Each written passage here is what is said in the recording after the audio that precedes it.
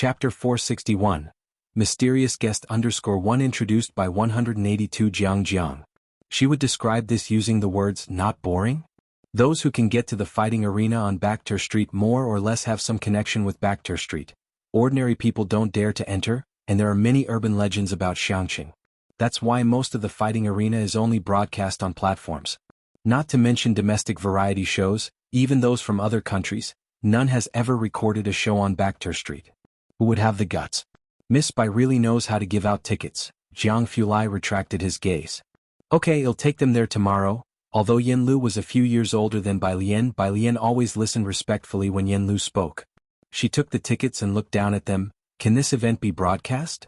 The date and location on the ticket indicated it was a fight.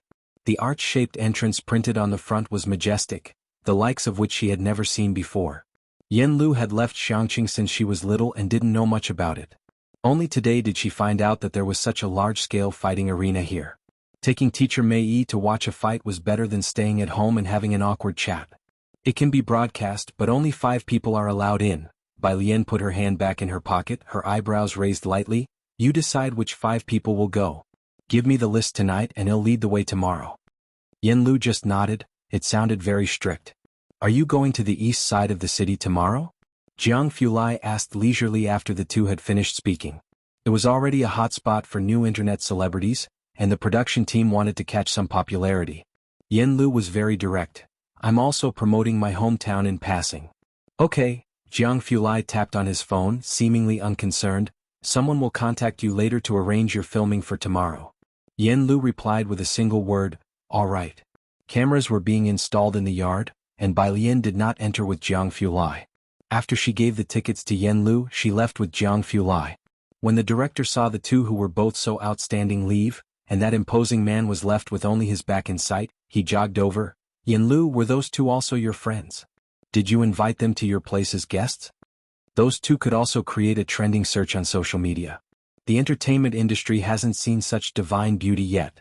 Sister XN looked at the director as if to say, you dare to think big. Even the head of the Jian Institute was more reliable than those two. No. Yen Lu also rejected the suggestion, and then holding the tickets she showed respect to teacher Mei Yi. After visiting Wallow Street and Peace Street tomorrow, I plan to take teacher Mei Yi to watch a fight. Is that okay with teacher Mei? Mei Yi's smile was warm as he shifted his gaze away from Bai Lian. I'm fine with anything. You set the schedule at your convenience. Mei Yi's manager showed no interest in the fight, merely glancing at the ticket. Bakhtur Street? Where is that? Never heard of it. Almost everyone present hadn't heard of this place before. The director took out his phone and searched the map. It was off the beaten path, but it indeed existed. Only 5 people can enter? Yen Lu, do you have the number of this fighting arena's owner? I want to talk to them, see if we can bring a few more people and in turn promote their fighting arena. If only 5 people can enter, there wouldn't be many photographers they could bring. The director also wanted to shoot more footage.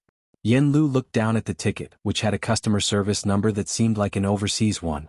She handed it to the director. You ask them. The director took the ticket, looked at the number, and immediately took out his phone to make a polite call to state their intentions. Sir, the person on the other line smiled. Don't joke like this next time. Voices came faintly from the other side. Whose call is that? Someone who didn't get a ticket calling to make a fuss. The director, who was making a fuss over not getting a ticket. Since they were going fishing tomorrow, Jianghu planned to explain all of Ning Xiao and Tang Ming's difficult problems tonight. After finishing her part-time job, Yang Lin was enthusiastically kept by Pu Xiaohan to do problems. You'd have to turn on the light to do homework at home, which is a waste of electricity. Here, so many people are together, you can ask them about 3 problems and save on your electricity bill. Pu Xiaohan had now mastered the essence. Yang Lin was hard to approach. In more than 2 years as classmates, she only accepted favors from Bai Lian, and that too under the premise of repaying. Even after learning about Yang Jianpei's situation, Pu Xiaohan continued to treat Yang Lin with her previous attitude. Yang Lin stayed and sat at Jianzhi's table to do her homework. 11 o'clock. Outside the milk tea shop, Su Nanjing, who had just parked the car, was shocked to see the opposite side. Xiangcheng's students were also this studious? They were still doing homework together so late. It wasn't until close to midnight that the group began to pack up. Su Nanjing opened the car door and got out. It was quite late, and only the elongated shadows of trees lined the road. with few cars in sight, making it exceptionally quiet. Chapter 462. Mysterious Guest _2 introduced by 182 Jiang.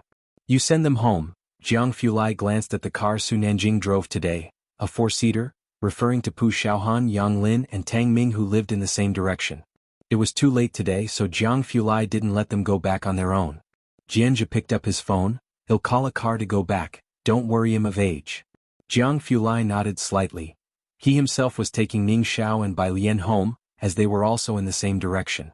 Yang Lin wore black glasses, her hair longer than her eyes, and she silently picked up her backpack, quietly refusing as Pu Xiaohan quickly wrapped an arm around her, stopping her from leaving. I'm scared to ride with two men. Su Nanjing, Tang Ming. Tang Ming's home was very close, just a 5-minute ride. Due to Pu Xiaohan's fear, Su Nanjing went out of his way to drop her home first. Only after seeing her turn on the light and wave from above did he drive towards the tube building. Pu Xiaohan lived in a complex where the car could stop downstairs, whereas Yang Lin's place was in the tube building which the car couldn't enter. At midnight, the streets were still bustling with people gathering together. Some were shirtless, others sat on the ground playing cards and some were cleaning up trash. Seeing a pricey car pull up, many people looked over. Su Nanjing got out with a pack of cigarettes and followed Yang Lin inside after turning off the engine. Yang Lin turned to look at him frowning, and Su Nanjing bowed his head to light a cigarette, with smoke rising. Sister Bai Lian asked me to escort you to the building in trance. By the time Bai Lian got home it was past midnight. She returned later than usual, and Jianghu had not waited up for her, having gone to sleep early. A lamp was left on in front of her door, and the courtyard lights were dimly lit. Bai Lian glanced at Jianghu's room, guessing he had fallen asleep, so she didn't bother him and opened the door while looking at her phone. On her phone, Yen Lu had already sent over the list of 5 persons along with their identity documents. She took a screenshot and forwarded it to Xiaowu. Ordinary people needed a pass to enter Bakhtur Street. After replying she went to take a shower. After her shower, she used a white towel to dry her hair and walked over to the dressing table beside her bed. She lit the sandalwood with a lighter, and a faintly scented smoke began to curl up. Finally, it diffused throughout her modest room. She just leaned against the dressing table. The sedative incense didn't have much effect on her, but as she breathed in the wisps of smoke, her tense nerves relaxed slightly. At least she didn't have nightmares as often as before. Her phone on the desk vibrated several times. Bai Lian took down the towel. Everyone in the group was checking in, saying they had gotten home. Jiang Fulai also sent her a message. Got home? And he sent her a picture of Jianghu sleeping under a cabbage blanket. Bai Lian looked at the picture for a while, then pressed on her phone and replied with a number. 1. On the other side of the phone Mr. Jiang, who had just grabbed his pajamas, looked down at this 1 for a long while before expressionlessly closing the bathroom door. Early Saturday morning. Jianghu was going fishing, and both Jiang Fulai and Chief Chen arrived very early. Jianghu, carrying a small bag and dressed in the blue mandarin jacket Jianghu had made for him, followed energetically behind Jiang Fulai. Bai Lian and Jianghu were both up. Jianghu was brushing his teeth by the outdoor sink. Chief Chen, who brought breakfast on his way, set it down on the stone table and greeted the two. Bai Lian lazily raised her hand in greeting, grabbed a bottle of milk, leisurely inserted the straw and watched Jianghu thoughtfully. Jianghu spit out the mouthwash and took the initiative. Xiaojiang, what size clothes do you wear?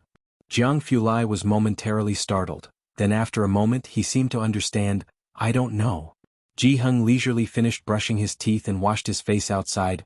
Then that's perfect, go inside and bring out the tape measure. I'll measure you and when I'm free in a couple of days I'll make you a suit too. After brushing her teeth and taking her measurements, Bai Lian diligently recorded them and asked about Jiang Fulai's preferences. She was too busy to chat with Bai Lian. It wasn't until after eating that a few people prepared to leave with their fishing gear. Bai Lian handed Jianghu his fishing rod, and as he took it she suddenly spoke. Didn't you forget the chemical bond? Jiang Fulai stood by, not daring to speak. Director Chen didn't understand, but since Jiang Fulai remained silent, he naturally dared not say anything either. Jianghu simply blinked and stared at Jianghu. Jianghu, Bai Lian left with them taking bus route 12. After they watched her board the bus, Jiang Fulai and his group got into the car parked by the roadside. Ming Dongheng had been in the driver's seat the whole time, not getting out. Director Chen opened the door to the passenger seat and sat down. The door in the back automatically opened. Right after Jiang Fulai sat down in the back, he leisurely took out the laptop on the table, and Jianghu suddenly asked, "Seriously, who came up with so many chemical bonds? Can he really remember all those regulations? Why can't AlCl3 be an ionic compound?" Jianghu Lai, Director Qin. Jianghu silently hugged his pillow, honestly saying, "Aluminium chloride is a special case." Jianghu. He silently picked up his pipe and opened the car window, as if the one who had just gone crazy wasn't him. 8 o'clock. "Come here, friend," began recording. Yen Lu got up at 6 in the morning, bought breakfast for Mei Yi, watered the plants at home, and then sat in the yard to read a book while waiting for Mei Yi to wake up. The production team watching Yen Lu sat motionless in the yard reading for half an hour, all in silence. Mei Yi got up at 7 and called Yen Lu sister, while Yen Lu naturally referred to him as big brother. Their interaction wasn't awkward, they seemed like actual siblings. After eating, Yen Lu took him to buy milk tea near the school. The milk tea shop had just opened and Yen Lu turned to Mei Yi saying, "The cakes here are delicious, but they were even better before." The shopkeeper recognized Yen Lu and Mei Yi and excitedly said, "Yes, Mr. Kai's cakes are delicious. You can buy them here next month." "Mr. Chi?" The director was somewhat puzzled, wondering if it was common to call a pastry chef Mr. Chi in Xiangqing, which seemed very civilized. The others didn't ask much about this Mr. Chi, as he was just a cake maker after all. After buying the milk tea, Yen Lu took them to City East Wudong Street, saying on the way, "Someone will meet us at the final stop." The production team thought it was someone arranged by Yen Lu and didn't pay much attention. Determined to bond with Yen Lu's side, Mei Yi's agent didn't leave during the show and kept talking with Xan's sister while heading to the destination. "Is Yen Lu familiar with her songwriter?" Xan's sister laughed. "Pretty familiar. From a certain perspective, they could all be considered to have a life-and-death relationship. If the songwriter shows up, this episode will definitely hit big," Mei Yi's agent sighed. After Dean Jian appeared, a bunch of people online were guessing about the songwriter. When the car reached the intersection at Xiang Mountain Avenue, it being Saturday, Lao Street was bustling, and a few casually dressed people stood at the side of the road, led by a middle-aged woman. Behind them, the director had just gotten out of the car, eyeing the woman's plain face and contemplating her likely being the meetup person Yen Lu mentioned, not too concerned. "Who's this?" Mei Yi's agent turned to look at Xan's sister, curious. Chapter 463, Directors Group 183. "Oh no, we have to cut here today. Second update, _1. Xinjie also hadn't seen her before and simply stood to one side with a bottle of mineral water. She shook her head at Mei Yi's manager. Seeing Yen Lu and the others getting out of the car, the middle-aged woman took a couple of steps forward to shake hands with Yen Lu and Mei Yi. "Miss Yen Lu, Mr. Mei Yi, welcome to our Xiangqing. Today's schedule has been arranged for you." "This is?" Mei Yi looked towards Yen Lu. He didn't know her and was just waiting for Yen Lu to introduce her. Yen Lu didn't know her either and Jianghu Lai didn't say. "My name is Sun Dan," the woman said with a hearty smile, measuring the distance appropriately and her demeanor efficient and decisive. "I was transferred to the Xiangqing Culture and Tourism Bureau last month. I am very happy that your program could come here." As she spoke, she had someone from behind hand over Xiangqing's cultural and creative gift bags to the crew. The director was somewhat surprised. Was it actually someone from the official Cultural and Tourism Bureau? Sun Dan didn't stay in front of the cameras for long. She had someone take Yen Lu and Mei Yi to tour around and went to greet the director proactively. "I heard your variety show is an online series?" She had quite a commanding presence, which made the director respond subconsciously. "Yes, it's a bit difficult to get on satellite TV." Their show was an online series which could generate more heat if it went on satellite because some older people don't watch online shows. "Is that so?" Sun Dan pulled out her phone. "I'll leave you a number. Later get in touch with Director Zhang. For lunch you'll treat everyone. It's only proper to play host since you've come to Xiangqing." Sun Dan had someone lead them inside for tourism and then she hurried off again. After the people left, the director exchanged glances with Xinjie and Mei Yi's manager, saying, "Director Zhang? The only Director Zhang I know of is." The director was initially going to ask Xinjie but, seeing her also looking bewildered, he turned to ask the several young people wearing cultural and creative t-shirts who Miss Sun was. "You mean Director Sun?" The young man scratched his head. "She's the head of our Culture and Tourism Bureau. She just transferred from Jiangqing last month. She used to be with the Jiangqing Cultural and Tourism Bureau." The logistics department was very quiet. At first no one including the director spoke. "Someone from the Cultural and Tourism Bureau? 2 minutes later, the director realized what had happened and subconsciously looked at Xinjia. My Xinjia, why didn't you say something sooner? Come Here Friend, an online variety show. Although popular, how did it catch the attention of the Culture and Tourism Bureau? And this Miss Sun is from Jianghu? She knows Director Zhang? Mei's manager was also shocked. It was one thing for Dean Jian to be an official figure, but now another official, more proper official had shown up, and they were going to treat them to lunch. Xinjia, you ask her, but whom should she ask? Was my attitude just now a bit rude? The director asked, now fully aware of the situation. Bai Lian spent the entire day studying in the library. On the weekend, Yang Lin had 2 part-time jobs and left with her backpack at 3 in the afternoon. Jianzhe had developed the habit of reading every day and asked Bai Lian quite a few questions today. Ji Heng and Jiang Fulai caught quite a few fish today and invited Bai Lian's classmates over for dinner. A little after 4 in the afternoon, Bai Lian led them back home first since Pu Xiaohan planned to film a day in the life of a fish video and included in Ji Heng's current edit. Pu Xiaohan had taken the filming of the video for Ji Heng's and the 3 embroideresses' graduation gowns very seriously. It required 3 months of filming, and she planned to make a 20-minute video. Thus, there was plenty of material to gather. In the yard, Bureau Chief Chen was still showing the fish he caught to the children who had come back, one by one on the ground. Shouting, look, these are the fish I caught, Bureau Chief Chen told Tang Ming. Tang Ming gave a deep in response. Bureau Chief Chen looked at him oddly. Are you okay? Not getting the feedback he was hoping for, Bureau Chief Chen simply stopped talking to him. Ning Xiao was even more silent than Tang Ming, so Bureau Chief Chen went to talk to Pu Xiaohan.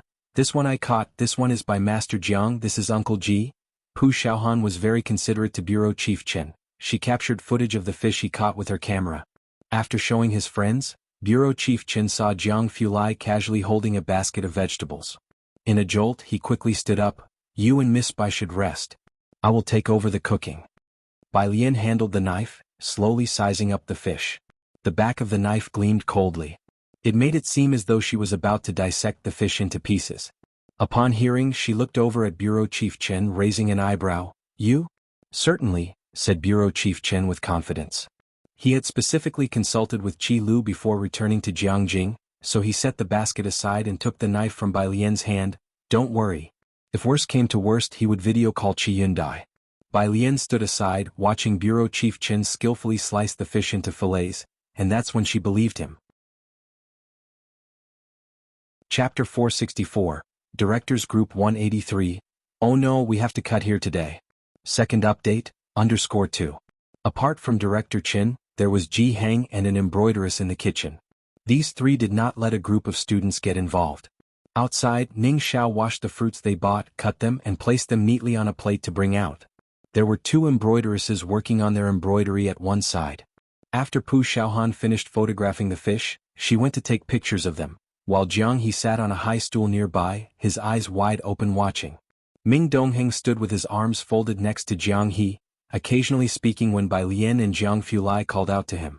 Tang Ming, playing Go with Wang Qi, finally couldn't help himself and asked Wang Qi across from him, don't you think I'm really cool? Wang Qi, Okay, Tang Ming got it. After Ning Xiao finished with the fruit and saw there was nothing for him to do, he took out his phone and asked Jiang Fulai a question. Bai Lian looked down at the time on her hand, 5:40, then looked up and said to Jiang Fulai, I'm going to lead the way for Yen Lu. All right, Jiang Fulai nodded, tapping Ning Xiao's phone screen and glancing at Ning Xiao for only a moment. Ning Xiao fell silent completely. Purish Street's entrance. The film crew's 2 vehicles were both parked there. The director got out of the car from the back and the cameraman followed, shouldering the camera. Passengers on the street, upon seeing the filming equipment, couldn't help but take a few extra glances. Are you sure we go through here? The director asked Yen Lu hesitantly. The area was full of old houses, even the road paved with blue stone slabs, and the nearby shops were old-fashioned. There were quite a few people around, but it didn't feel like there was a fighting ring anywhere to be found. Was the fight just an old workshop? However, the program crew had already been shocked by the appearance of Sun Dan in the morning, capturing many precious scenes, so they were only moderately looking forward to Yen Lu's and Mei Yi's travel segment in the evening. But seeing this desolate area, they were still skeptical. Yen Lu, looking down at Bai Lian's reply on her phone, led them deeper in. Yes, she's waiting for us at a small convenience store. The crew walked forward somewhat skeptically, several cameras already rolling and recording the journey. Yen Lu, unfamiliar with the place, chatted about trivial things with Mei Yi. The two of them discussed the topic of acting. Behind them, Mei Yi's agent looked at the surroundings and frowned. Xinjie, is this reliable? Xinjie herself wasn't sure either. The group had only walked a few steps when they saw Bai Lian up ahead. She was dressed in a blue stand-collar top with a white long skirt beneath. Her hair was half tied back and she was holding a red Wangzai milk, talking to the store owner, leaving everyone with just a view of her profile. At dusk, in the ancient alley with its lingering charm, a gigantic old tree stretched its lazy branches into the lane, casting a background of hazy glows and mists. Compelled by the scene, the film crew paused for a moment. It was only when Yen Lu called out to Bai Lian that she turned her head slightly, with the straw in her mouth, and everyone snapped out of it. Yen Lu had already told the crew in advance to try not to film Bai Lian as much as possible. Only 5 people can go in, Bai Lian said after finishing her milk, squeezing the carton flat. The director, wearing his headset, said, "I know, well, just wait at the door then." That was what he said, but the director had his own considerations. He had brought cash, planning to negotiate a bit with the staff at the door or to buy out others' tickets at several times the price to sneak a few more people inside. Bai Lian tossed the milk carton into a trash can nearby. Hearing him, she glanced at the director, probably guessing what he was thinking, and simply curved her lips without saying anything. She led the group towards the Qingshui Bridge. All along the way, several cameras were filming, and neighbors who recognized Bai Lian all greeted her with a smile. "What's this for, a TV station?" The crew captured these genuine reactions of the passers-by. "These are all my neighbors," Bai Lian said to Yen Lu and Mei Yi. Mei Yi looked at Bai Lian and smiled. "You seem to be quite popular." The walk was a bit long, and as they approached the Qingshui Bridge, a middle-aged man with a scar on his brow, giving him a somewhat formidable air, slowly walked towards them while looking at his phone. The crew gave him a wide berth. However, he stopped upon seeing Bai Lian. "Where are you going? Didn't Ning Xiao say you would be having dinner at your grandfather's house?" "I'm taking people to Bacter Street, I'll be back soon," Bai Lian answered him slowly. Then she turned to introduce him to Yen Lu and Mei Yi. "This is Uncle Wang, my classmate's uncle." "Hello," Mei Yi and Yen Lu greeted politely. "I see," Wang Yufeng looked at the director and his crew grinning. "Then you go ahead. I have to get fish soup from your grandfather's house." All around were Bai Lian's neighbors. The cameraman, knowing Wang Yufeng was one of the locals, didn't film him but focused on Mei Yi and Yen Lu instead, although some of the other cameras captured Wang Yufeng's figure from behind. Chapter 465, Directors Group 183, "Oh no, we have to cut here today. Second update, _3. They also carefully avoided Bai Lian because Bai Lian was a high school student and couldn't just be filmed at random. Behind them, the director took his gaze off Wang Yufeng and spoke to Sister XN and the others. "This Bai student has so many friends, it feels like the whole street knows her." There just weren't any funny moments. The evening's outing was indeed a bit boring. But fortunately they had managed to film something that morning, enough for them to edit. As they chatted, they arrived at Qingshui Bridge. Qingshui Bridge wasn't very long, arched and very impressive, sticking out like a sore thumb in contrast to the rest of Purist Street. At 6 o'clock, the lights on the bridge were turned on, and the sudden sight of such a bridge startled everyone from the crew. Reaching the middle of the bridge, they could see the roadblock set up at the end of the bridge and the towering sign. Moving forward, the words Bacter Street came into view for everyone. The director looked at the people patrolling back and forth in black clothes, aghast, and tilted his head. Sister XN, what is this?" "Sister XN, great." The director saw a Sister XN who again knew nothing. In front of them, Yen Lu and Mei Yi were still under the camera, and although shocked, both were well-trained actors trying their best to keep their expressions normal. "It seems even Yen Lu doesn't know about this place. Have you been here before?"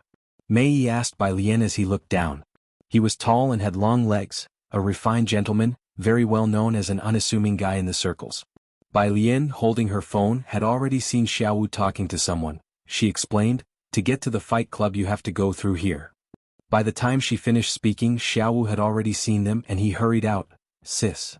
Then he grinned at Yen Lu and the others. "Are you taking them in?" "Yes," Bai Lian lazily instructed.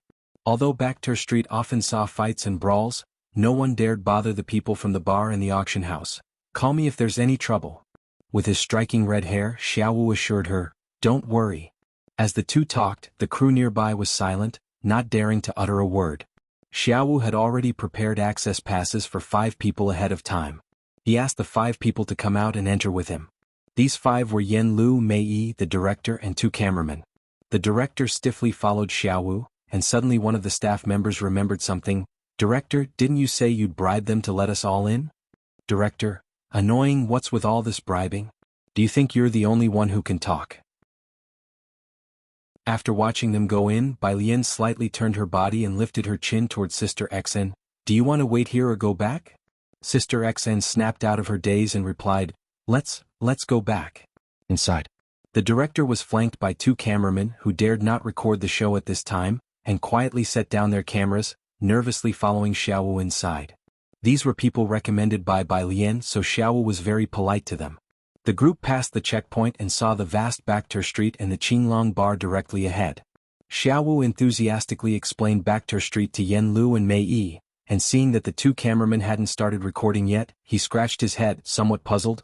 "Aren't you here to record a show?" "Go on record, it's fine." As he spoke, the cameramen, including Yen Lu and the director, noticed a towering hulk of a man passing by with gun holsters strapped to both knees. The cameramen who had just nervously lifted their cameras put them down again. The director looked stiffly at Yen Lu. He was going to lose it. What kind of place was this? Did May not mention this kind of situation? They're not going to cancel here today, right? Chapter 466. 184 Yen Lu really has a big shot behind her _1. Shoot! Xiaowu fished out a pack of cigarettes from his pocket, casually pulling one out and signaling the 2 photographers. The director and photographers all picked up on the casual vibe that felt like someone saying at a dinner table, "Eat, eat, you guys eat." Mr. Xiaowu, Mei finally came back to his senses, his eyes gentle. He tried to be as polite as possible when he asked about the gun holster on the man's knee. "Can we really film freely here? Would they just pull out guns randomly?" "No need to call me mister." Xiaowu was uncomfortable with such polite language.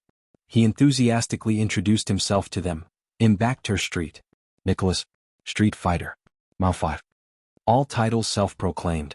The frightened director showed a rare expression of confusion on his face. "Just film those 2, Xiaowu, after consulting Mao Kuan, bit his cigarette and patted the director on the shoulder in a buddy-buddy manner. "People here are not particular. As long as you don't film their faces directly, you're mostly fine. See. Next to the street is the street of local customs. Shoot whatever you guys want." Xiaowu said it so nonchalantly, but every pat made the director shrink a little. Film faces directly? Does he look like someone who dares to even take a second look at them? Filming faces directly was giving them too much credit.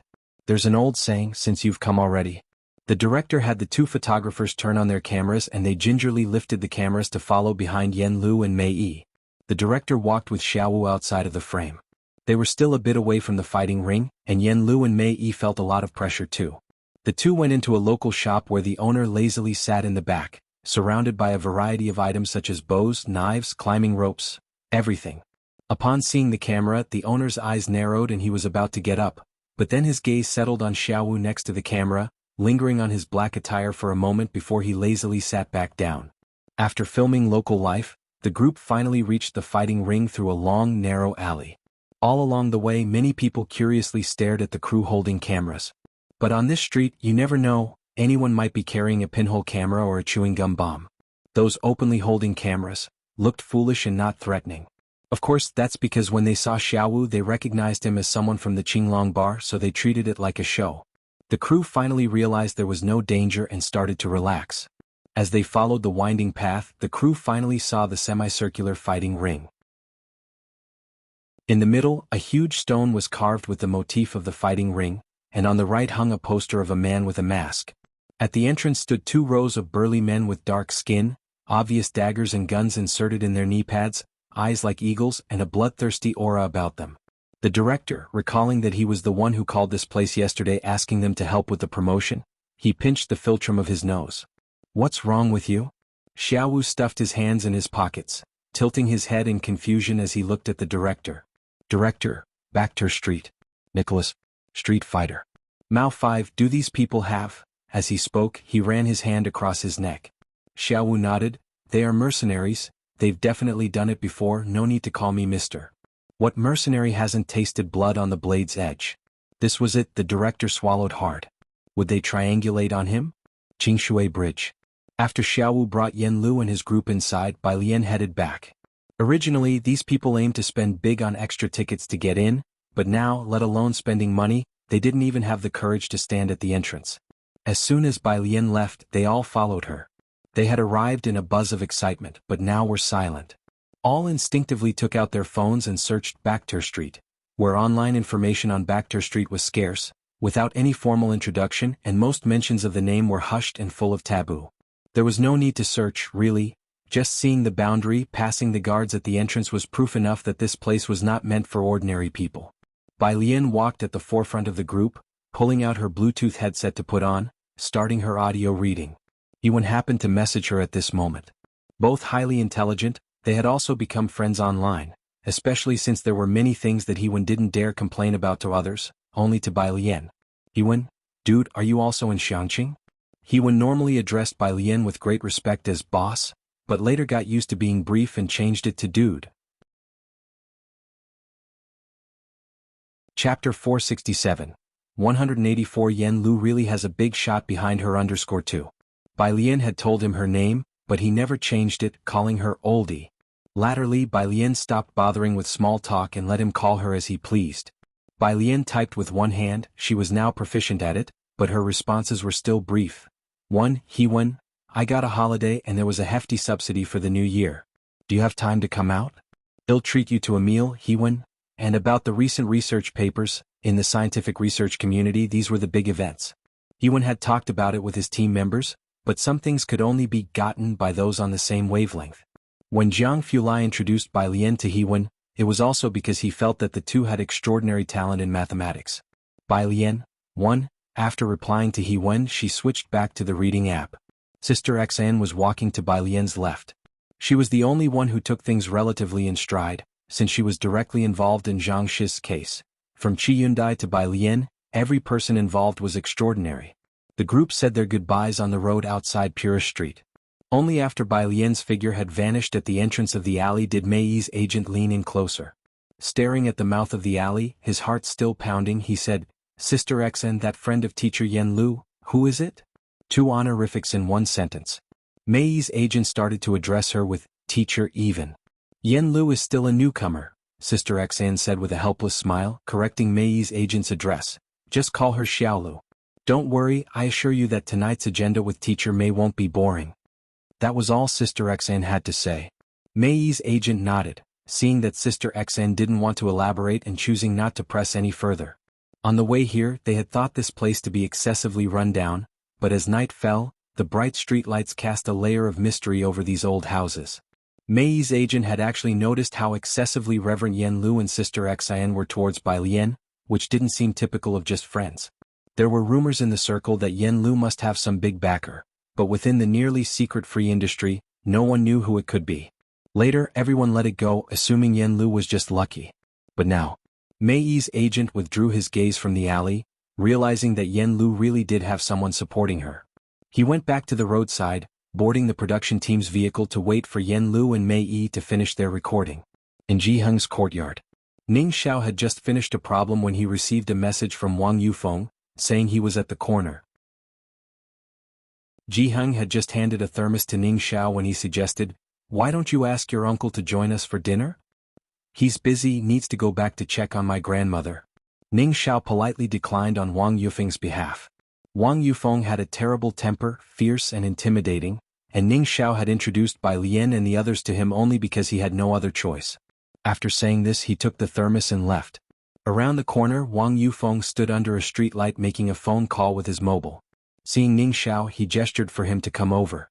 Ning Xiao silently handed over the thermos to Wang Yufeng, who then hung up the phone, took the thermos and raised his eyebrows at Ning Xiao. Not bad, huh? Going to a classmate's house and coming back with both food and gifts. He spoke offensively and Ning Xiao rarely dealt with him. Wang Yufeng, carrying the thermos, returned to Grandma Wang's courtyard, where Grandma Wang sat in a chair, her head lowered as she leafed through a yellowed notebook. She was not feeling well and occasionally coughed a couple of times. Wang Yufeng's heart sank, yet he lifted a smile onto his face.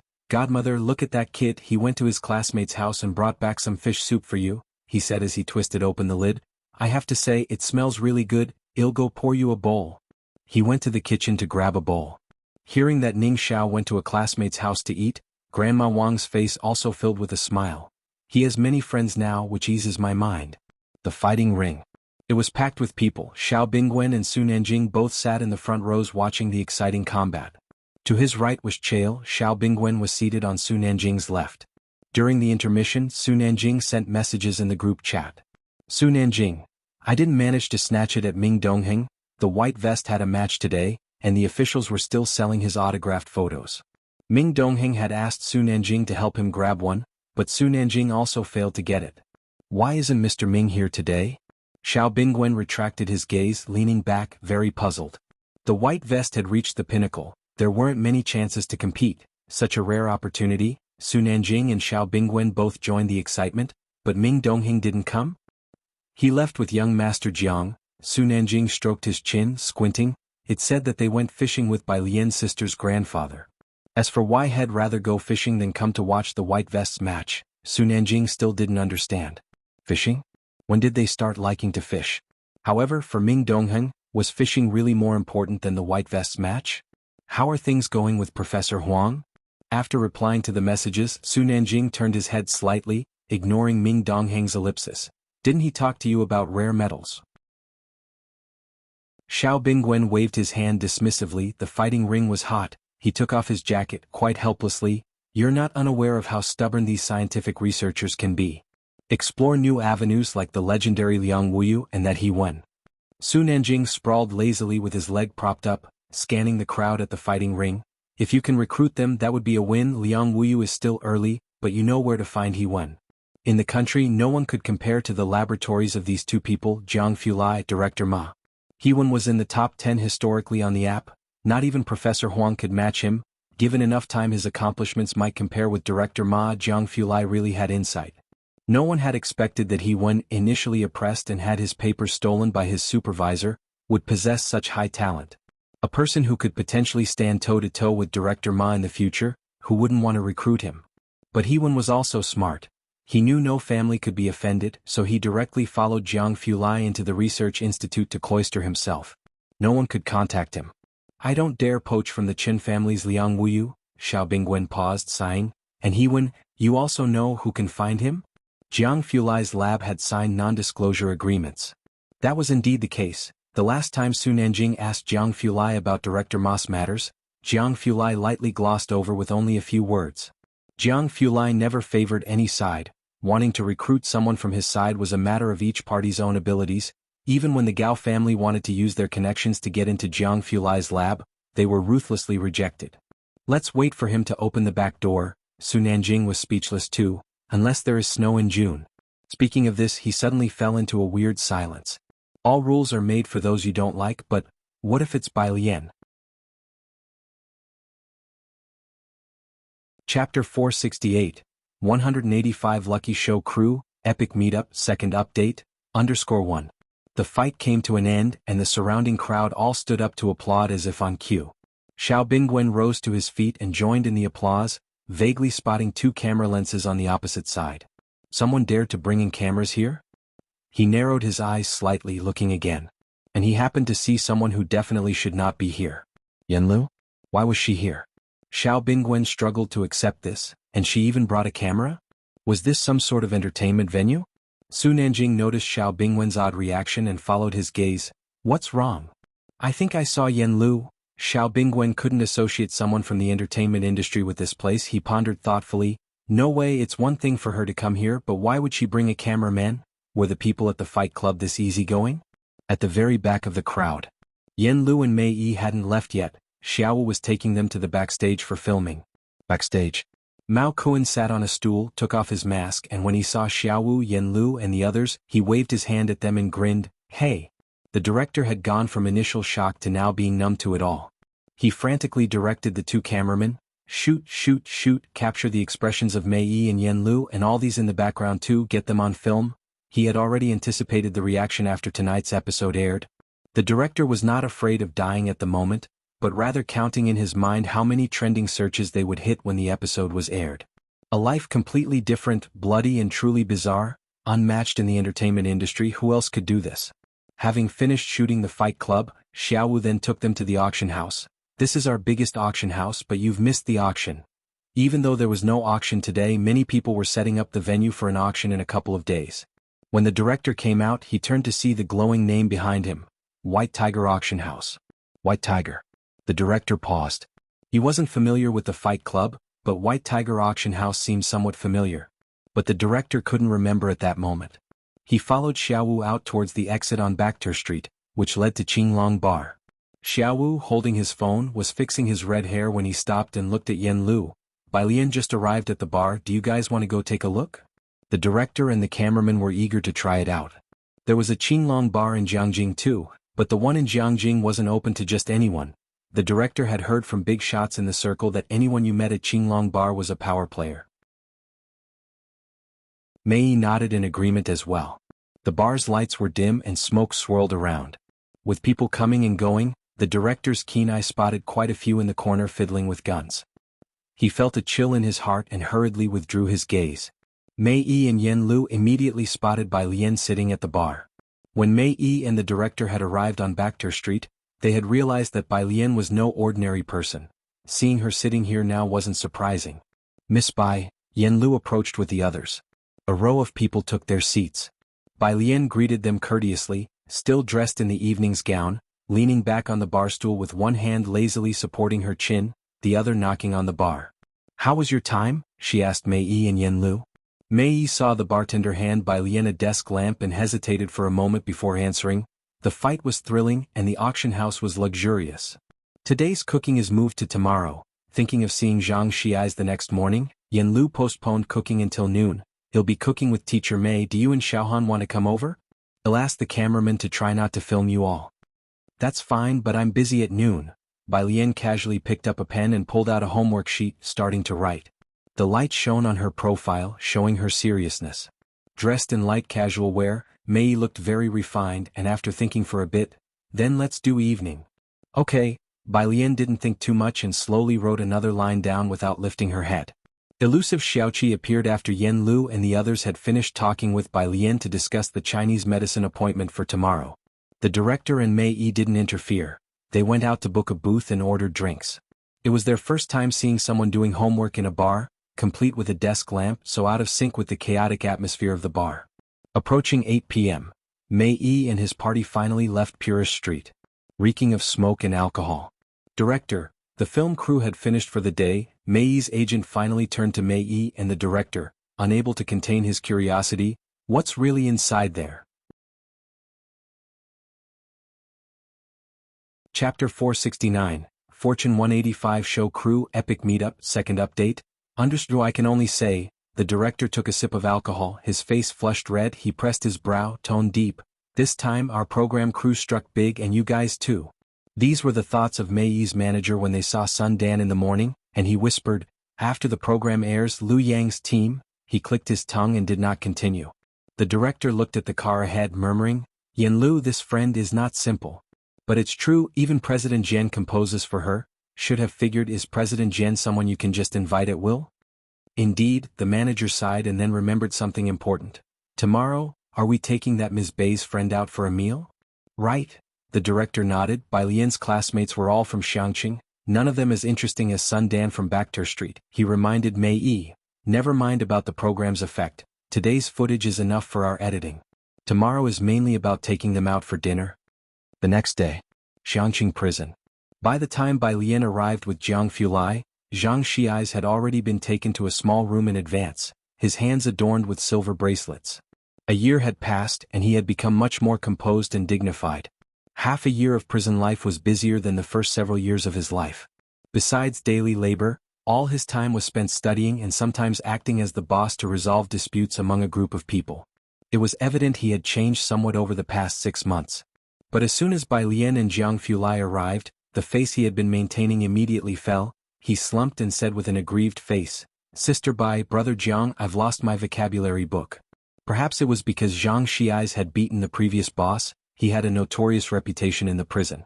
Nobody in prison had yet discovered that he was a fool. Whenever new inmates learned about this, they would want to find a chance to beat him up to establish authority so as not to be bullied later on. Such incidents occurred every other day. Last time, while he was showering, Zhang Xiais had placed his vocabulary book next to the showerhead, memorizing vocabulary while he bathed. As there were no guards watching during showers, as soon as Zhang Xiais was dressed, the other person started to fight him. Though he won the fight, the vocabulary book was ruined. Bai Lian sat across from him and handed him a new vocabulary book and said, "Qi Lu is coming back next month." Zhang Xiais looked up blankly. Jiang Fulai then tossed a new notebook at him with disdain. "Hurry up and memorize it." 2 hours of tutoring later, Jiang Fulai and Bai Lian left. Behind them, Zhang Xiais watched the two of them leave, and then dragged his heavy steps back, calculating slowly in his mind, only half a year left. After visiting Zhang Xiais, Bai Lian did not go to the library. Jiang Fulai drove to the eastern part of the city, Xiang Mountain Avenue, where the shopping mall by the side of the avenue had been completed and was looking for tenants. He parked his car in front of an old traditional Chinese medicine shop. The shop was an old establishment but had changed hands as the previous owner couldn't keep it running. Jiang Fulai looked up, his eyes resting on the 4 bold characters written above the shop, Shenkong Pharmacy. The calligraphy flowed seamlessly and penetrated deep into the wood, and the writer's carefree elegance seemed to shimmer through the strokes. Around 9 nearing 10, people kept coming to buy solid foundation paste at the shop's entrance. The city's tourism department had even listed solid foundation paste as a Xiangqing specialty, inexpensive and cost-effective. Visitors always took back a few bottles, and those who had used it and knew of its effectiveness often asked others to purchase it for them. Before even entering, they could smell a faint scent of traditional Chinese medicine. Several staff members were inside the main hall, and on the left side were tables with an old traditional Chinese doctor sitting at one of them. As soon as Bai Lian and Jiang Fulai walked in, the dimly lit hall seemed to brighten up a bit. The hall manager hurried over. He dared not look at the man behind Bai Lian who seemed to keep others at 1,000 miles distance, only bowing respectfully to lead Bai Lian to the back. "Ms. Bai." In the back, a middle-aged doctor had arrived earlier, surnamed He Henji Wei. Jiang Fulai took a look around then sat down beside her, his wrist lightly resting on the armrest, his eyes and expressions cold. He leisurely poured himself a cup of tea, his mannerism impeccable, without a word, although the sense of pressure was strong. "Doctor," he observed Bai Lian without revealing his thoughts, indeed as described above, young. Beside him, Jiang Fulai's gaze swept over lightly, and Doctor, he felt a mysterious pressure, which made his scalp tingle and kept him from looking at Bai Lian any further. Bai Lian put her backpack aside, taking out her silver needles unhurriedly, her gaze lowered. "Weren't there supposed to be 2 people? Where is the other teacher?" Dr. He's voice paused. "My younger colleague had something come up, so it's just me today." Chapter 470, Fortune 185 Show Crew Epic Meetup, Second Update. _3 It wasn't that there was something wrong, it's just that Henji Wei thought it was a joke to have a girl teach them acupuncture, so he didn't show up. Bai Lian nodded and didn't ask any more questions as she was chatting with Henji Wei. The conversation drifted towards acupuncture, and since modern acupuncture differed from that of ancient times, Bai Lian was careful not to teach indiscriminately. Jiang Fulai hadn't been there long when Jiang Ziju's call came through. He ended the call with a solemn expression and said goodbye to Bai Lian before heading out. He returned to his own place. Jiang He was staying at Jianghu's, but at the moment, only Xiao Bingwen and Su Nanjing were there, and Su Nanjing had come back late last night and had just woken up. Seeing Jiang Fulai return, Su Nanjing stood up and looked outside. "How come it's only you? Where's little sister Bai Lian?" At the herbal medicine shop in the east of the city, Jiang Fulai replied casually as he put down his coat. "Herbal medicine shop?" Su Nanjing was somewhat surprised. Was Bai Lian going to buy medicine? He hadn't associated Bai Lian with herbal medicine, but he didn't ask any further. By noon, Bai Lian thought that Henji Wei's understanding of modern acupuncture was about right, so she got up and grabbed her backpack. Initially skeptical of Bai Lian, Henji Wei became quite enthusiastic after talking to her all morning. "Miss Bai, aren't you going to have lunch here?" It was already lunchtime. Bai Lian looked down at her phone, which showed a location sent by He Wen, and shook her head. "No, I'm not." The tourist area on the eastern side of Xiangqing had a lot of good food. The restaurant He Wen had chosen was on Peace Street, and Bai Lian arrived at a small tavern after a short walk. "Sorry," the staff member hesitated when he saw Bai Lian and then spoke. "We're fully booked today, how about coming back tomorrow?" "I have a friend inside," Bai Lian reported the table number He Wen had sent her, table 28. inside the quaint little tavern. Table 28 was close to the first floor window, with a wooden window supported by a thick beam, offering a view of the slow-flowing river outside and the arch bridge ahead. Hewen rarely dined out. He found this popular restaurant in Xiangqing online. Dressed in a blue hoodie and dark jeans, his fair complexion stood out as he was looking down at his phone.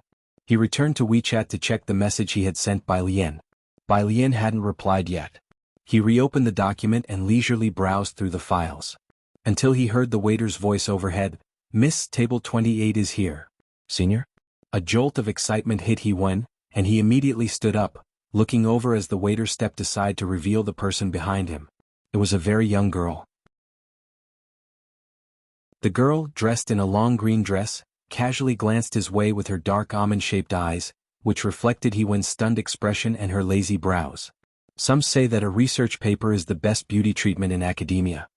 Hewen was more than passable in looks, quite sought after in his circle, certainly more decent compared to the likes of Director Huang who had gone bald in middle age. Therefore, for a moment, he didn't associate this excessively beautiful person in front of him with Bai Lian. Hewen hesitantly uttered one word, "Senior?" Bai Lian casually pulled out the chair opposite him, sat down, picked up the red tea that had already been poured, and took a sip with her head down. Senior?" The passing waiter was startled. Really a senior? The goddess of the Tianshan Mountains? The waiter couldn't help but turn his head to look at the excessively exquisite-looking girl, taking in a sharp breath. No way, right? After Bai Lian and Hewen finished their meal, it was still early. She had just started eating when Su Nanjing called, his voice casual over the phone. "Little sister Bai Lian, where are you? I'll come to pick you up. Jiang has something to deal with." She needed to go to the library to do her homework in the afternoon and was going to Yen Lu's place in the evening. Bai Lian gave Su Nanjing the address. "I looked at the summary you sent. It's a type of the Riemann hypothesis." Hewen talked about academic issues with Bai Lian as they ate slowly. The lab confidentiality meant he couldn't say much, but it's not very rigorous. The waiter, because of the senior comment, came over several times to pour tea and try to find out the scoop. He was all at sea. Finished with the meal, Bai Lian was going to wait on the roadside for Su Nanjing. Hewen offered to walk her there and finally couldn't resist tilting his head, politely asking, "Senior, how old are you?" When the paper was submitted, the information for the second author had been filled in by Jianghu Lai. So Hewen didn't know Bai Lian's details. He just thought she was like him, from some lab and about his age. Until now. Me? Bai Lian followed the landmarks and stopped at an intersection, waiting for Su Nanjing. Hearing the question, she turned to look at Hewen, high school senior. Hewen. When Hewen didn't reply for a while, Bai Lian slowly took out her Bluetooth earpiece. "What's up?" "What's up? Whose high school student is discussing such a complex mathematical model with others?" Even Hewen, a scholarly overachiever, was at a loss. He looked up, about to speak to Bai Lian. Ish. The sound of tires skidding across the road. A silver convertible sports car stopped beside them, and Su Nanjing, one hand on the steering wheel and the other taking off his glasses, looked at Bai Lian with a corner of his mouth hooked. "Bai." He caught a glimpse of the guy next to Bai Lian just then. Chapter 471. 186 Jiangjing Alumni, the true eldest sister, Qi Lu is back. _1 The car stopped, and Bai Lian was still talking with Hewen. As a child, I really envied those teachers in documentaries, resplendent in their isolation suits and engrossed in research. Hewen glanced at the sports car, not recognizing the person inside, and continued to speak with Bai Lian. "But now that I'm actually pursing my PhD, it feels useless. Everyone around me is a doctor, an honorary professor, an outstanding youth researcher, or a project lead. Their papers are complete and beautiful, whereas most of mine still need Professor Jiang to polish." He had previously joined Jianghu Lai's laboratory, where even an honorary professor had to compete for a position with them. Who was around Hewen? Jianghu Lai, academician Ma, Professor Huang. Those who could enter a top laboratory were no ordinary people. Often, the person recording experimental data next to him was a big shot in the field, one formidable person after another, and even Hewen doubted himself. Bai Lian only wore one earphone, and the female voice in the earphone continued to recite the lengthy original text reading. Upon hearing this, she turned her head to look at him, "But the circle you live in is already different from other people's. Bai Lian is currently in high school, surrounded by a group of lively high school students. When she goes to college later, she will be surrounded by college students, and that will continue to change." At that thought, Hewen raised his eyebrows. "That's true. As the two of them talked, Su Nanjing put away his chin, parked the car right there, and got out to walk over to Bai Lian. He glanced at He-Wen, who was a rising star in recent years. In college he was an outstanding honorary alumnus and became famous after deliberately overcoming the suppression by a professor he encountered later.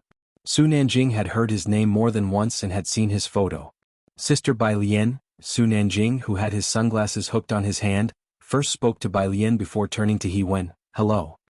He-Wen politely looked towards Su Nanjing. "Hello." However, that paper did indeed prove that a small portion does not have this zero. After greeting Su Nanjing, He-Wen took out his phone to call for a ride back to the dormitory. Whenever you can bring down 2024, it will still require effort. Su Nanjing stood aside listening for a while, not understanding. Could it really be He-Wen? Not only the Xiao family but the Su family also wanted to pull He-Wen into their team, but He-Wen preferred to stay secluded and had always been in the laboratory. Even Su Juling hadn't found a proper opportunity to communicate with He-Wen. Who would have thought the He-Wen they were discussing with Xiao Bingwen yesterday would appear before them today? Su Nanjing turned his head to look at his own car, regretting his decision to show off today by driving the newly arrived sports car. Sports cars are nice, but they only have 2 seats. This place is a tourist attraction with many cars around. Bai Lian saw He-Wen's taxi stop by the roadside and said goodbye to him. "Dude, if you're in your senior year you'll be going to Jianghu in the second half of the year, right?" He-Wen remembered this matter and poked his head out of the backseat window. "We'll talk more later." The taxi left. Many young people covertly took photos of Su Nanjing's car, while Su Nanjing stared in the direction the taxi left, seemingly lost in thought. Bai Lian, seeing him unmoving for a long time, turned slightly and rested her hand on the passenger door. "Aren't you leaving?" "No, Su Nanjing snapped back to his senses, pressed the key fob and walked back to the driver's seat, finding the situation quite unbelievable. Was that just He-Wen? How do you know him? Logically, those who communicated with He-Wen should belong to the likes of Professor Huang, right? I collaborated with him on a mathematical modeling project. Bai Lian opened the door and lazily settled into the seat, and then we got to know each other. I see, no wonder, Su Nanjing nodded. He started the car. Suddenly it dawned on him and he tilted his head. Wait? Modeling? Yes, is that not okay? Bai Lian nodded. There was nothing secretive about it. She inserted the other earphone into her ear and glanced at him. The usually composed Su Nanjing finally couldn't suppress the urge to curse, his mouth twitching slightly. If I remember correctly, Sister Bai Lian, you're in grade 12, right? How did you end up doing mathematical modeling with He-Wen? Do you know who he is? He drove the car slowly. Everyone who collaborates with him on scientific research is an honorary alumnus of Jianghu University. Collaborated on one modeling project and then got to know each other. No, how could she say it so casually? Not to mention collaborating, finding He-Wen is a problem even for the likes of Bingwen. Though there are several hundred honorary alumni of Jianghu University, the rarity of this status is evident when considering the large population of the country.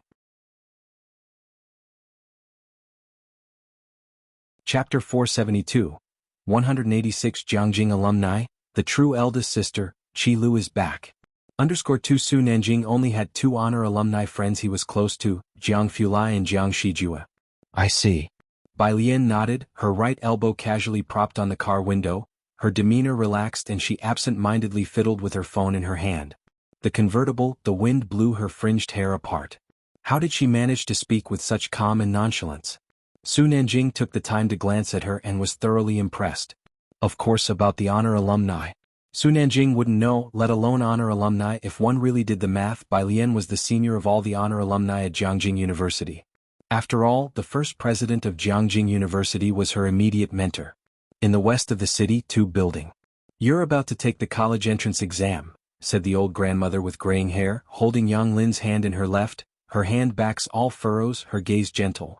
When you get to university you will need money. As she spoke, she took out a square handkerchief from the pocket of her blue coat and placed it in Yang Lin's hand. Yang Lin's grandparents lived in the countryside, and whenever Yang Jianping was in debt, he would go there in a rage demanding money, even hitting the grandparents. Only after hearing that he was now locked up did the elderly couple dare to come see Yang Lin. No need, I have money. Yang Lin didn't take the money. She returned to her room to take out a metal box from under the bed. It contained the 2,000 she drew out last time. She counted out 500 to give to them. Stop taking part-time jobs, focus on your studies first. Young grandfather, who had been silent to the side, finally spoke up. The village is collecting herbs. Your grandmother and I have sold quite a bit. We've planted a lot more and they will continue buying. You take it and don't worry about us." Yang Lin insisted on giving them the money. Young grandmother accepted the 500 yuan and asked about other matters. "Have you found your sister?" Yang Lin shook her head. "Ah." Young grandmother looked out the window, her tone distant. "I hope she's all right." The two left after lunch. Yang Lin saw them off and went back to her room to change clothes for her part-time job. She had 2 part-time jobs on weekends. Upon opening the closet, she found the money she gave to grandmother underneath her clothes. Next to it was a black checkered handkerchief, a favorite of her grandmother's that had been used for many years and was fraying at the edges. Yang Lin looked at it for a while without speaking, then put the money away. Tuition, living expenses, rent, university would need even more expenditure. She had no time for sentiment. She left and closed the door behind her. On the windowsill, a snow-white lily in a vase gently swayed in the wind. Downstairs, Yang's mother came over with her family, her hand holding a boy who had a toy gun in his, shooting at passers-by, and behind them was a girl with a milk tea, her stepdaughter Yashanshan. Upon seeing Yang Lin, the boy shot a plastic bullet at her, but missed. Yashanshan, aware of Yang Lin's identity, sipped her milk tea, giving Yang Lin another look. "Hey, do you know Bai Lian and Tang Ming?" Yang Lin didn't reply, passing them by without stopping. Yashanshan glanced disdainfully at Yang Lin's retreating figure. "Shanshan," Yang's mother turned to her stepdaughter, "who are Bai Lian and them?" "They're all seniors in high school, renowned figures at number 1 high school." Yashanshan gave a sideways glance at Yang's mother. "Your daughter lacks upbringing. If the father's in prison, how far can the daughter go?" The boy beside them repeated, "Lacks upbringing." Up ahead, Yang Lin boarded the bus. Her phone buzzed in her pocket, a call from Bai Lian. She took out her phone. It was a second-hand one from the market, quite slow, but she only downloaded WeChat and a payment app for use. WeChat was for receiving payments as she would do homework for others in school. "Yang Lin," Bai Lian's voice was always so indifferent and accommodating. "Someone needs help copying 3 workbooks of mistakes. I asked her to add you, just charge the market rate." Yang Lin nodded, then realized Bai Lian couldn't see her, her voice very soft. "Okay." She had just hung up when she received a friend request. It was an iris flower avatar, Yen Lu. "Yen Lu, thank you schoolmate. This is for Zhang Shi's use." "Yen Lu, transfer 1,000, Yang Lin typed. "That's too much." She knew about Zhang Shi's situation. Most of the notebooks and exercises he used in prison were copied by her, handed over by Bai Lian and Ning Xiao, and Bai Lian even asked her to give a discount. Yang Lin had a good memory. After copying these notebooks and workbooks once, she almost understood it herself. Realizing that this was helpful to her, and Zhang Shi's was also a classmate, she wanted to help copy for free, but Bai Lian said that clear accounts make good friends. "Yen Lu, transfer 600. Chapter 473. 186 Jiangjing Alumni, the true eldest sister, Qi Lu is back. _3 Yen Lu, 3 of them are this thick and others wouldn't even copy it for 500 a book. Thank you, classmate." Yang Lin glanced at Yen Lu's profile picture, roughly knew who she was and accepted the task. After accepting it, she leaned against the bus window, contemplating buying a phone for the elderly. With Yang Jianpain in prison, everything started to get better. Evening. Inside the Zhang family kitchen, a small kitchen cluttered with everyday items, showing signs of daily life. At this moment there were cameras set up at various angles. Yen Lu and Mei Yi were cooking, chatting about Great Yong, and reminiscing about the past while familiarly preparing the meal. As Bai Lian and Pu Xiaohan entered, they immediately saw the two laughing and chatting. Bai Lian paused at the doorway. "These two play siblings in Great Yong and they've become good friends off-screen too," said Xanjia quietly to Bai Lian. "Do you think they really look a bit like siblings?" Bai Lian placed her backpack on the sofa, her eyes drooping as she nodded gently. To avoid making these students uncomfortable, only one photographer was left in the hall, while others relied on the cameras installed in advance. The director's team was watching the footage from a small room outside. Most of these students wouldn't show their full faces on camera. "It's really strange," said the director from the small room outside, watching the screens displaying the faces of Bai Lian, Pu Xiaohan and the others. "Are these friends of Yen Lu so natural in front of the camera? Especially this boy," he pointed at the sullen-looking Ning Xiao, who had found a spot to read as soon as he arrived. "How can he be so natural?" It's no wonder for Bai Lian, she could be calm and do her homework in a bar on Bakhtur Street. Now, even if someone walked in front of her with a sniper rifle, the director wouldn't be surprised. But how come Pu Xiaohan and Ning Xiao are all so relaxed, one after another? Recording a variety show, the fear is that poor camera presence or a forced performance could mar the show, but none of Yen Lu's guests appeared restrained or forced. They were all incredibly natural. Mei's agent, who was also watching Ning Xiao on the screen, squinted slightly. It is indeed strange. Inside the room, Bai Lian took out a collection of incorrect homework answers from her backpack and set it aside, asking Yen Lu to pass it on to Yang Lin. Then she went to the table and picked out a lily that had been trimmed from a bunch of lilies. Her phone, which had been set aside, started to ring at that moment. It was Qi Yundai. Qi Lu. Bai Lian trimmed off the excess leaves, then handed the flower to Pu Xiaohan beside her. She walked to the window where she heard a beep from the phone. It was identifiable as the timer sound from an oven.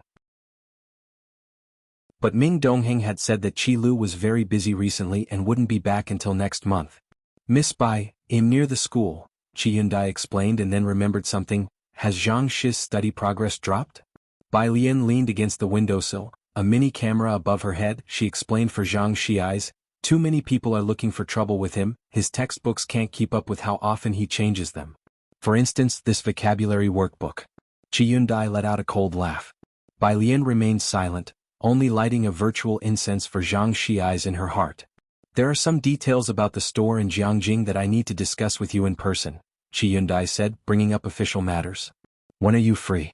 I'll show you the contract. Sun Chun and Xiaoqi had already arrived in Jianghu. Xiaoqi had also found a suitable new store, and Qi Yundai wanted to personally oversee the contract. These contracts he had to draft himself. Qi Yundai's colleagues all thought there was a super tycoon backing Xian Kang. I'm at the Zhang family's place. Bai Lian turned around. On the phone, Qi Yundai heard that Yen Lu and others were cooking. He took off his chef's hat in one swift move. Good timing, he'll come to you. Wait, Yen Lu is recording a show here. Bai Lian walked outside to find Xanjie. He'll ask them. In the yard, Xanjie had just located the director and was telling him to definitely protect the likenesses of these high school seniors. She was afraid that some netizens who like to stir up trouble might target Ning Xiao, Pu Xiaohan and the others. Hearing Bai Lian's words, the director was very surprised. At the start of the program, Xanjie had mentioned that Yen Lu didn't have many friends.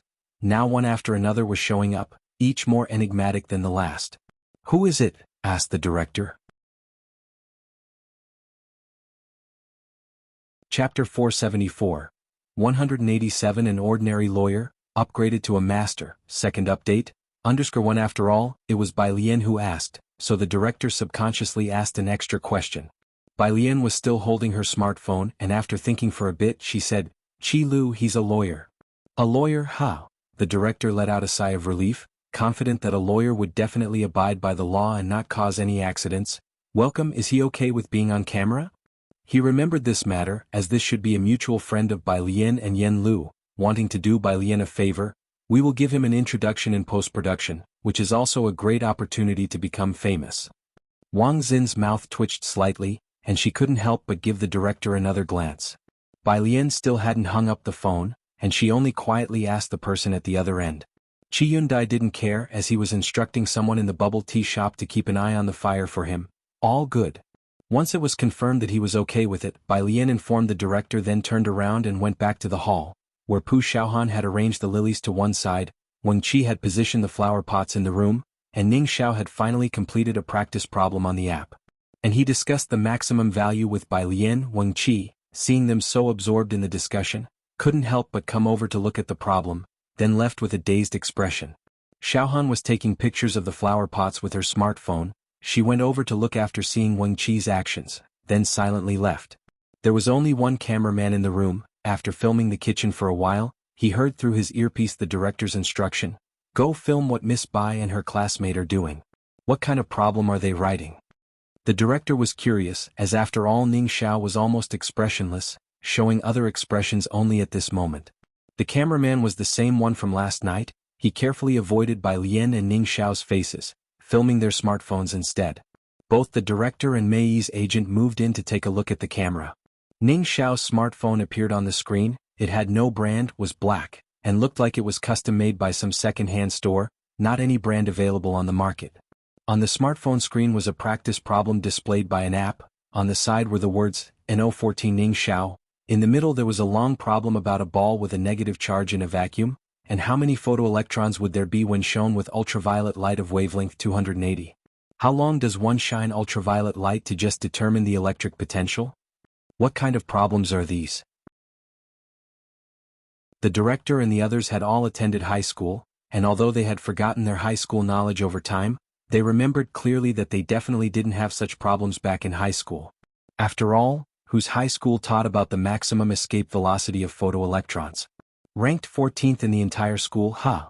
The director watched as Bai Lian listed one English algebraic expression after another, then looked at the numbers on the screen and said quietly, "Very impressive, are high school students learning this these days? The students really have it tough, include this in the final cut, it's sure to resonate with them." The cameraman focused on filming the practice problems they were doing, of course without filming the two people. Wang Xian was in the backstage as well, waiting for Qi Yundai while keeping an eye on the monitor. Wang Xian quite agreed with what the director said. Although she had attended high school, she had studied humanities. Displayed on the screen, besides the NQEVR and the delta symbols, there were pitifully few numbers, and she did not recognize any of the other special symbols. As they were talking, someone knocked on the back door. "Qi Lu has arrived." Wang Xian quickly came to her senses and went to open the door. Watching the monitor, the director felt a headache coming on. He didn't dare to look any longer, so he went out with Wang Xian.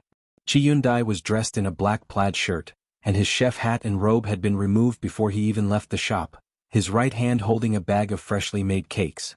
In his left hand, he carried a document bag, and his scholarly and serious demeanor made him seem unapproachable. Wang Xian was very respectful of Qi Yundai. She made way for him. "Qi Lu, this is our director for come here friend, Director Li." "Hello." Qi Yundai had a businesslike demeanor as he extended a hand to the director. "Qi Yundai? Qi Yundai?" Director Li hadn't heard the name before and planned to ask for Qi Yundai's details later during editing to boost his fame. "Hello, Lawyer Qi." The director enthusiastically put the microphone on Qi Yundai and instructed him in a relaxed manner. "Lawyer Qi, make sure you are comfortable with the mic, don't be nervous, just treat it like a normal gathering." Qi Yundai made an MHM sound. The director watched as Qi Yundai and Wang Xian went inside. "Miss Bei's friend doesn't really have the air of a lawyer." The director turned and spoke to Mei's agent. "He doesn't have the kind of demeanor that Zhao Jingzhou has." "Who's Zhao Jingzhou?" Mei's agent laughed. "His popularity online rivals that of leading actors and actresses. If you invited him, you could also trend online." Chapter 475. 187 An ordinary lawyer, upgraded to a master. Second update. _2 When it comes to Zhao Jingzhou, there's no one who doesn't know him, a lawyer both capable and famous, a genuine high achiever who graduated from Jianghu University of Political Science and Law. How could anyone compare?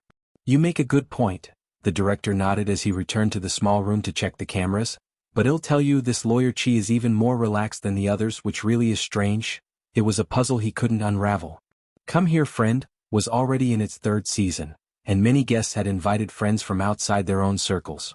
Most of them would be somewhat reserved in front of the cameras or put on airs. It was the first time Director Li had seen such a harmonious and lax atmosphere like today's. Inside the house, Qi Yundai heard the sound of cooking in the kitchen. His gaze shifted in that direction. He placed the cake on the table and then handed a document bag to Bai Lian. "Take a look when you have time." With that, he rolled up his sleeves and headed to the kitchen. Mei was slicing potatoes into shreds.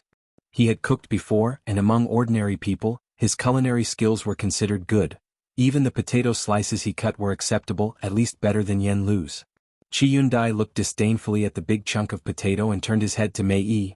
"Is your house short of beams?" Yen Lu, who was washing vegetables, turned around with great respect. "Lawyer Qi, you've arrived." After pondering for a moment, he offered an explanation for Mei.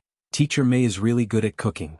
"Theoretically, everyone can cook," Qi Yundai commented precisely. Theoretically. As everyone knew, Qi Yundai was an underling of young Master Jiang. A bad bamboo shoot comes from a rotten bamboo. Mei, wearing a black apron with a knife in hand, got a glance from Qi Yundai. "Give me the knife, you two just wash the vegetables." The disdain was not at all concealed. Mei held a high status both inside and outside the circle, and few people had ever evaluated him like that. It took Mei a minute to understand Qi Yundai's meaning. This meant that he had cut the potato shreds so thick they could be used as beams. Mei, he silently stepped aside and watched Chi Yundai swiftly turn the knife and then start slicing on the cutting board, cutting each potato shred extremely thin. Mei had thought his own slicing was quite satisfactory until he saw Chi Yundai's potato shreds, only a millimeter thick, which plunged him into silence. In front of the cameras outside, the director looked back hesitantly and asked the staff, Sister XN said he's a lawyer, right? Or did he mishear chef as lawyer? Should be, the staff member, uncertain while watching Chi Yundai chopping away, replied. In the end, it was Chi Yundai who cooked the meal. The attentive Mei assisted in preparing the side dishes and even picked up a few tricks by following Chi Yundai's lead. Knowing that Mei and Yen Lu were recording a show, Chi Yundai didn't bother kicking them out to cook alone. He occasionally let the two do some cooking. Right, just hold it like this. He passed the wok handle to Mei. Use your wrist to toss it like this. Mei tried to toss but couldn't manage it. Chi Yundai, never mind, give it to me. He took the wok back and tossed it with ease. Next to him, Yen Lu spoke defensively for Mei. Tossing the wok is too hard, ordinary people don't have that kind of wrist strength. This was a challenge to Chi Yundai. He peeked out. Miss Bai, come over here. What is it? Bai Lian approached the kitchen still holding a pen in her hand. Just like this, use your wrist to toss the wok. Chi Yundai demonstrated to Bai Lian, then let her try tossing the wok. Bai Lian held the handle. Her slender fingers and a segment of her thin, pale wrist were exposed, with a hint of red ribbon visible. Without much effort, she easily performed a wok toss for everyone. Like this? She gave the pan a few flips and asked Chi Yundai, what next? Chi Yundai added a spoonful of salt, took over the pan, turned off the heat, glanced at Mei and Yen Lu, and said slowly and deliberately, it's fine Miss Bai, you continue learning. Yen Lu, Mei. After Chi Yundai finished cooking, when the kitchen was empty, Mei forgot about the presence of the camera and sneakily gave the pan a flip. During the meal, a bunch of fresh flowers was placed in the center of the table, hiding a microphone and camera. Ever since Yen Lu returned, Bai Lian and Ning Xiao had shared 3 meals with her. Yen Lu knew Bai Lian and Ning Xiao were tutoring Zhang Xiais, something she felt she could do even less of than Ning Xiao. So every time Yen Lu suggested having a meal together, Bai Lian wouldn't refuse. Mei livened up the atmosphere at the dining table. Apart from the 3 of them who were working, the rest were high school seniors. Bai Lian and Ning Xiao talked endlessly about Yang Lin's situation. She picked up a rib unhurriedly, praising Chi Yundai's cooking. Her biology is fine, but she's a bit weaker in math and physics. Did you compile those 2 workbooks of mistakes? Tang Ming and I found those problems, they should be able to help her. Ning Xiao considered for a moment. She missed the biology competition, otherwise it would have been better. At school, he and Shinju among others had participated in competitions. As for Yang Lin, she had been so busy working that she had no energy for anything else.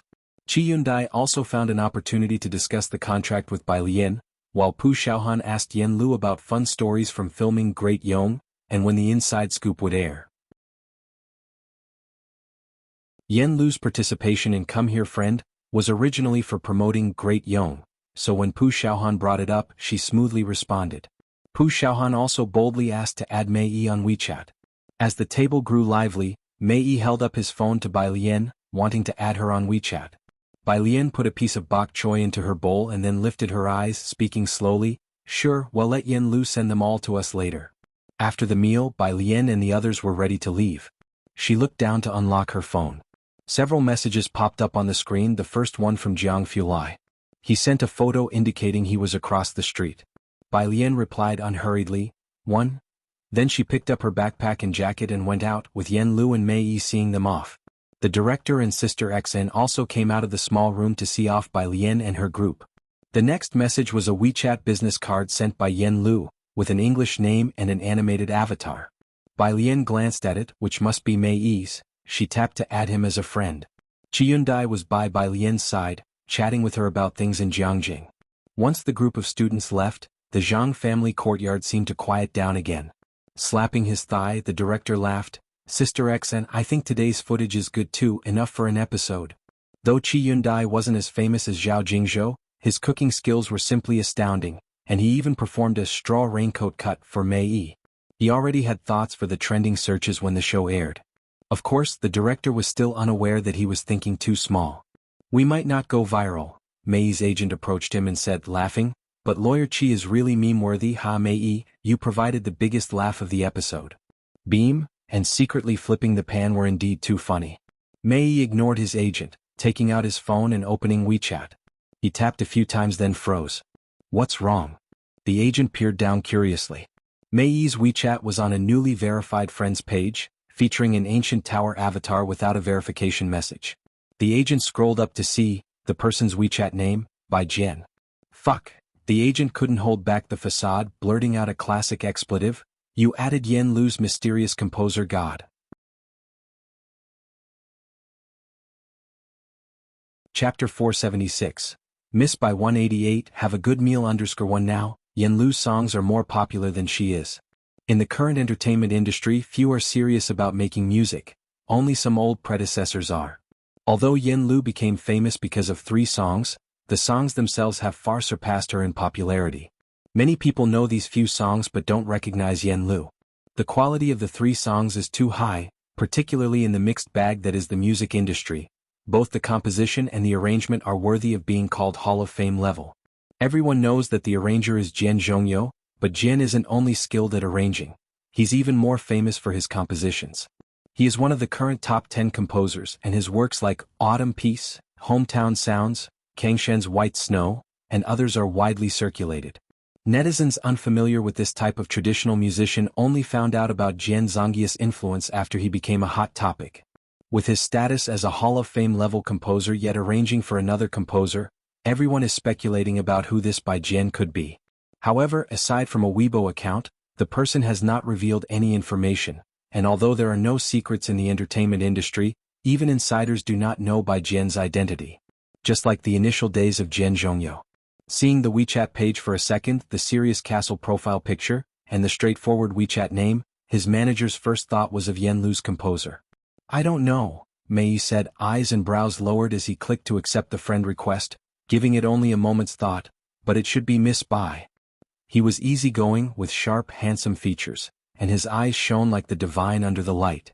Mei's manager also paused, then realized, right, you said you wanted to add Miss Bai on WeChat during the recording. Even the boss of Time Entertainment doesn't know who the composer is, how could they add you?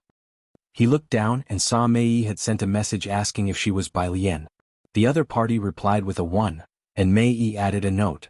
Then he politely typed a line, the show will air at the end of March. But on the other hand, the manager rubbed his hands looking at Mei's phone screen, then suddenly said, Miss Bai also has the surname Bai, the same as that composer. Even the online name is the same. Across the street. Jianghu Lai's ride was a 4-seater car, and this little road beside the school had many street vendors at night, generating some foot traffic. Jianghu Lai parked beside a road under construction. Dressed in a white shirt with a thin sweater over it, strands of hair falling over his forehead, his expression exceptionally cold, he stood under a street light making a phone call. Mr. Mao Kuan has invested 5 million in cash. Miss Bai, your technology evaluation is for 3 million in cash. Party C is the Chen family. Mr. Xiaoqi is the executor, and the supervisory board. Qi Yundai was detailing the content to Bai Lian. I've discussed the management structure with them. All is in order. While he was still talking, he saw Jianghu Lai approaching and Qi Yundai fell silent. Bai Lian also lowered her head as Jianghu Lai said something to the person on the other side of the phone, then hung up. Young Master Jiang, I've returned to find Miss Bai and the third young master. Qi Yundai walked over. Su Nanjing was secondary. Jianghu Lai gave him a glance without commenting on his sudden appearance in Xiangqing, merely grunting in acknowledgement, not adding more. Usually, if nothing as outrageous as last time had happened, and Jiang Shijue was willing to let go, Jianghu Lai often wouldn't interfere too much. He always treasured every minute and second. After Jiang Shijue could stand on his own, few things could pull him away from his experiments and research. Qi Yundai exhaled in relief. He stood watching Bai Lian sit in the front passenger seat. Her phone automatically connected to Bluetooth, and Jianghu Lai slowly drove away. Not until the car mingled with the crowd did Qi Yundai raise his eyebrows slightly and head towards the milk tea shop. Miss Bai really was suitable to deflect hostilities. As for the Miss Bai who was fit to deflect hostilities, she was in the car playing back the original audio. Accustomed to listening to the audio, she discussed with Jianghu Lai about the proposal she had talked over with Ning Xiao today. She's always busy. She was talking about Yang Lin. Jianghu Lai turned right, having no impression of others besides hard rock. but he could always grasp the key points in Bai Lian's conversations, commenting, "You're always busy too." "I was talking about Yang Lin." Bai Lian lazily lowered the car window a bit, not admitting to his statement. "I only immerse myself in academic influence every day, am not as busy as you." Jiang Xiaonyao said you spend 25 hours out of 24 in the lab each day. She didn't remember at all her activities from street racing, to recording variety shows for Yen Lu, to the traditional medicine shop, and then Qi Yundai looking for her today. Jiang Fulai silently reflected. He hadn't even considered the exam problems he had worked through since his senior high school days.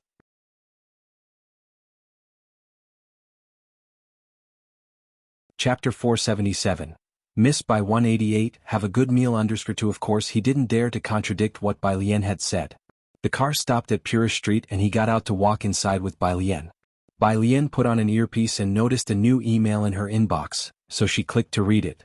From the Ma Institute, Bai Lian lit up upon seeing the title, a new article, a report explaining his own study.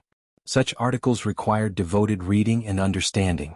Bai Lian only glanced at the title and abstract, then forwarded it to Jiang Fulai to print, sighing, "The Ma Institute writes really well." Jiang Fulai leaned over to look at the article, skimmed through a few lines, then stood up, completely ruthless, "Mediocre, not as well written as mine." As he spoke, he flipped through his own document library, casually picked a few and forwarded them to Bai Lian, breezily advising, "Miss Bai, treat yourself to something good." Bai Lian, who knew almost nothing about dark matter. In Jiheng's courtyard, the embroideress had already left.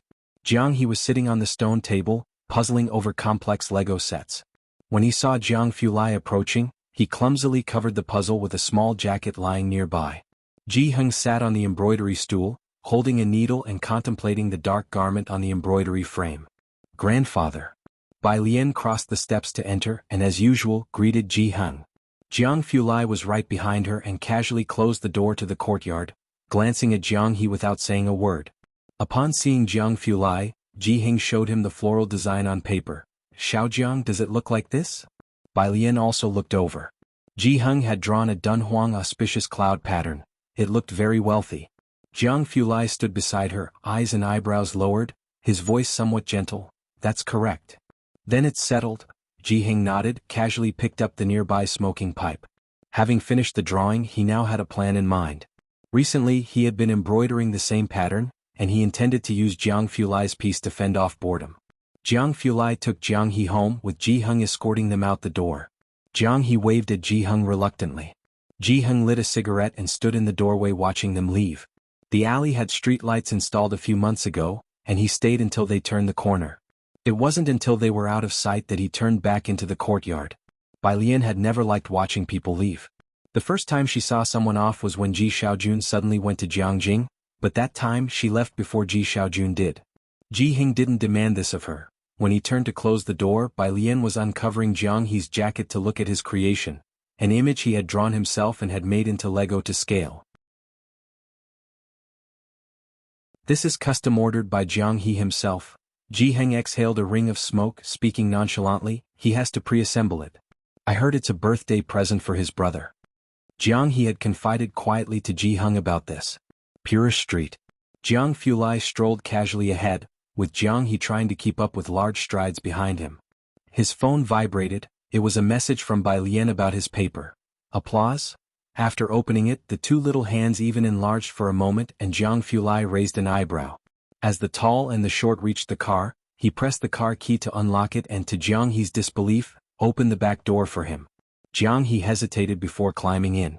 He hadn't often enjoyed such treatment and once seated, he looked at Jiang Fulai in the driver's seat and shifted his legs. "I'm a bit hot." Jiang Fulai glanced at the rearview mirror, started the car and lowered the rear window slightly. The wind blew in. Jiang He felt a bit elated, and a bit thirsty. Jiang Fulai drove onto the main road and casually opened the glove compartment of the front passenger seat, grabbed a bottle of mineral water and tossed it to Jiang He. His front passenger seat rarely had anyone bold enough to sit there. Ever since Bai Lian started sitting in the back, there was always plenty of food and drink. Jiang He caught the mineral water, growing bolder. "The wind is a bit too." Finally losing his patience, Jiang Fulai gave a cold glance to the back seat. "Sit properly." Jiang He. He immediately closed the vent on himself. The car slowly arrived at the residence, and Jianghu Lai parked and walked towards the entrance, where the garden lights were brightly lit. Su Nanjing lounged casually on an elegant recliner, idly scattering a handful of fish food.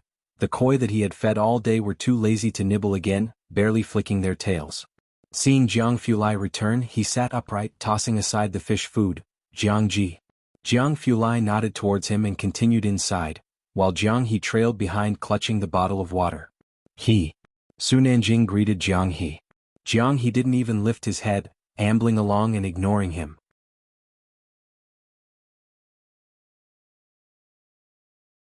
Chapter 478. Miss by 188. Have a good meal understreet. Look, he only talks to people with high IQs, Su Nanjing said to Xiao Bingwen beside him, paused for a moment, then added, like little sister Bai Lian. Although Jianghe was young and knew few characters, he was innately extremely sharp with numbers. Xiao Bingwen knew that despite Jianghe's young age, many professors valued him highly. His talent set him apart from ordinary geniuses, putting him on par with He Wen and his peers. Hearing Su Nanjing's words, Xiao Bingwen simply said, "Isn't it because of his good looks?" "I used to think so too." Su Nanjing thought back to the scene he saw at noon, sighed, and took back the fish feed to continue feeding the koi. "Forget it, you wouldn't understand." Xiao Bingwen indeed didn't understand, so he changed the subject. "The contract is settled here. I have to go back to Jiangjing in a couple of days. The welcoming party for the newbies at Jiang University is about to start. I wonder if Liang Wuyu will go. And for He Wen, I don't have any solution. What about your grandfathers?" The Su family and the Xiao family shared common ancestry, and this summer a batch of students from Jiangjing University were facing graduation. With fierce competition in the talent market, some would choose to be affiliated with foreign companies. The Su family patriarch entrusted this important task to the Xiao family. "Don't worry, he knows exactly what's going on in his mind," Su Nanjing said lazily, leaning against the railing. "As for He Wen, he's not someone who can be invited just by." His thoughts suddenly turned to Bai Lian and he stopped speaking mid-sentence. The next day, Monday, Bai Lian still arrived at the classroom early. She wore her loose school uniform with the zipper pulled all the way up, her hair neatly tied back, and the first thing she did was to look at her desk mate. Yang Lin had been arriving very early every day lately, not missing a single class. She was bent over, copying mistakes into her notebook, her hair just below her ears hanging down, completely covering her side face. Bai Lian leisurely withdrew her gaze, set her backpack down, and kicked her chair back before carelessly sitting down. Pu Xiaohan came in yawning. "Morning?" She greeted Bai Lian and sat down sideways. Seeing Bai Lian on her phone, she thought she was reviewing her lessons, but wait, are you watching a video? Pu Xiaohan bent down to see that Bai Lian was watching a jade carving video and hesitated. After all, it was rare to see Bai Lian doing anything other than studying in class. Bai Lian placed her phone on the desk, her left hand resting on the edge of the table, her right hand lazily propping her chin. Modern technology is really advanced. Advanced? Pu Xiaohan hesitantly watched the polishing on the screen. Wasn't it just a polisher with some pointed attachments? She didn't understand but didn't ask any further. Bai Lian continued to watch her videos until the first period when the principal distributed exercises and the teacher explained them. After listening for a while, Bai Lian silently took out her phone and continued watching videos without sound. Wang Qi saw Bai Lian secretly watching her phone and took out a cake to eat in secret. Zhang Xiais used to eat with him, but now Wang Qi was alone. The academic director inspected the classes early.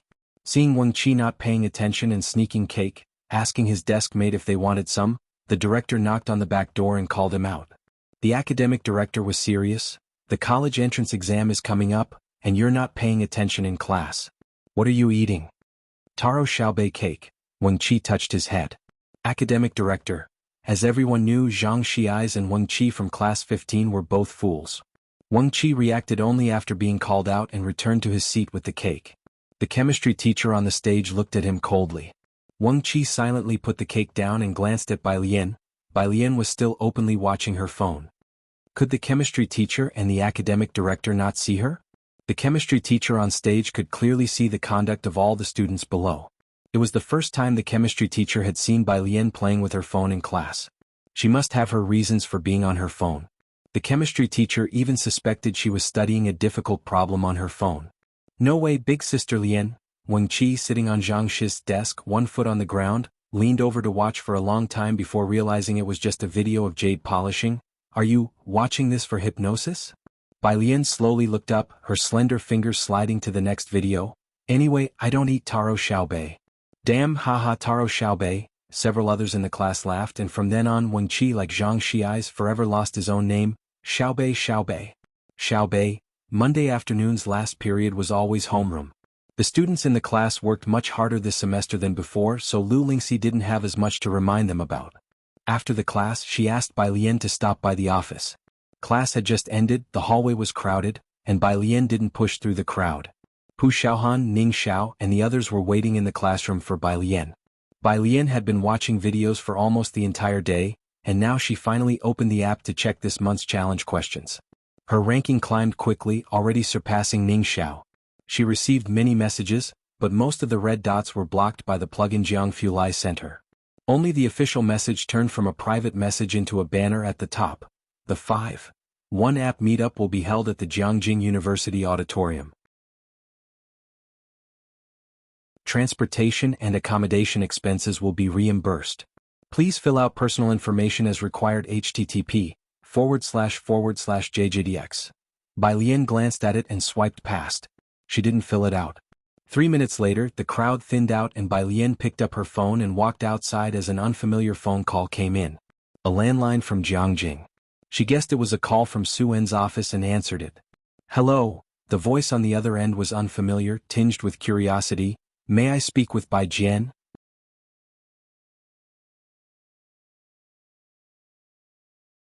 Chapter 479. 189 Outstanding Talents Emerge. Show Preview. Second Update. _1 Bai Lian turned a corner and sidestepped two students coming downstairs heading down. She raised an eyebrow. And you are? The voice on the phone clearly hesitated for a moment, as they probably weren't expecting a girl to answer. Only hesitating for 2 seconds, it continued. I am the main person in charge of the Jianghu University app. May I ask if you are the owner of this phone? The app registration required only an invitation code and a phone number. That's all their backend could retrieve. Walking upstairs with her head down, Bai Lian replied nonchalantly, Yes, it's me. The curiosity increased on the other end of the line. The annual freshman mixer is starting soon, to be held at the Jianghu University Auditorium. There will be senior students sharing their experiences. We haven't received your information yet, aren't you planning to come? Emphasis was placed on Jianghu University and the senior students, hinting at a great opportunity to expand one's network. It was rare for anyone to miss it each year. Except for Su Jiyue and Liang Wuyu, everyone was quite curious about this Bai Jian, who had suddenly appeared. After all, she had already become the standard for answers. With those two also taking an interest in her, many were eager to learn who she really was. Bai Lian politely declined. Sorry, I don't have the time. She said a couple more words and hung up the phone. Meanwhile, in the office at the comprehensive building of Jianghu University, the bespectacled young man was still holding the phone to his ear. People around him grew impatient. What did she say? Who is it? Did you find out? Will she come? Everyone in the office looked at him. The young man came back to his senses, pausing slightly. Don't know, she probably won't come. A female student.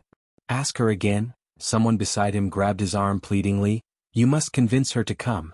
Do you know how many are searching for information about her?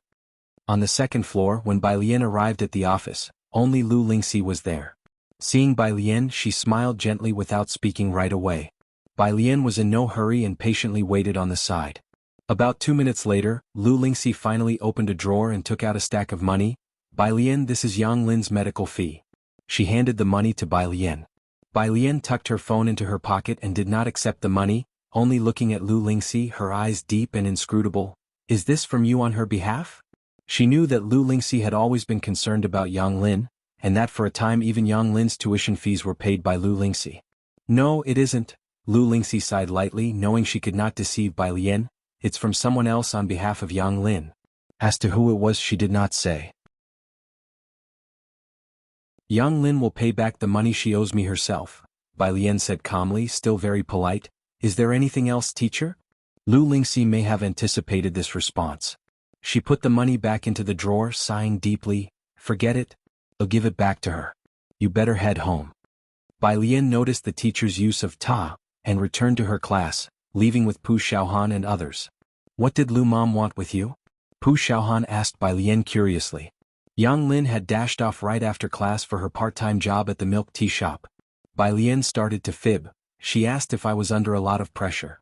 It's definitely a lot of pressure with only 90 days left, Pu Xiaohan believed without doubt, feeling a bit melancholic. After the exams, we'll be in different cities. Today was Monday. After writing homework in the milk tea shop for a while, Bai Lian packed up her bag. Why are you going home so early today? Pu Xiaohan looked up. With an indifferent shrug, Bai Lian threw her backpack on and stood up, her loose hair casually framing her eyes, her tone lazy. Yeah, got something to do. Purish Street. Mao Kuan was helping the store manager carry stock, his blonde hair accompanied by a towel over his shoulder. The boss, while lugging beer, looked worriedly at the bruise on his face. Did you get into a fight? Stop carrying, you'll do it. I fell on the stairs. Mao Kuan quietly moved the beer inside. You think him a fool? The boss didn't believe him for a second. Seeing Bai Lian saunter slowly by, he said to her, always fighting, and now he's trying to fool me? Dressed in her blue and white school uniform with her black bag slung over one shoulder, Bai Lian blinked, gazing earnestly at the boss, her expression innocent and voice sincere. He really did fall. I watched him fall. The boss hurriedly turned back. Look at you, how can you be so careless? Mao Kuan.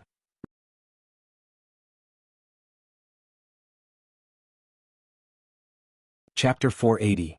189 Outstanding Talents Emerge. Show Preview. Second Update. _2 He grumpily finished moving the goods, then wiped his hands with a towel before picking up a red bag from the ground and handing it to Bai Lian. I found these at the auction, but why did you buy such expensive things, sis? Bai Lian was quite the penny pincher, normally opting for buses over taxis. Mao Kuan had never seen Bai Lian purchase anything substantial. This was her first time buying something so expensive, and it was 2 items at that. 20,000 apiece. Opening the bag, Bai Lian glanced inside. There were 2 pieces of jade, square in shape around 4 to 5 centimeters each, with some slight imperfections, uncarved.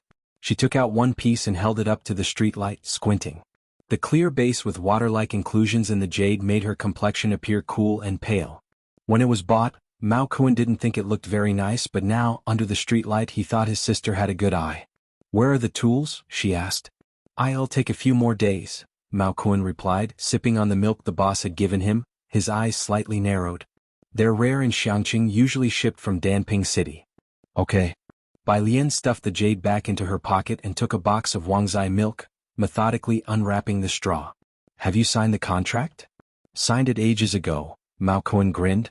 Xiaoqi is handling things in Jiangqing. When are you heading over there? After the college entrance exams, Bai Lian replied nonchalantly. Throughout the entire month of March, Yan Lu's popularity in the entertainment circle refused to wane. In mid-March, Come Here Friend began its marketing with plans for a simultaneous broadcast on Jiangqing TV station and online at the end of the month. Once the news broke, those outside the entertainment industry were rather oblivious to its significance. But inside the circle there was astonishment. Getting on satellite TV was tough enough, let alone on Jiangqing TV station, where variety show auditing had become increasingly challenging over the past 2 years. Who could have known that Come Here Friend would pass Jiangqing TV station's audit? Once the positioning of Come Here Friend was known, countless entertainers eagerly reached out to the show's team, expressing their desire to join the program. Friday. After school in the afternoon, Bai Lian picked up her backpack, her eyes fixed on the problems displayed in the app. Pu Xiaohan was introducing a good shampoo to Yang Lin. Beside them, Tang Ming was asking Bai Lian about the social event he had seen mentioned in a message long ago. Ning Xiao had never brought it up with her. Are you going to the mixer mentioned there? Without looking up, Bai Lian gave him 2 words, not going. It was just like her. Ning Xiao wouldn't go either. Tang Ming was slightly interested, but with neither of them going he couldn't be bothered either. Is Sister Lu's show being broadcast simultaneously next Sunday? Yes. Wang Qi's eyes lit up with excitement. The show's official announcement has been made, and everyone must watch it the moment it airs. Bei, the tall boy next to him, rested his hand on Wang Qi's shoulder, raising an eyebrow. Weren't you a diehard fan of Manxi? Wang Qi immediately wiped the smile from his face and expressionlessly pulled the boy's hand off. It wasn't clear whether he was unhappy with being called Bei, or with the mention of Manxi. Ning Xiao went straight home after the evening school, and Bai Lian, aware of his grandmother's health situation, didn't ask further. As she stepped out of the school gates, she saw Jiang Fulai waiting at the corner. Su Nanjing wasn't on his cool motorcycle but sitting in the back seat, having nearly finished his busy tasks, though he hadn't returned to Jianghu. As Bai Lian approached, Jiang Fulai, touching his Bluetooth earpiece, his brow slightly furrowed, exuded a sharp chill in the evening sunlight. When he saw Bai Lian, he handed her the printed paper. "Bai Lian, are you reading this?" Su Nanjing got out of the car, loosely holding sunglasses, his fingertips pointing towards the paper Bai Lian had taken, showing a moment of hesitation. He had always thought it was something Jiang Fulai, the specialist, was reading. Bai Lian nodded her head. "Any problem?" Su Nanjing snapped back to reality, recalling the matter with Hewen, and shook his head. "It seems there isn't." Jiang Fulai took off his Bluetooth earpiece and put it in his pocket. He turned slightly, his gaze sweeping past Su Nanjing and settling on Bai Lian. "Going straight home?" Bai Lian, looking at the messages on her phone, replied in a drawl, "Not heading back just yet. I'm thinking of buying a TV." She had received several messages during class. Dean Jian was always timely. As soon as Bai Lian opened the message, one popped up. "No new songs this month?" Bai Lian, "Soon." She continued scrolling through her messages. Jiang Fulai looked down at her, feeling hesitant for the first time. "A TV?" "Yeah." Bai Lian replied to a few messages, including some from Mei Yi and Yen Lu. Lifting her gaze slightly, she continued, "Grandpa doesn't have a TV at home, and next Sunday I might want to watch TV. The show with Yen Lu, and after that."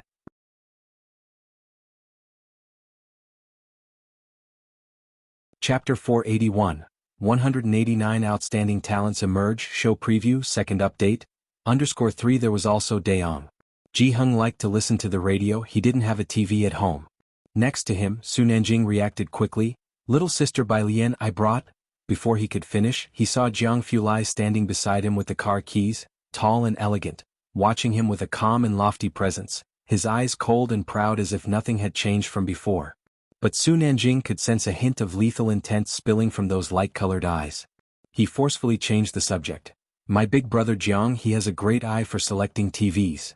Jiang Fulai left without him, and Su Nanjing stood there alone, forlorn, watching the black car disappear into the distance. He stroked his chin. What TV to watch on Sunday? He was not familiar with entertainment, so he took out his smartphone to consult with Xiao Bingwen. Xiao Bingwen was in Jiangjing and he quickly returned the call, his voice sounding a bit tired. "Nanjing, I'm not sure about what TV, but Yen Lu seems to have a variety show." Su Nanjing was just asking casually, his eyes caught sight of a milk tea shop and he strode towards it, his tone indifferent. "Is something up on your end?" "Somewhat," Xiao Bingwen said, massaging his temples softly. "At the freshman mixer at Jiang University, someone remarkably talented has appeared, someone who could potentially rival Liang Wuyu. But I haven't gotten any insider information. I heard Liang Wuyu is going there too, targeting that person." The milk tea shop was busy. Su Nanjing glanced around and queued up among the crowd, his expression serious. "Who?" Meanwhile, at Tianhuan in the studio of the popular artist Lu Yang. Lu Yang had just finished his work, and none of the staff in the studio had left for the day yet. An assistant cleaned up his desk, picked up his smartphone and saw a notification. "Come here friend has a premiere date set, Jiangjing TV station will broadcast concurrently online, and Yen Lu's guest is Mei Yi?" He spoke out instinctively. Behind him, Lu Yang, clad in a designer outfit, saw his smile disappear in an instant. The agent, aware of the show's recent popularity, followed with a sigh. "From Jiangjing Music Academy going on Jiangjing Satellite TV, and that composer we were going to." Lu Yang was originally supposed to be the guest on the show with Yen Lu. Realizing Lu Yang's mood had soured, the agent swiftly changed the subject. "But look at the netizens' comments. Even though the show is trending, it's not necessarily good for them. Variety shows need to have impact, it's not like filming a drama." The buzz in the entertainment circle comes and goes in waves. Only this time Yen Lu's popularity kept soaring due to Jian Zhongyo and the mysterious composer, and once Come Here Friend was officially announced, many fans and bystanders took notice. The agent opened the official Weibo account for Come Here Friend and found a teaser video posted there, less than a minute long. It was mysteriously edited and the netizens could not discern much from it. Doesn't teacher Mei Yi rarely appear on variety shows? Am I the only one who thinks he's not cut out for it? Honestly, neither of them seems right for variety shows. From the trailer, other than teacher Mei Yi, the rest are outsiders, and there are even a few students whose faces aren't shown. A lot of outsiders? Then there's really nothing worth watching. Yen Lu's networking in the entertainment circle is poor, isn't it? Why didn't she invite Bai Jian and Dean Jian? If they were on the show, wouldn't it explode with popularity? I also thought Yen Lu could get a Jian and a Jian Zhongyo to come, somewhat disappointed. Anyway, since those two bigwigs behind Yen Lu didn't show up, we'll just appreciate Yen Lu and Mei's looks. If it's outsiders, let it be outsiders. The focus isn't on them anyway, who cares who they are.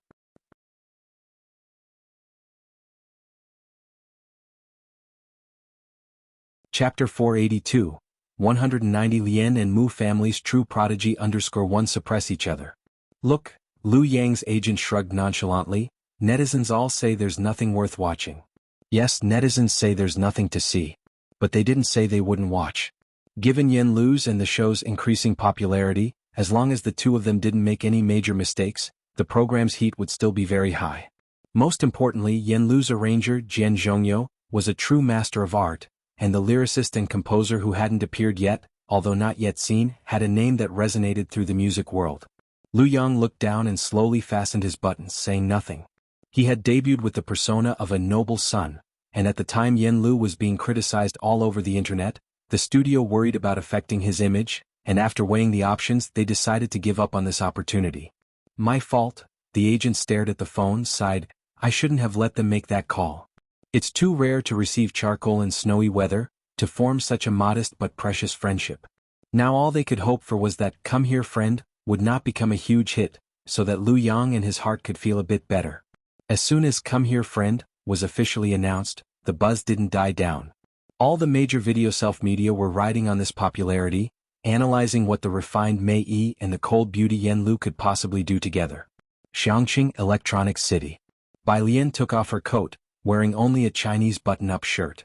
After getting out of the car, she stretched languidly, casually looking for the elevator sign. On the other side, Jiang Fulai took the car keys. This way. Bai Lian had already walked to the middle. She lifted her chin towards the left, her voice lazy, having seen the elevator around the corner.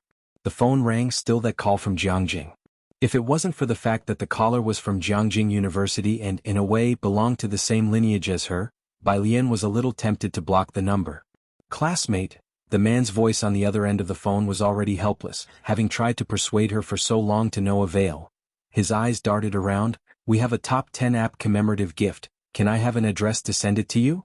Bai Lian waited for Jiang Fulai to come over, smiled, no need.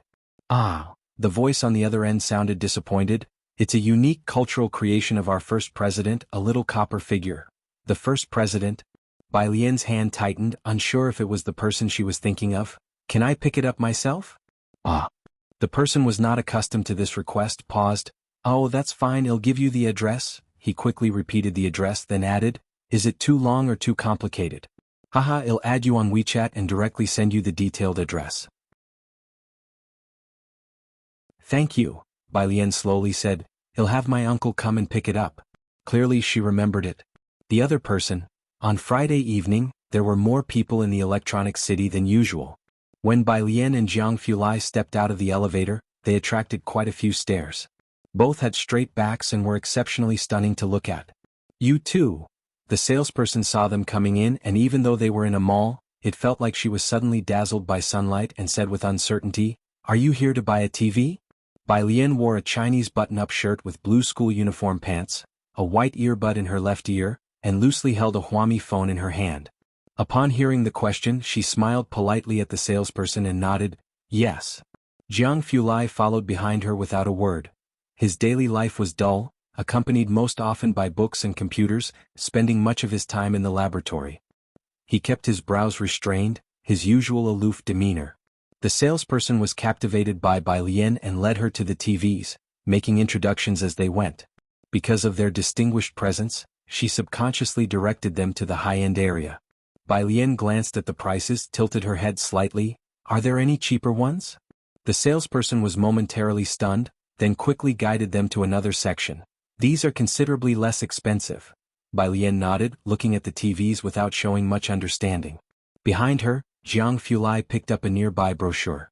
His fingers were long and well manicured, and after casually flipping through a few pages and examining the specifications, he put it down. The resolution is too low, it won't do. Next one.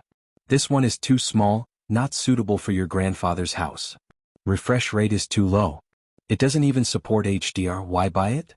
At first, the salesperson was enthusiastically introducing TVs to Bai Lian, but eventually she couldn't get a word in edgewise. If it weren't for Jianghu Lai's intimidating presence, she might have cursed out loud. Enough with the chatter, Master Jiang. Bai Lian glanced at him. Then she pointed to a TV that Jianghu Lai hadn't berated too harshly. Thank you, this one will do. Jianghu Lai just followed behind her, his gaze shifting towards a nearby bestseller priced at 9,999 that he thought was passable. After all that picking, he felt this one was acceptable.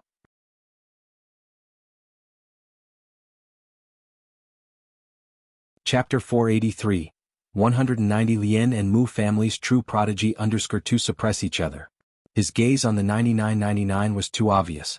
Bai Lian stretched out her hand and poked his arm with her cell phone, lazily warning him, try buying it. Jianghu Lai struggled to take his eyes off it. After buying the TV, Bai Lian brought it back. Ji Heng was embroidering flowers in the yard when he saw Bai Lian enter with a cardboard box. With Jianghu Lai lazily trailing behind her, a black backpack slung over his arm. What's that? Ji Heng put down his needle.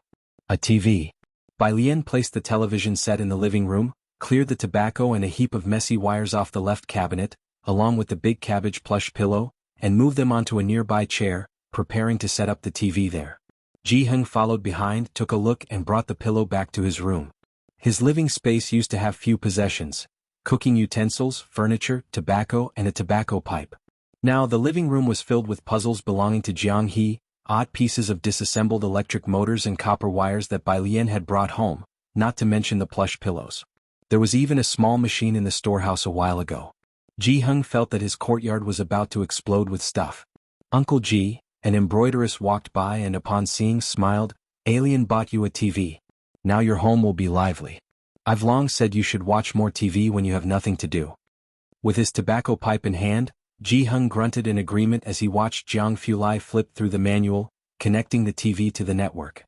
Ji Heng's place used to have no internet until Bai Lian, worried that young people would be bored without it, made sure to wire the courtyard. Now it certainly came in handy for setting up the TV. Bai Lian wasn't too good with such electrical things, so she watched Jianghu Lai do the setup. Operating the TV wasn't difficult. After installation, Jianghu Lai switched the TV on. While Bai Lian was out getting something, he casually activated all the annual memberships, about 6 of them. Bai Lian came back with 2 backrests made by Ji Heng, only to find Jianghu Lai putting away his phone. She set down the chairs. "What are you up to?" "Nothing." Jianghu Lai bent down, slowly picking up the remote control. If she knew he had purchased memberships that almost equaled the price of the TV. Jianghu Lai cleared his throat, then called Ji Heng over to teach him how to use it. Evening. After Jianghu Lai left, Bai Lian was busy in a small room next door. Outside, Ji Heng was video calling with Ji Xiaojun, showing off the living room TV. Shen Qing peered over and saw an advertisement playing on the TV on Ji Heng's side. "Dad, did you get a TV?" "Alien bought it." Ji Heng blew a smoke ring, a faint smile on his face. "She has a friend whose variety show is airing next Sunday. Make sure you guys watch." On the other end of the phone, Ji Xian's face also rarely showed a smile. The butler and a middle-aged man with gold-rimmed glasses sat opposite, not interrupting the family gathering, quietly listening about Bai Lian having a friend in the entertainment industry, though it didn't seem like a big deal to them. It wasn't until Ji Heng asked him that the butler looked up and spoke to Ji Heng. "Mr. Ji has great talent. Why did you let him go study art?" As he spoke, the butler seemed somewhat regretful because Ji Xiaojun was very smart, almost catching on to things instantly. Ji Heng didn't respond, but Ji Xiaojun spoke up. "I liked art myself. I understand it just feels like a pity. If you had grown up in the Mu family, you could have had access to the best resources," the butler said, sighing.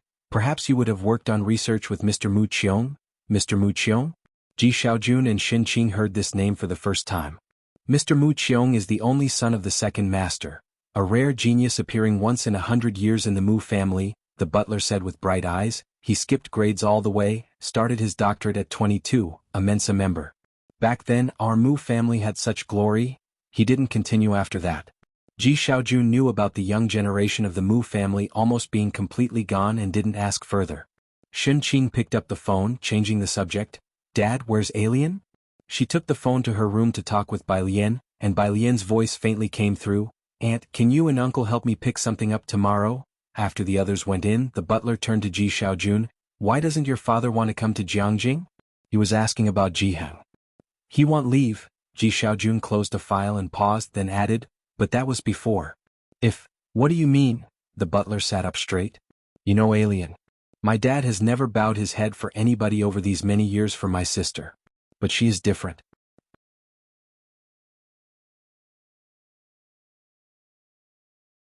Chapter 484. 190 Lien and Mu families true prodigy _3 suppress each other. Would he come if Bai Lian persuaded him? Ji Xiaojun also wasn't sure, but Jiheng had too many things in Purist Street that he couldn't bear to part with. Niece? The butler recalled Bai Lian, but the impression wasn't deep. I remember, isn't she a high school student? Yes, Ji Xiaojun nodded. She's about to take the college entrance exam. When she comes to Jianghu, my dad may not be able to let go of his worries. The butler nodded, discussed today's tasks with Ji Xiaojun and then left. After going out, the middle-aged man with glasses beside him couldn't help but ask, Mr. J's niece? She's now in Shangqing, the butler replied. After Ji Xiaojun came back, they only checked on Ji Xiaojun and Ji Sherong's information. As for Shen Qing, Bai Lian and the others, they hardly did any research. The college entrance exam is starting again this year, huh? They didn't talk much about Bai Lian and the topic quickly shifted elsewhere. This year, only one person from the collateral branches is taking the college entrance exam, the middle-aged man said softly. I am not expecting him to achieve the top position like Mr. Mu Qiong, but it would be a blessing from Mr. Mu Qiong in heaven if he makes it into the top 10, the butler said, trembling as he leaned on his cane and stepped down the stairs. The next day, 6 o'clock. Bai Lian woke up and as soon as she opened her bedroom door, she heard the faint sound of a TV from the living room. Jiheng woke up very early today. He cooked porridge and bought fried dough sticks and egg pancakes, now sitting in the living room watching the local TV station's news. Today, Qi Yundai would personally check on Zhang Xiai's, leaving Bai Lian and Jiang Fulai some time to themselves. Bai Lian leisurely finished brushing her teeth and went to the small room next door, where a carving machine was placed, surrounded by a pile of other tools she had taken apart. Jiheng would always come here when he couldn't find something. She sat on a small stool, with two almost identical pieces of clear-bottomed jade on the machine table. The jade had plenty of water, and at nearly 1 centimeter thickness, it was transparent even against the hand, but due to cracks and a small piece of yellow jade, both had flaws so they were priced low. For 20,000 yuan, the seller probably didn't dare to ask for a high price from Mao Kuan, and gave them to Mao Kuan at the raw stone's original price. The two pieces of jade had been roughed out. The main outlines of the god of longevity and the Kylin were fully sketched, with the approximate shapes pushed out, and the high and low points were clear. Bai Lian picked up a piece of jade and started to outline the god of longevity's finer details on the roughened surface. She skillfully incorporated the peach onto the spot of yellow jade. Her drawing skills were always good, but her carving skills hadn't caught up. She had been studying the jade carving machine for over half a month, and after she finished drawing, she used a triangular awl to outline the edges. Bai Lian's drawing looked pretty, but the carving turned out to be passable at best, not particularly attractive. She lowered her head, slowly finished the rough outline, made a few more adjustments, then put down the jade pendant, feeling that she should stop for the day or risk ruining it. That she hadn't wrecked the piece until today was entirely because it was expensive, and she didn't dare apply too much force. When she stepped out of the room, she immediately saw Jiang Fulai standing under the banyan tree. It wasn't quite 8 o'clock and the sunlight wasn't too intense. Specks of light scattered through the leaves and landed on his face, which was mostly cast in shadow. He wore a casual white outfit, a printed paper curled in his left hand as he lightly tapped it against his palm. I didn't see you come out, he said with his back to the sunlight, standing under the shade of the tree, speaking at a leisurely pace. I thought you might have forgotten while watching TV. He looked at Bai Lian, his light-colored eyes concentrating, but since he didn't see her, he had come to find her. Bai Lian was rarely late. After saying a word to Jiheng, she left with Jiang Fulai. After they left, the aunt by Jiheng's side smiled and spoke with a bit of emotion. Uncle Ji, look how great Xiaojiang is, an alien too.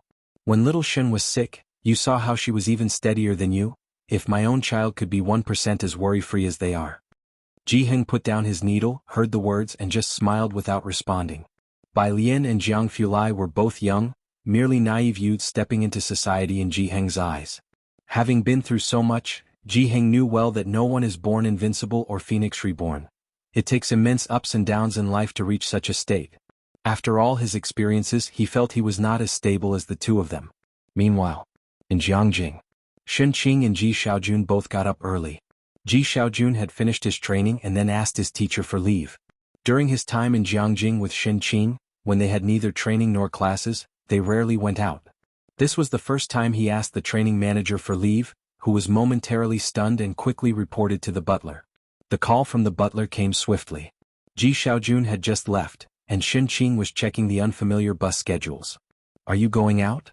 Every day Ji Xiaojun was personally taught something, and it was only on weekends that the company's manager would take a break from teaching him hands-on skills. The butler was surprised by Ji Xian's request for leave. Is there an emergency? Yes. Ji Xiaojun had only found out the night before during rest time from Shen Qing that Bai Lian needed them to pick up something for her. Alien needs us to pick up something, it's at.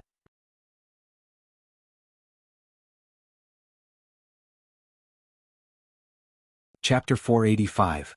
191 On behalf of Alien goes to Jianghu University, broadcast, second update, _1 on the other end of the phone, the butler looked up at the curtain hanging in front of the door.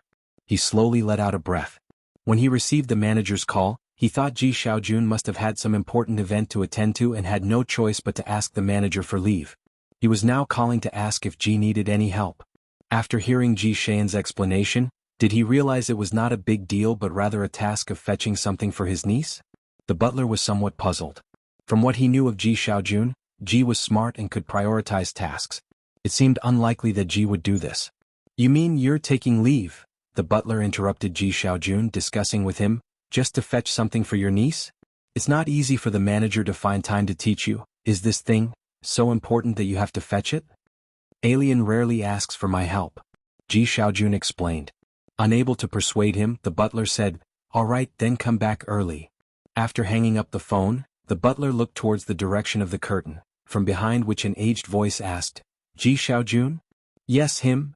The butler put his phone back in his pocket, leaned on his cane with one hand and placed the other on his chest, bowing slightly in a very humble manner. He took leave to fetch a package for his niece.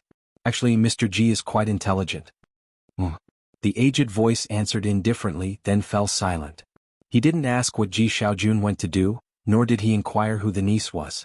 After what the Mu family had been through with Mu Qiong, who else would dare claim to be smart? Others couldn't hold a candle to the late young master Mu Qiong in the eyes of the old master. The butler, with his head down, didn't wait for further instructions. He bowed slightly and left quietly. The Chang'an line. Shen Qing and Ji Xiaojun got off the bus. Shen Qing looked across at Jianghu University's quaint gatehouse with many people taking photos. Are you sure it's here? Could Alien have made a mistake? Don't know. Ji Xiaojun looked down at his phone, which displayed his conversation with Bai Lian, and he read it again. Chang'an District, 556 Zier Avenue, First Campus Administrative Building, Room 303 on the third floor. Below it was a phone number. He led Shen Qing across the street, looked up at the address beside them, and confirmed it was number 556. Ji Xiaojun rarely messaged Bai Lian. Is your thing at Jianghu University? Alien? Yeah, Alien. What's up? Nothing much. Ji Xiaojun silently put away the phone and approached the security guard. After checking their IDs and visitor log, the guard warmly let them in. You two are heading to the complex building, right? See that bus stop in front? Just take the bus when it comes and get off at the 7th stop. Ji Xiaojun took note, walked towards the bus stop with calm composure, trying to appear as if it wasn't his first time at such a place. Shen Qing clutched Ji Xian's sleeve, swallowed nervously, and looked around uneasily. Jianghu University was a place beyond her wildest dreams. She had never imagined she would enter one day. What kind of thing does Alien have here? With many students and some from other schools coming to attend lectures passing by, nobody seemed to notice they looked like country bumpkins marveling at sophisticated surroundings. Shen Qing gradually relaxed. They soon found the administrative building and entered room 303. The office in room 303 was small, with a long table in the middle and 8 chairs on each side. 5 people were arranging documents inside. A round-faced man approached to ask whom Ji Xiaojun and Shen Qing were looking for. Upon hearing they were fetching something for Bai Lian, the round-faced man's eyes widened. You are Bai Jian's uncle and aunt? Nice to meet you, uncle and aunt. Upon hearing the name Bai Jian, the other 4 people looked over curiously. The round-faced man shook hands with Ji Xiaojun and Shin Qing, invited them inside and poured them tea. Please wait, my colleague is bringing the memorabilia.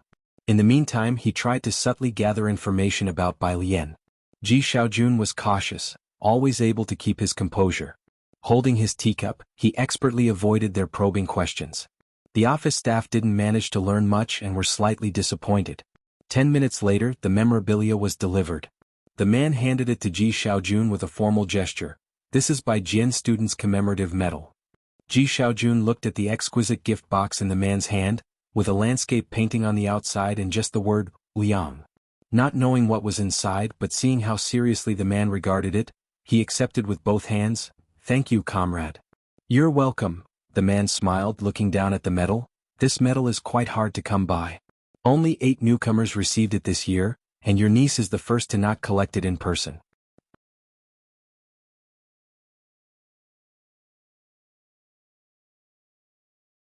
Chapter 486.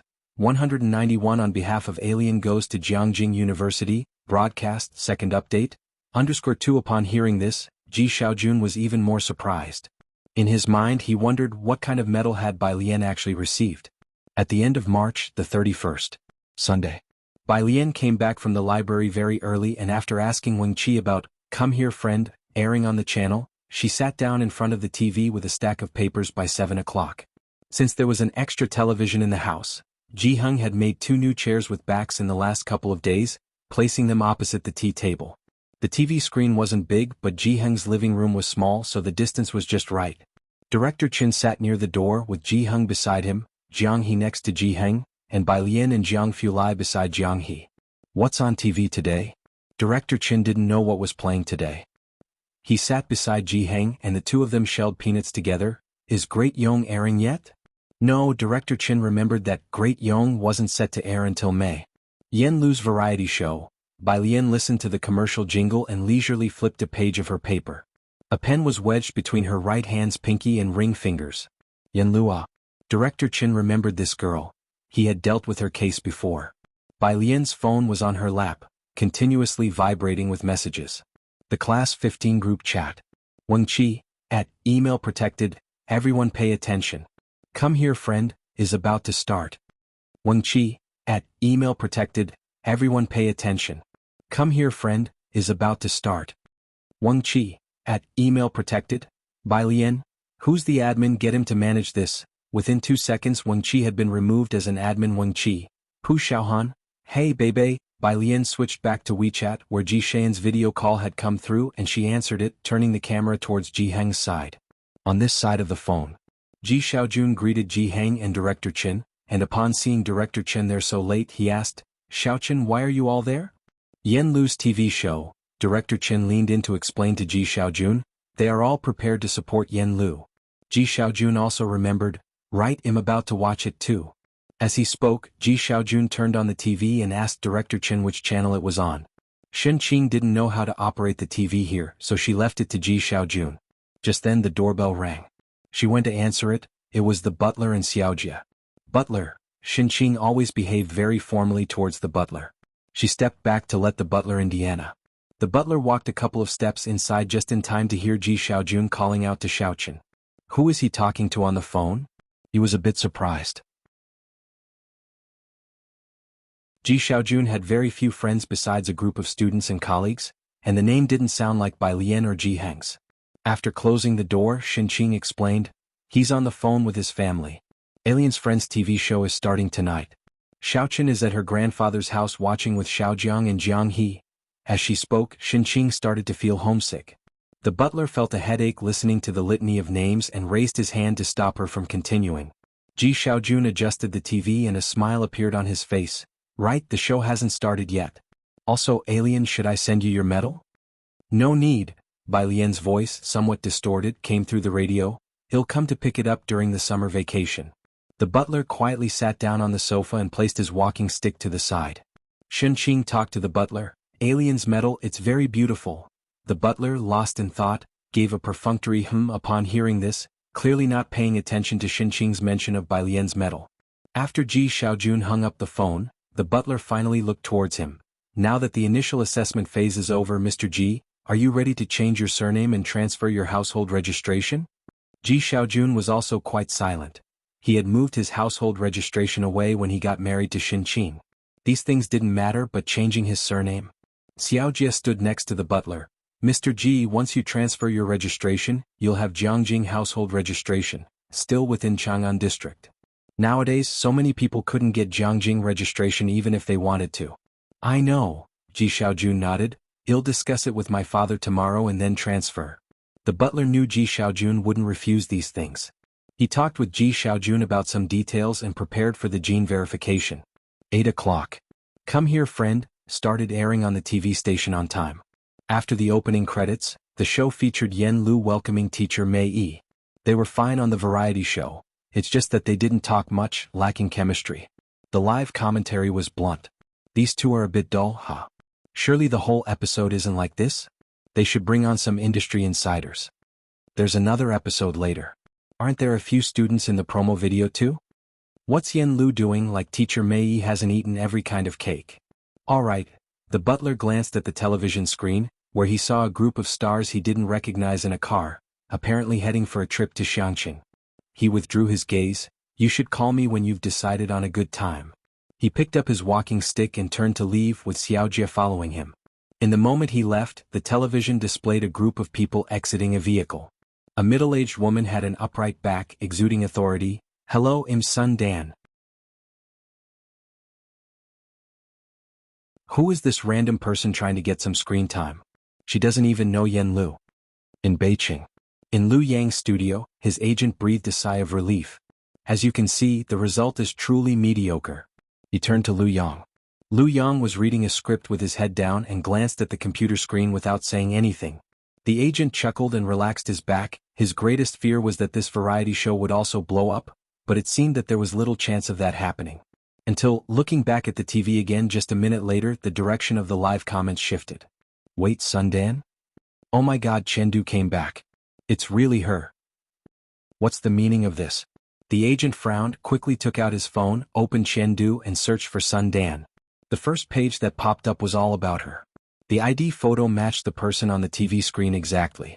The agent, reading the introduction below, was completely stunned.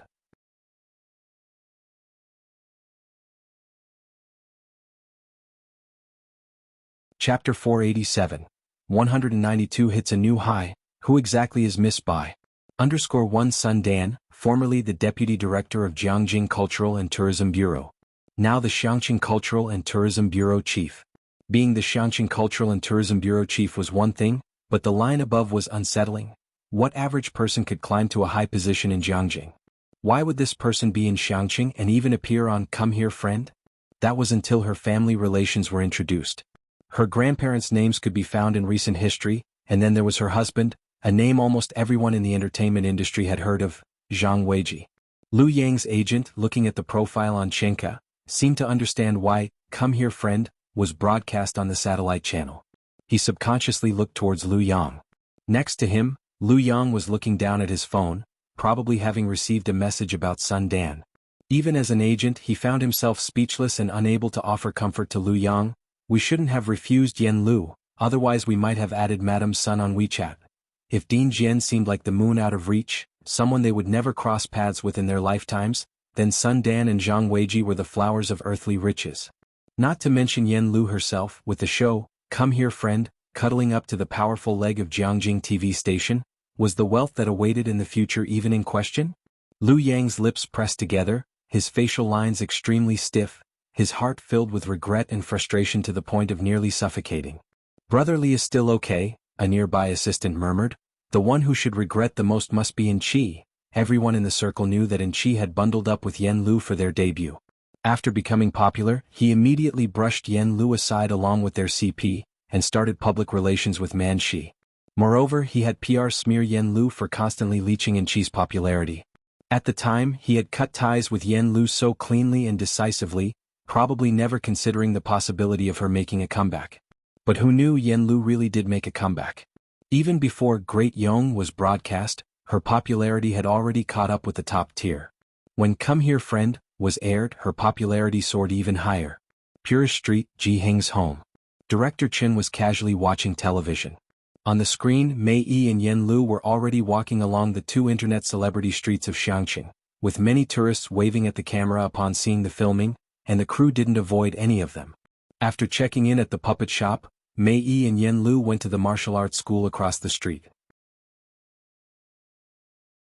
As soon as the door opened, they saw a group of bare-chested people practicing various weapons on the left, and the camera gave a close-up to a man wielding a long spear, his arms tanned and muscled, with sweat dripping down along the lines of his muscles. Family got an urgent matter and him heading to Xiangqing, sprinted. To the right, on several rows of wooden stakes, only one strong and stern man was hopping lightly across the stakes on the right. Holy crap, is that light-body Qinggong? Have I just not been online for a few months? Has Xiangqing secretly been cultivating immortality behind our backs? Seems like we can no longer hide our magic from foreigners. Lighting a cigarette? Officials, give us his Weibo or video account. Director Chen, eating peanuts and with his legs propped up, watched and commented, Mr. Ming doesn't fit in at all. As he spoke, on TV Mei Yi handed a long spear to Yen Lu. Wanna try the spear you usually use? Yen Lu took the long spear. Director Chen was startled. He put down his peanuts, sat up straight, and clapped his hands without blinking an eye at the screen. She knows how to use a long spear too? On the screen, Yen Lu was dressed in a loose casual outfit. Her smoky blue short hair lightly swayed with the wind, and she held the spear in her right hand and pressed the butt with her other hand. Using her waist strength, the spear then thrust forward like a swimming dragon, swiftly stabbing behind her. The camera perfectly captured her poised stance, casual yet effortless. The people practicing long spears next to her were genuinely impressed. I haven't learned it well, Yen Lu smiled. I didn't manage to bring out even 1/10 of the might of this move. Viewers began screaming frantically in the bullet comments. Is this a backthrust spear technique? I've never been so excited for Great Yong. Not like this, you're calling this not learning well? Yen Lu isn't being modest. Look at her smile, she's definitely thinking of someone who plays it better than her. So who is that person? Not just the online commenters, even Director Chen took a deep breath. He stared at the screen, then remembered and took out his cell phone to send a WeChat message to the elder. She's even more proficient than you Hongyi, Director Chen said excitedly as he looked at Jiang Fulai and Bai Lian, and she even says she hasn't learned well? Jiang Fulai was sitting loosely in his chair, appearing uninterested in the TV, only glancing at Yen Lu's spear. Average.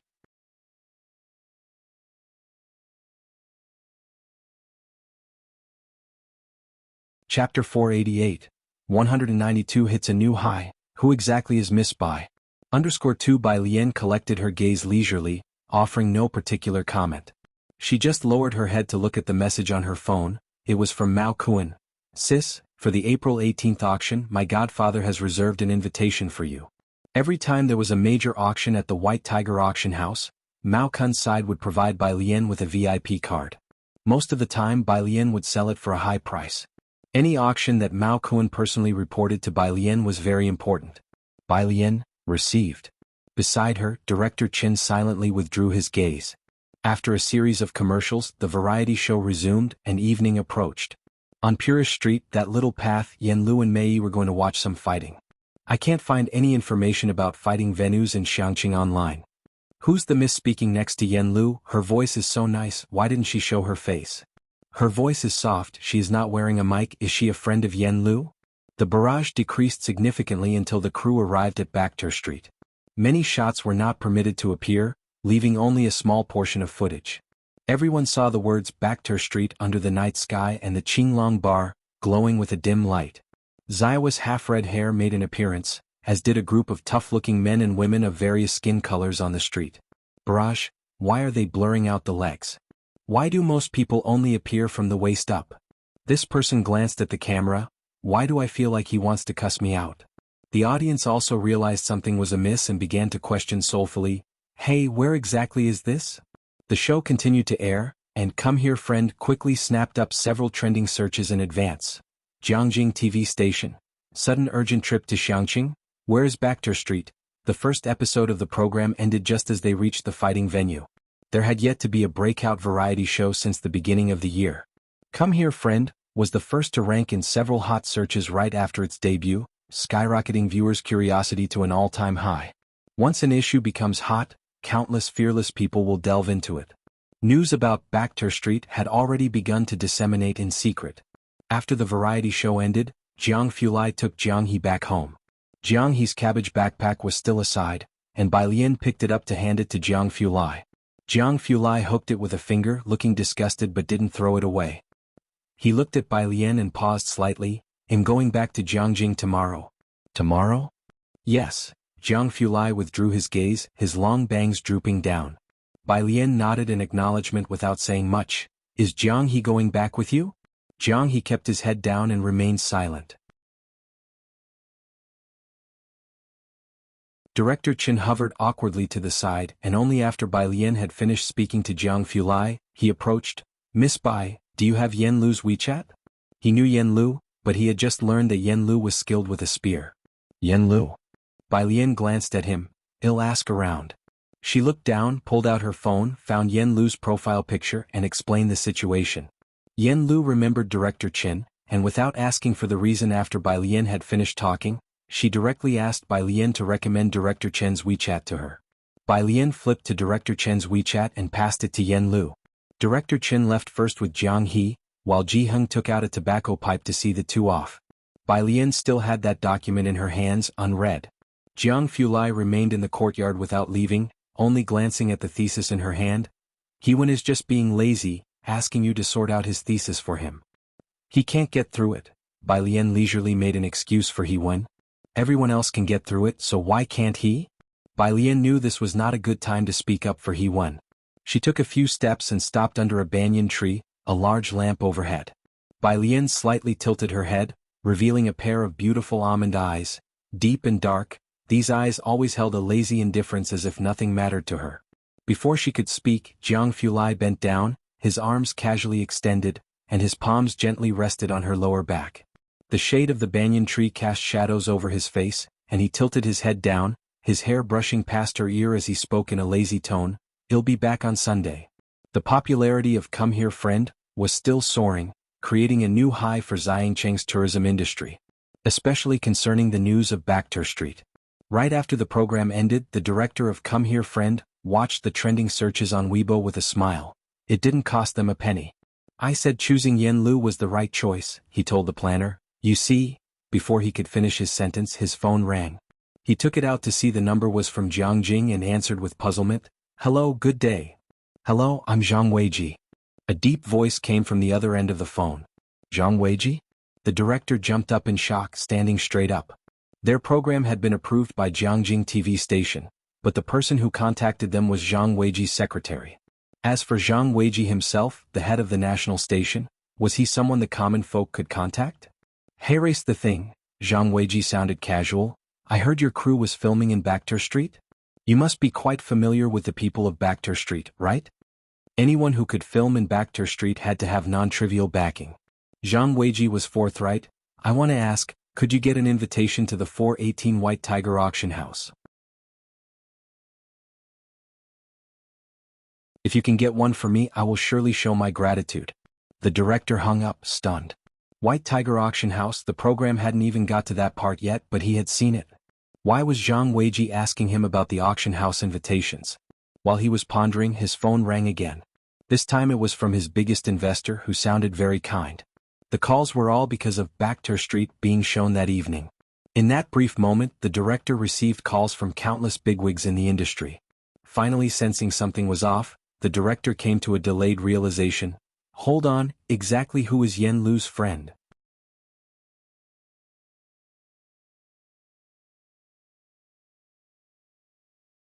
Chapter 489, Director Jian's phone call, Alien's grandmother, second update, _1 The other members of the show crew looked at each other in bewilderment. The director's heart pounded as he lowered his head to answer Yen Lu's call. The tickets were from Bai Lian, the person was arranged by Bai Lian, the director knew the key to the entire matter lay with Bai Lian. Yen Lu's call connected quickly and she was somewhat surprised. "Director?"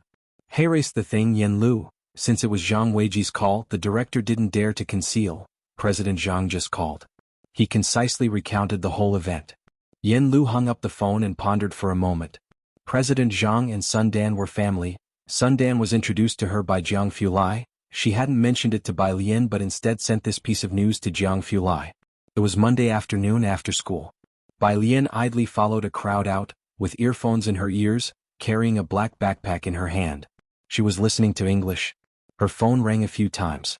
It was from Jianghu and Jianghe. Jiang teacher. Image, Jiang teacher. Landed, Jiang Xiaonyao, a Jiang Xiaonyao, a Jiang Xiaonyao, Not knowing what had happened on the plane, as soon as Jianghe landed, he started to flood Bai Lian's screen with messages. Bai Lian couldn't help but laugh upon seeing the consecutive messages from the two of them. She leisurely replied to Jianghe with a period and then opened the photo sent by Jianghu. It was raining in Jiangjing. Rain was rare in Xiangqing. Bai Lian snapped a photo of the clear sky to send to him. The school gate was not too crowded at the moment. Su Nanjing was sitting on the curb talking on the phone with Xiao Bingwen. He raised his eyebrows. You say she has a black background? Su Nanjing had heard the name Yen Lu more than once, and at this moment he was quite surprised after Xiao Bingwen explained. The one we saw at the fight club, that was her, Xiao Bingwen said calmly, backed her street, daring to film with a camera. Do you believe she has no backing? Su Nanjing saw Bai Lian. He stood up and waved her over. However, I heard Yen Lu is in seclusion, no one can reach her, Xiao Bingwen spoke. In waiting for Leng Shuhe, his teacher can definitely contact Yen Lu. Leng Shu's teacher was Director Jing, and Director Jing was Yen Lu's composer. Su Nanjing uttered a and questioned about something else. Did you find the person you mentioned? It's not that easy to find, Xiao Bingwen sighed. That person is even more mysterious than He Wen. Even Jiang University officials can't find any hidden news, while we at least know who He Wen is and his appearance. So the new talent meetup is definitely not happening? Su Nanjing also felt astonished. Jianghu didn't go last time either. You can't compare it to that, Xiao Bingwen laughed and then said seriously, after I meet with Shuhe, he'll head to Xiangqing. Before, Director Chen and his team had received an auction invitation. Sure, he'll hang around Bakhtar Street these days to dig up some news, Su Nanjing said languidly. As Bai Lian approached, Su Nanjing ended the call and carelessly stuffed his phone into his pocket, giving Bai Lian a hooked lip smile. He'll take you home. Ever since the motorcycle incident, Su Nanjing had been extraordinarily attentive to Bai Lian. Bai Lian was not one to be cajoled. Thank you. No need to thank me for this, Su Nanjing smiled with raised eyebrows. With Jianghu returning to Jiangjing, he ought to fulfill his role as the guardian. Bai Lian took her seat in the back. Su Nanjing started the car, turned on the music and leisurely drove onto the road. Just as the music began, it suddenly switched to English reading.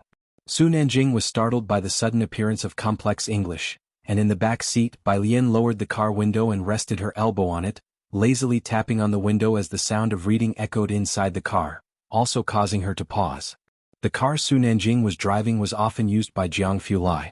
As soon as the car started, the Bluetooth automatically disconnected from the earphones and connected to the car audio. Bai Lian slid down, turned off the Bluetooth. Sorry. It's okay, keep it on, otherwise I might lose my driving privileges when Jianghu comes back. Su Nanjing looked into the rearview mirror and held back his laughter after realizing it. But he wasn't joking. Bai Lian silently lowered her head. Su Nanjing rounded a corner and laughed again. Bai Lian, have you considered my earlier proposal? The matter of acknowledging a godmother. Bai Lian still didn't respond. Su Nanjing went on, then, how about adding my mom on WeChat? She's wanted to see you for a long time. He was settling for the next best option. Adding WeChat wasn't a big deal. This time Bai Lian didn't refuse. She leaned against the car door, the wind tousling the hair on her forehead. Just as she was about to speak with Su Nanjing, her phone rang. It was Director Jing. What have you been up to recently? On the other end of the phone, Director Jing raised his hand to silence the music in the classroom, his voice quite exasperated.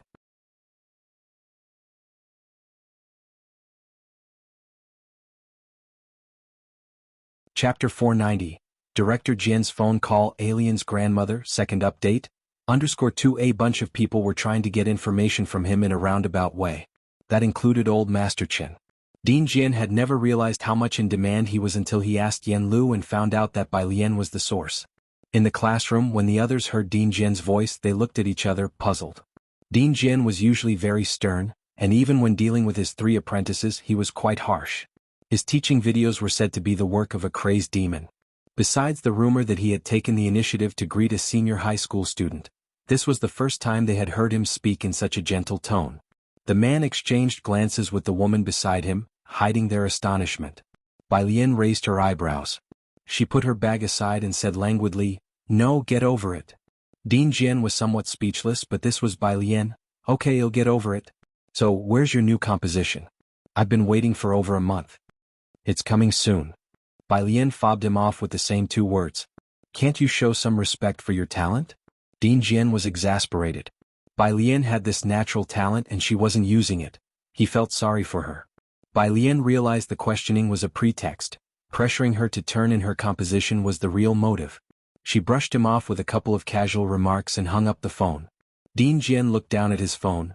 Forget it, he looked at the 5 or 6 people in the classroom, his expression returning to its usual seriousness. "That's all for today's lesson." He took his phone and left. In the classroom, the woman wearing a camel-colored knit stood up. She picked up her scarf. "Senior brother, who do you think our teacher was just talking to on the phone?" With that attitude, the man picked up his guzheng, his eyes deep. "The new composition, must be that composer he's working with, I suppose." Lung Shuha took a deep breath. "I think so too." On Bai Lian's end she had just hung up the phone. The light was red, so Su Nanjing glanced in the rearview mirror and casually asked, "Who was that?" The tone didn't sound like it was Jianghu Lai or a classmate. "An old friend." That's how Bai Lian described Dean Jian. "You seem to have a really good relationship with your old friend." Su Nanjing tapped his fingers on the steering wheel. He was just bored waiting for the light and tossed out a couple of questions. The light turned green and he drove off. Soon they arrived at Purist Street. Bai Lian thanked him and got out of the car. Looking through the car window, Su Nanjing saw a bleached blonde guy crouching at the corner of the street. As soon as the blonde guy saw Bai Lian, he stood up quickly, handed her something, and because Bai Lian turned slightly to the side, blocking part of the view, Su Nanjing couldn't see clearly. He just took out his phone to report to Jianghu Lai. "There's some freak talking to alien." He described the blonde guy quite roughly. Then he found Bai Lian's WeChat, opened her contact information, and recommended her to Gao Yan. Gao Yan saw the message and raised her eyebrows. "Who is this?" No wonder, Gao Yan asked. Bai Lian's ancient city tower profile picture really made her look like an elderly person. Su Nanjing replied at his leisure. "It's Bai Lian."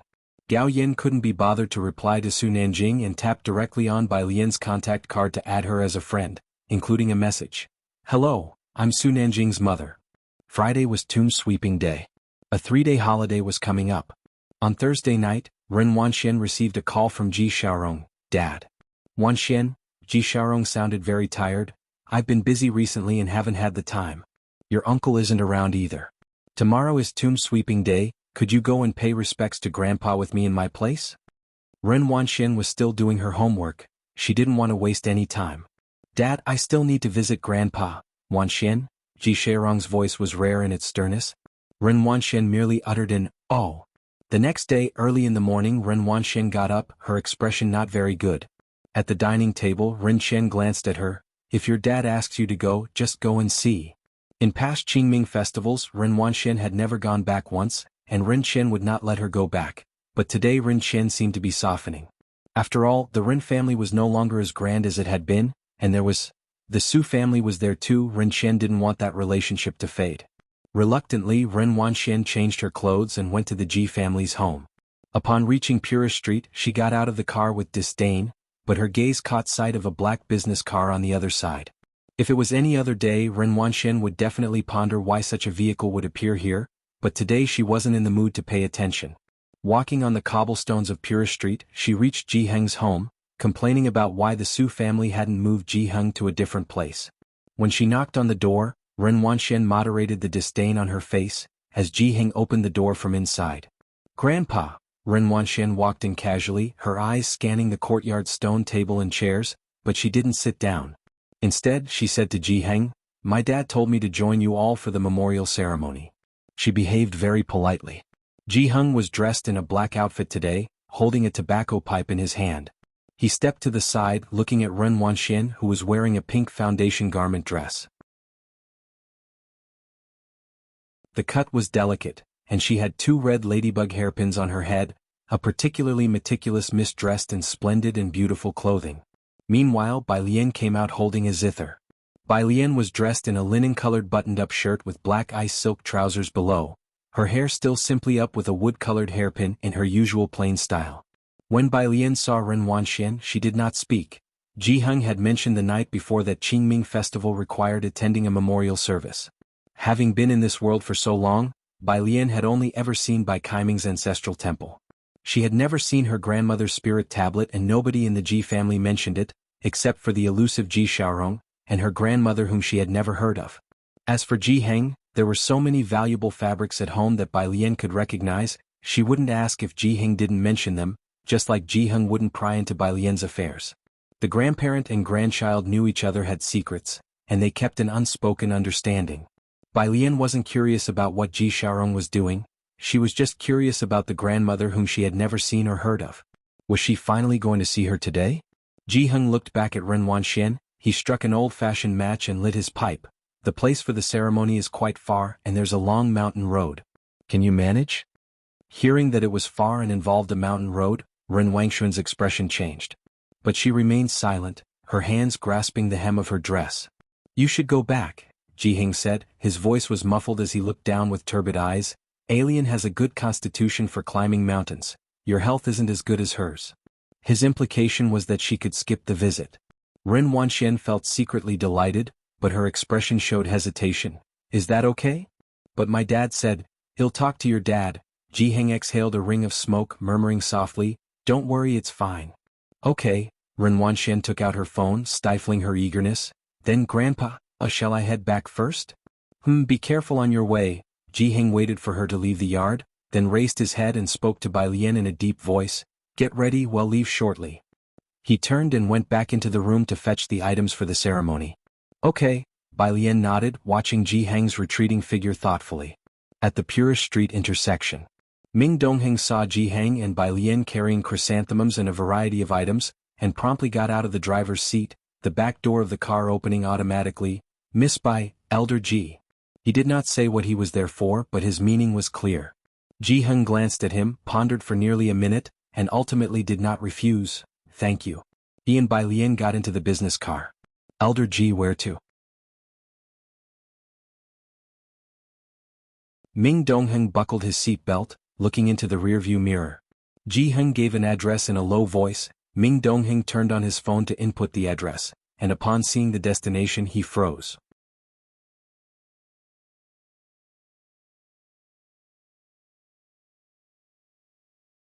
Chapter 491. Ji Family's Medal Number 194, Miss Bai's rank _1. Jianghu's destination was Nanling Mountain. Nanling Mountain wasn't a public cemetery but an upcoming tourist attraction under development below Xiangqing, with several renowned people's graves nearby. Located at the southernmost point of Xiangqing, the mountain range stretched on endlessly. The roads were tricky, with half of them under expansion to prepare for the tourist route, and Nanling Park was still pending opening. Ming Dongheng drove slowly to the edge of Nanling Mountain, where Jianghu asked him to stop at a spot. Bai Lian, carrying items for the memorial service, followed Jianghu as he got out of the car. The attraction wasn't open until summer vacation, but at the entrance they could already see signs with 4 routes, directing to Nanling Park, Nanling Mountain, Guishan Tomb, and Hongye Hotel. The signpost was very new. It must have been installed not long ago. Ming Dongheng, sitting in the driver's seat, looked up at Bai Lian following Jianghu along one of the paths and couldn't help but pick up his phone. Ming Dongheng, it's Qingming Festival today. Miss Bai, what are you doing at the tourist attraction? Ming Dongheng, are you paying respects at Guishan Tomb or the General's Tomb? Su Nanjing, don't forget to come pay respects later. Su Nanjing was at Martyr's Mausoleum. Nanling Mountain. Jianghu hadn't taken Bai Lian to the tourist attraction but led her deeper into isolation along the mountain paths. The route was challenging, but Bai Lian tread easily, and Jianghu's breathing remained steady. They walked for about 15 minutes. Finally Bai Lian saw 3 tombstones. Jianghu stopped in front of the last one, which was the only one with an actual grave. The other 2 were cenotaphs. The tombs looked well tended and clean, without a single weed, suggesting someone had been regularly maintaining them. I brought Alien to see you. Jianghu squatted down, brushing off the barely visible dust on the tombstone. You probably haven't seen her. As he spoke, he looked towards Bai Lian with an unfamiliar gentleness in his deeply furrowed eyes. Come, let her see you. Bai Lian stepped forward, reading the inscription on the tombstone, the tomb of Ji Wanxin Ji Wanxin. Was this her grandmother? Bai Lian placed down the chrysanthemums in her hand, bowing respectfully. Such a tender name. Ji Heng kept silent.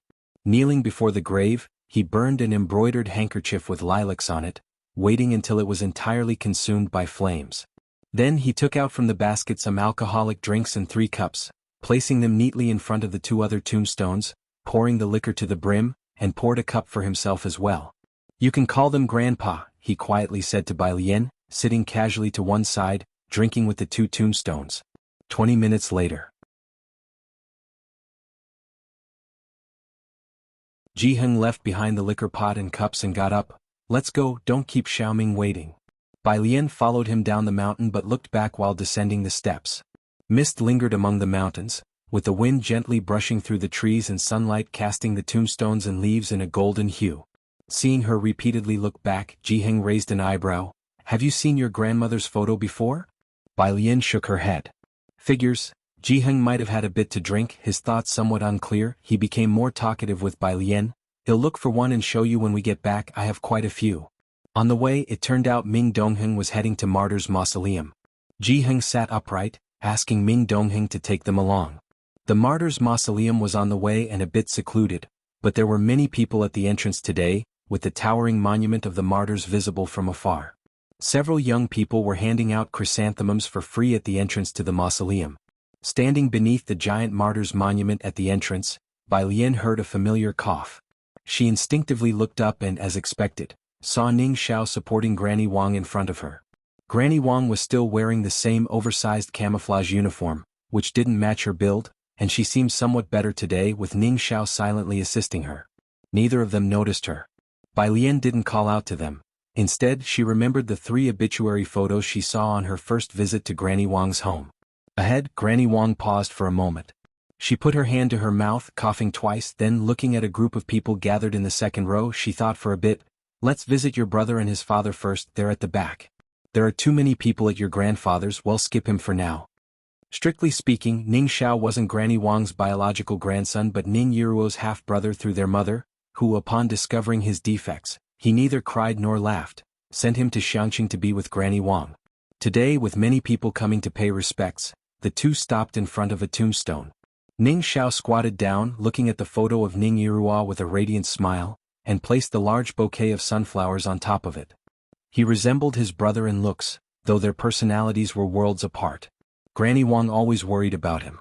Most offerings were chrysanthemums, what they prepared for the other ancestors in the mausoleum.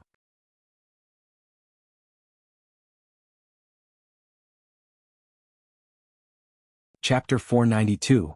G Family's Medal Number 194, Miss Bei's rank _2 only Ning Yiruo is like a sunflower. Ning Xiao reached out to touch the jade gourd on his neck. Afternoon. Bai Lian sat at her desk, the sun slanting in through the window. To the right were stacks of books, and under a nearby inkstone, a piece of white paper lay pinned down, inscribed with several lines of shorthand musical notation. The room's door was open, and Ji Heng entered from the courtyard holding a dark old wooden box in his hands. The box was locked with a small padlock. Take a look inside, said Ji Heng, seeing that she wasn't doing homework, and he placed the box in front of her and handed Bai Lian the small key. These are photos of your grandmother. Bai Lian reached out for the key and bent her head to insert it into the lock. Ji Heng stood by and watched as she opened the small wooden box. What met her eyes first was an old black and white photo of a woman in a traditional cheongsam, dignified and elegant, her features exuding an extraordinary Eastern charm. Besides that one there were many more. Almost every single one featured a cheongsam, and a few thin sheets appeared to have been cut from books, newspapers or magazines. They had been well preserved. Ji Heng, who smelled slightly of smoke, let his gaze fall on the photos, his turbid eyes revealing hardly any emotion. Bai Lian gently flipped through the pile of old pictures, delicately holding the edges of those cut from newspapers, exceedingly cautious in her movements.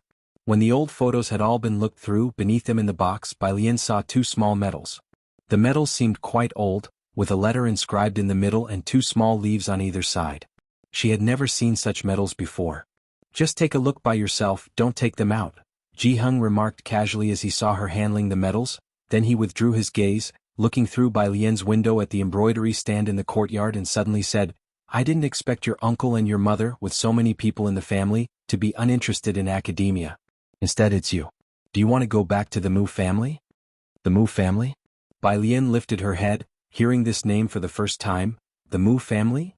My biological parents' house, though I didn't grow up in the Mu family, explained Jiheng nonchalantly. The Mu family, they're researchers quite formidable in the past, but their situation isn't too good now. Jiheng frowned and paused.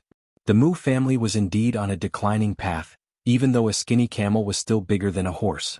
Oh, Bai Lian replied, carefully placing the medals and photos back into the box. No need. She intended to apply for the laboratory at the Ma Institute. Jiheng gave Bai Lian a look, not pressing the issue further.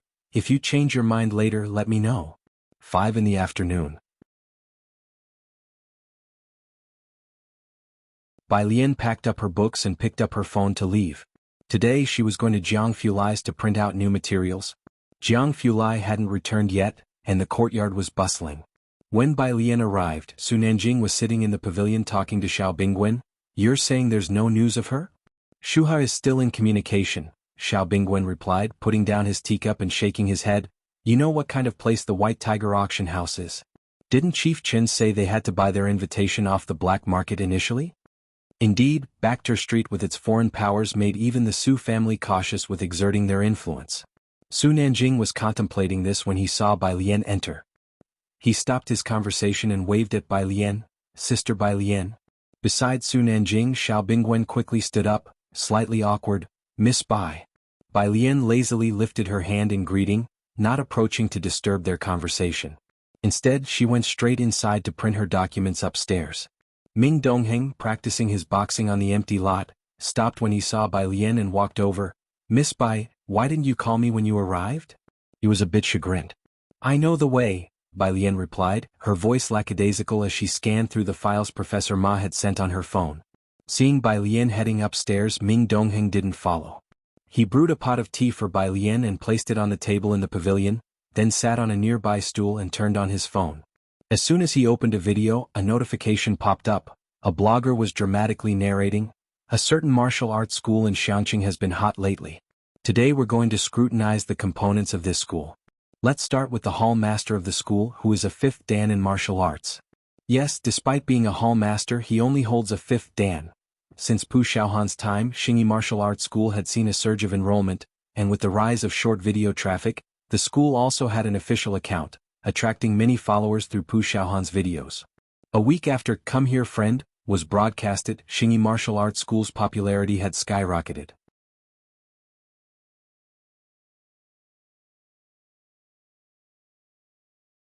Chapter 493, G Family's Medal Number 194, Miss Bai's rank _3. Every advantage has its disadvantage, and with it come problems. Netizens began to doubt the authority of the Xingyi Martial Arts School. Ming Dongheng watched the video and frowned. Why do you keep repeating this video? Su Nanjing looked over at Ming Dongheng. I've invested in this martial arts school.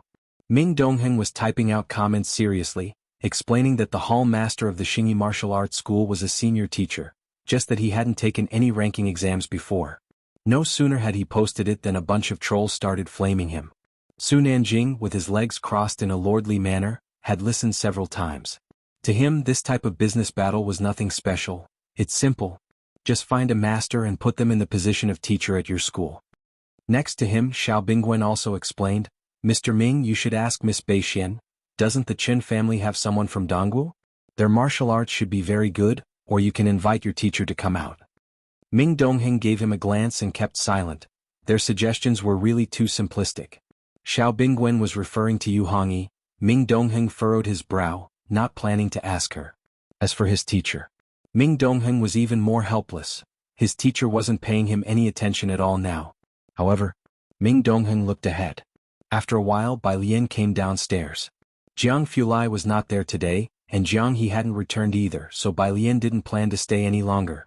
Sister Bai Lian, Su Nanjing pointed at the teapot on the table with a smile. Xiaoming especially brewed this tea for you. Won't you have a cup first? Bai Lian halted in her steps, clad in a linen-colored top and black trousers. The sun was about to set, casting golden rays of light on the tips of her hair and her clothes. She looked towards the gazebo, pondering for a moment before walking this way. Ming Dongheng hurriedly poured her a cup of tea. Bai Lian sat beside him with a stack of papers in her hand, newly printed literature that was still warm. Her wrist casually rested on the table as she took the tea Ming Dongheng handed to her with her other hand. Xiao Bingwen looked at the thick stack of papers curled in by Lian's hand. He didn't make out what it was, only glimpsing lines and numbers through the sheets. What is this? He remembered Bai Lian hadn't been carrying anything when she arrived. Printed materials? Bai Lian replied languidly. You came all this way just to print materials? Su Nanjing was sitting on the other side, looking at the papers in Bai Lian's hand. Bai Lian sipped her tea and casually said, Yes, it's safer here. What part of Xiangqing isn't safe? Su Nanjing laughed, while Xiao Bingwen also seemed to be taken aback into silence. Bai Lian gave a languid smile. The literature she was looking at had been sent to her by a member of the Ma Institute, containing lots of experimental data, some of which were classified. The scholar trusted her greatly, hence she usually printed them at Jianghu Lai's place. Printing shops outside required file copying onto their computers, which wasn't secure. Once Bai Lian finished her tea, she picked up the literature and stood up to bid them farewell. Ming Dongheng stood up before Su Nanjing, his key already in hand. Miss Bai, let me drive you home. Never mind. Bai Lian was about to decline when she saw Ming Dongheng hesitate. She thought for a moment and then said, You can take me to the bus station. Behind them, Su Nanjing was somewhat speechless at Xiaoming's quick action. In the car, as the bus station drew closer, Ming Dongheng had a stern face and seemed hesitant to speak. In the back seat, Bai Lian was flipping through the literature, not even lifting her head. Speak. Ming Dongheng slowed down and stopped the car. This time he didn't hesitate and just asked directly, Miss Bai, what rank are you in martial arts?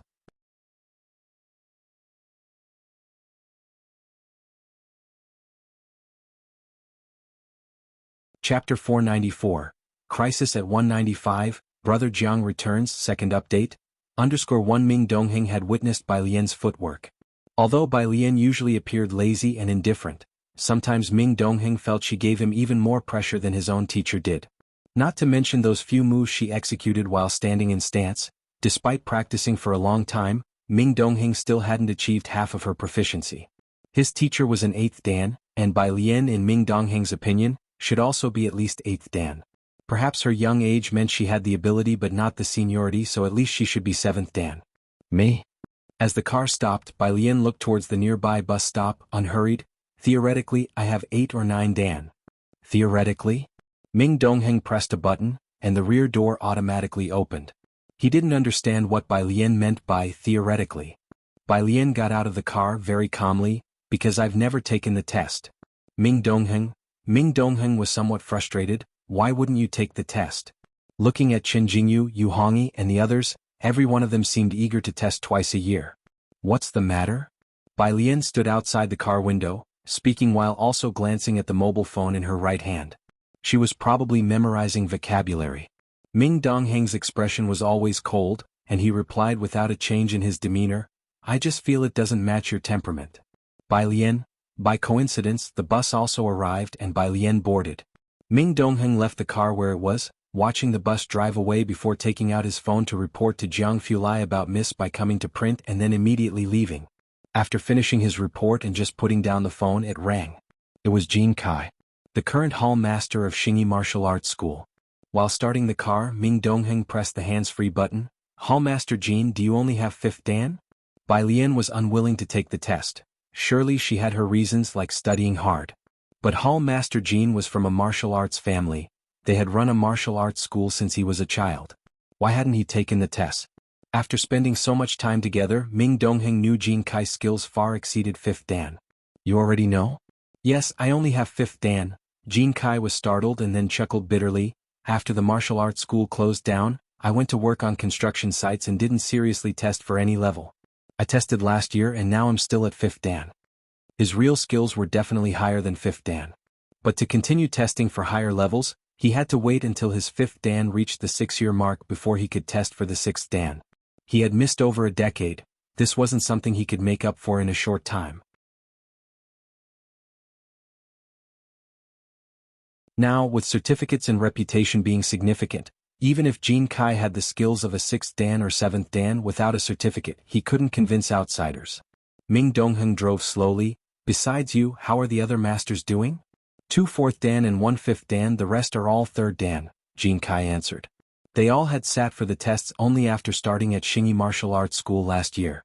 Before that, as the martial arts school declined, they were busy with their livelihoods and never imagined, under Secretary Zhou's suppression, the martial arts school could reopen, so they didn't continue testing. Come Here Friend went viral and netizens scrutinized everything. Xingyi Martial Arts School already had students who came across similar video posts complaining about the school's teachers and hall master as being average with not even a 6th Dan instructor. They even said their spear performance wasn't as good as Yen Lu's. Many net users believed Xingyi Martial Arts School should live up to its name and felt it was even inferior to Jingfeng Taekwondo. Meanwhile, the people from Jingfeng Taekwondo took this opportunity to market their Muay Thai 8th Dan instructor online. Jin Kai regretted for the first time not taking his levels more seriously. This month is the recruitment season, Jin Kai said gravely. I'm afraid they might be influenced by online chatter and just like before, all go to Jingfeng Taekwondo. Miss Bai would be very disappointed, wouldn't she? Let's think of another way, Ming Dongheng squinted. Perhaps the situation isn't as bad as it seems. Sunday evening. 5:30 p.m. At Xiangqing Library, Ning Xiao packed up early, lowering his voice. I'm heading home first. Everyone should go, Bai Lian said to the others, methodically sorting files at a leisurely pace. After dinner I'll be just in time to watch the second episode. Tonight, the second episode of Come Here Friend would be broadcast. Ning Xiao and Tang Ming walked in front, with Jianzhi trailing a step behind them. Yang Lin had left in the afternoon, while Pu Xiaohan couldn't sit still at noon, claiming she needed to go to Internet Celebrity Street to shoot a video. Bai Lian moved slowly, leisurely trailing behind everyone else. It seemed cold at the library's entrance. The three in front slowed their pace and Tang Ming, who had been chattering non-stop, suddenly fell silent. Bai Lian, looking at her phone with downcast eyes, sensed something and looked up towards the street. A car was parked at the door. Beside it stood a tall, lean figure with a casual and relaxed posture, eyes lowered, looking at a child squatting by his feet, pinching the corner of a blanket with two pale fingers.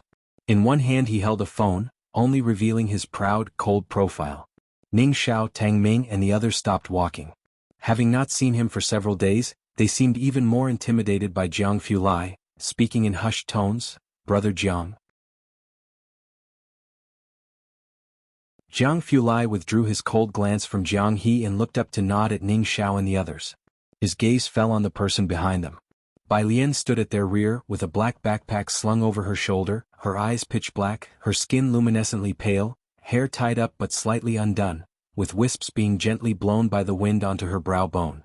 The setting sun cast its light on her eyes, brows, and the white garment she wore, making her stand out even more. The bus arrived and Ning Xiao along with Tang Ming and the others departed. Bai Lian sauntered slowly towards Jiang Fulai, crossing into the light and stopping in front of the two, looking down at Jiang He. "What's wrong with him again?" Jiang Fulai put his phone in his pocket, lifted his hand to lightly brush the hair from her brow bone to the side, casually glancing at Jiang He with an indifferent tone. "He left his pillow behind, so he's sulking." Bai Lian nodded, looking at Jiang He. "Your bag, my grandfather has finished making it. Aren't you going to get up?" Finally Jiang He looked up. He watched Bai Lian expressionlessly and then stood up to grasp the hem of her clothing. In the evening, the second episode of Come Here Friend was broadcast. At Jiang Fulai's residence he hadn't returned. Su Nanjing looked outside. Didn't young Master Jiang arrive in Xiangqing early? Why hasn't he come back? He knows many people. I don't know if he can get us an invitation. Can't buy one on the black market? Ming Dongheng came in from outside. Xiao Bingwen nodded. It's a bit difficult this time.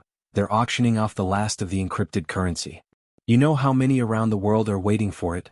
Our country isn't at an advantage. The White Tiger auction house was foreign capital, connecting with foreign powers. As he spoke, Xiao Bingwen noticed the time had come. 8 p.m. He placed the computer beside him on the coffee table, opened the web page and jumped to the live broadcast of Come Here Friend.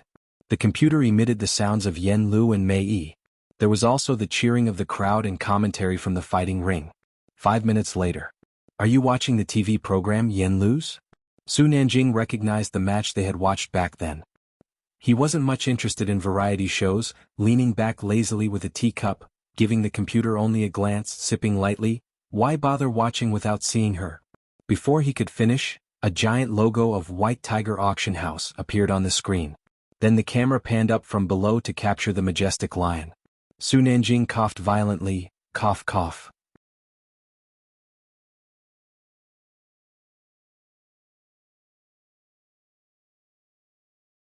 Chapter 495, 196 Issue 2.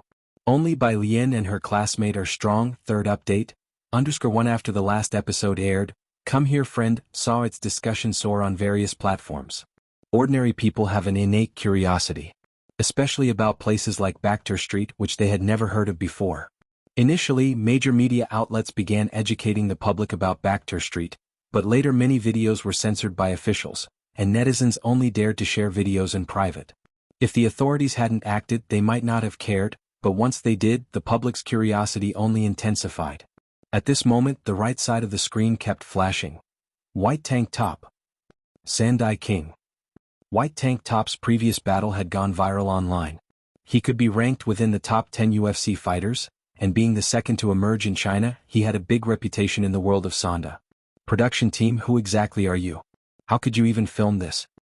If the production team can interview White Tank Top, it'll be your fan for life. Right after the fight scene aired, the audience was boiling with excitement, and the next second the scene switched to White Tiger Auction House. The barrage was not as fervent. White Tiger Auction House, where is that? So luxurious. I've also experienced being rich for once. Not many people knew about White Tiger Auction House. When they were filming, White Tiger Auction House wasn't open for business, so the audience just enjoyed something novel.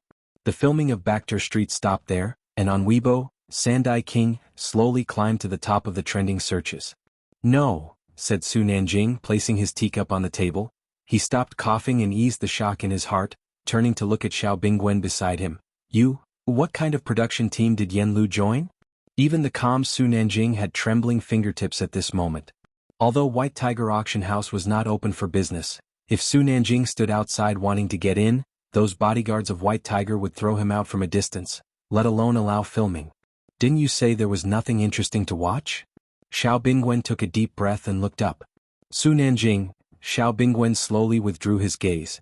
He saw the program switch to Yen Lu and Mei Yi buying groceries, anticipating that the Bakhtur Street segment had come to an end, so he closed his laptop, belatedly explaining, I have nothing to do with Yen Lu. The production team definitely has links to them. Su Nanjing tapped his fingers on the table, put away his astonishment, sat up straight, and had already realized the importance of this matter. Try probing Leng Shuha again. Xiao Bingwen nodded. Su Nanjing looked down again, taking out his phone to send a message, instructing someone to investigate the production team. Get the production team to interview White Tank Top. Su Nanjing put away his phone and, recalling the recent barrage, muttered, They really dare to dream. Even Xiaoming can't get a single photo of White Tank Top. The Ji family. Jiheng hadn't seen Jianghu for several days. At the moment, Jiheng was hugging him while sitting in a chair watching a variety show, and Jianghu held a package embroidered with a lifelike bok choy. He was watching the television curiously with wide eyes. The several people in the room didn't have much interest in the auction house. They had all been there before. Bai Lian leaned back in her chair lazily, watching casually.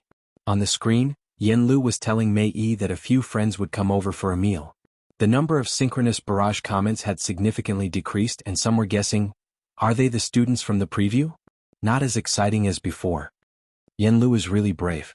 At this point, ordinary people would be inviting a few celebrities, but she actually only invited non-celebrities. Fans of Yen Lu, take note, don't attack Yen Lu's non-celebrity friends. Heard there's a lawyer, I'm squatting on this, the production team is so awesome, it must be Zhao Jingzhou.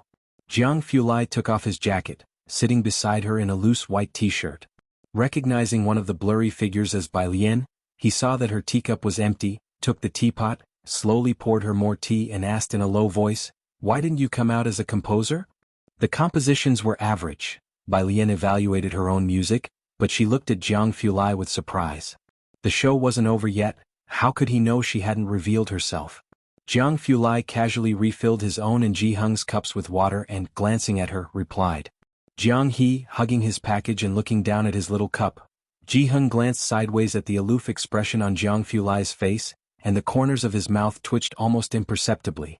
On the screen, the camera had already turned to a man and a woman discussing a topic. They weren't wearing mics and their voices weren't very clear, but one could vaguely make out what they were saying. Don't get it, what's the show about, who does questions on a show?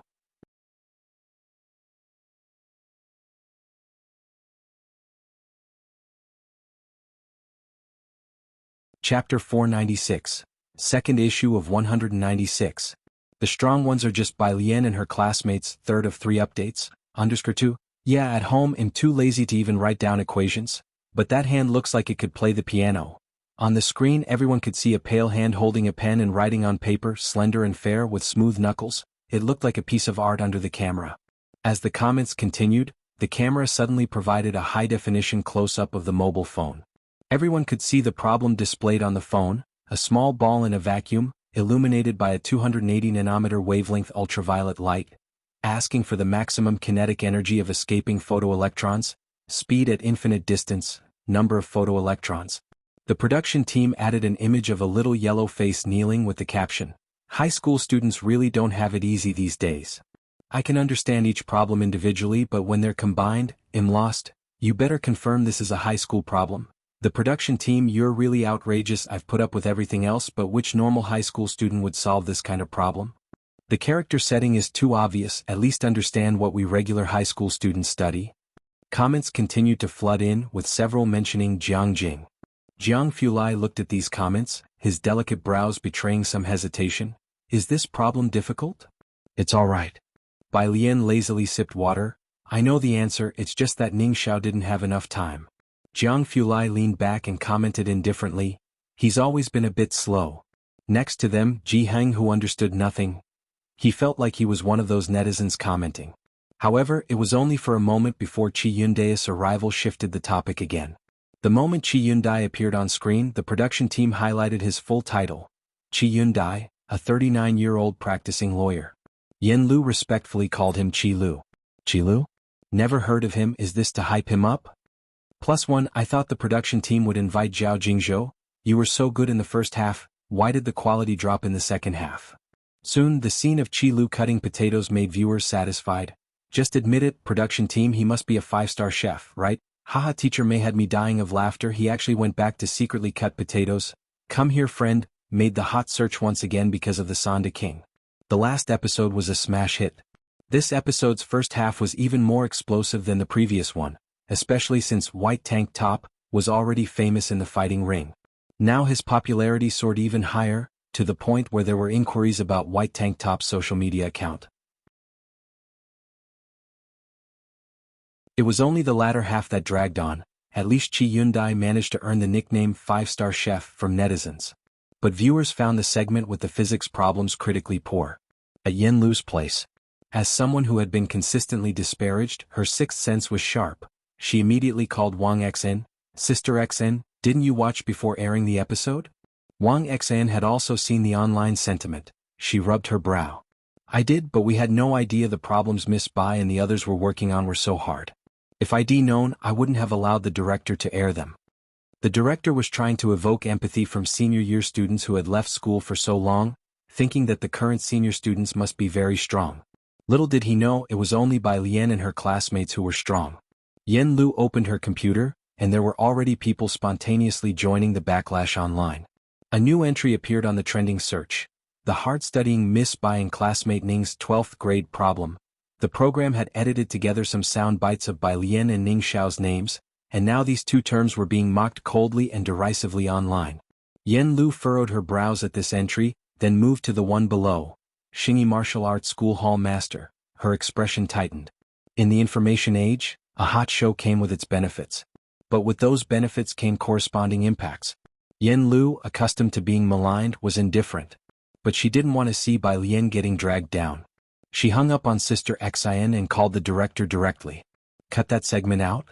The director didn't hesitate after hearing Yen Lu's suggestion. That's a good idea, don't worry. The information age moves quickly and this will blow over. It's just Miss Bai who, the director was somewhat afraid that Bai Lian would be angered. After all, people online were accusing her and Ning Xiao of putting on an act. She doesn't go online, Yen Lu sighed.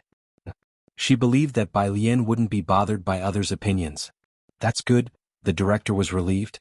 He lit a cigarette and instructed his team to edit the website's video content. Confused and frustrated, But how did Miss Bai and the others end up solving that kind of problem? He was genuinely perplexed.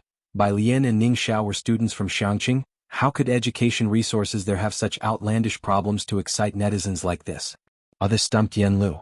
Yen Lu was not academically inclined and simply answered, "She does whatever problem she wants to." Indeed. On the other end of the phone, the director shrugged. After all, Miss Bai was so cool that the industry big shots had already called him. What was the big deal about her doing a problem? The director hung up the phone. Beside him, the assistant director stood up from his chair.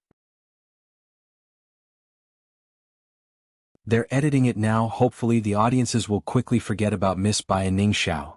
The director nodded, still holding his cigarette, his brow unrelenting. "How's Lawyer Chi doing right now?" "As you know, our show is on fire right now," the assistant director said, resigned. When they recorded the show, they never imagined it would become this popular. They just wanted to give Lawyer Chi some exposure but ended up overshooting. The show was too popular, and the audience's expectations were too high. Chi Yundai seemed too ordinary compared to Sun Dan on Baekter Street and the presence of white tank top. Editing could shave off segments with Bai Lian and Ning Xiao, but for Chi Yundai, the latter half was all about him. There was no way to make cuts. The director exhaled a ring of smoke and lowered his head to check his phone, opening the official Weibo account for "Come here friend. We can cut out Miss Bai's segments, but it's tricky with Lawyer Kai's part." As he spoke, he began to read the comments to gauge the current sentiment. Seeing a comment that read, "Those two students are so pretentious," he frowned and clicked delete. Yen Lu's and Mei Yi's fans were trying their best to control the situation, but there were too many outside viewers and they couldn't keep things under control. Scrolling to sort by popular comments, he saw the top one. "The production team is so amazing, you even invited Sun Dan. It's fine you couldn't get Dean Jian and Bai Jian for the latter part, but I thought the coming lawyer would be a Zhao Jingzhou." Feeling somewhat disappointed, Zhao Jingzhou, a lawyer so renowned online as Zhao Dezhuang, was the archetype of a strong first-class lawyer in the minds of netizens. The director couldn't help but laugh with irritation. Why don't they ask me to invite God over?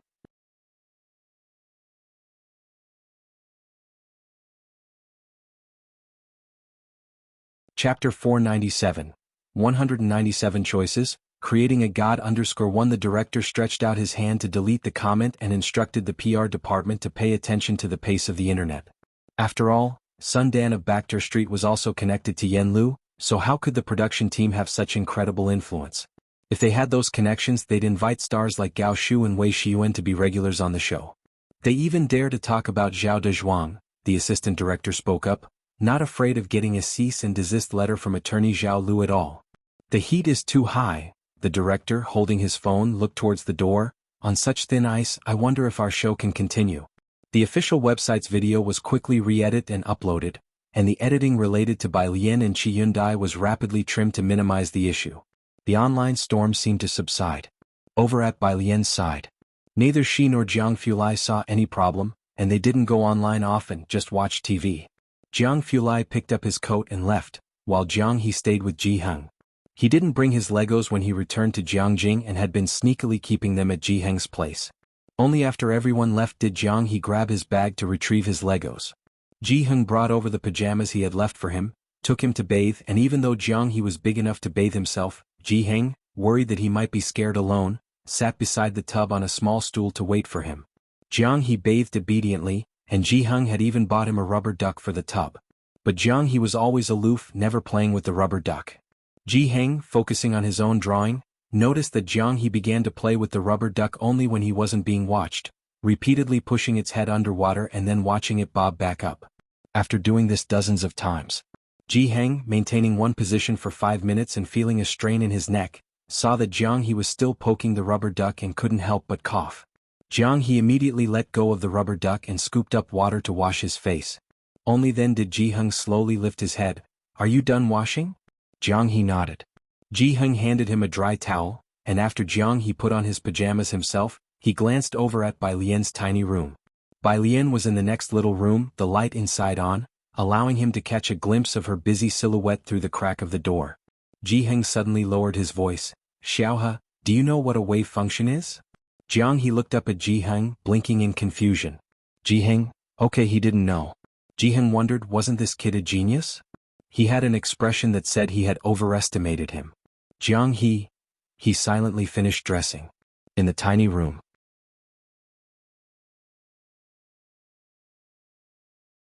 Bai Lian was carefully polishing a piece of jade with a triangular file, water dripping down the edge of the jade onto the machine, as the shape of a Kylan's leg started to emerge. She polished for a bit and then looked at it leisurely in the light. Not bad. What a master could polish in a few days took her a month, and even then it was barely passable. Fortunately, only Jianghu Lai's piece was urgent, Jiheng's was not. It gave her time to take her time with it. Monday classes as usual. Some students in class 15 were discussing the show from the day before. Yang Lin arrived early, and by the time Bai Lian got there, she was already earnestly working on her paper. Bai Lian pulled out a chair to sit down and took a notebook from her bag, pushing it towards Yang Lin. The notebook bumped against Yang Lin's elbow and she turned her head. "A notebook with physics and mathematics," Bai Lian said succinctly as she set down her bag. Glancing at her phone, she saw that Hewen had sent her a document. "Hewen, it's been too long since the college entrance exam, just take a look." "Hewen, the results of that last experiment were a bit strange. You seem to be busy, brief and to the point."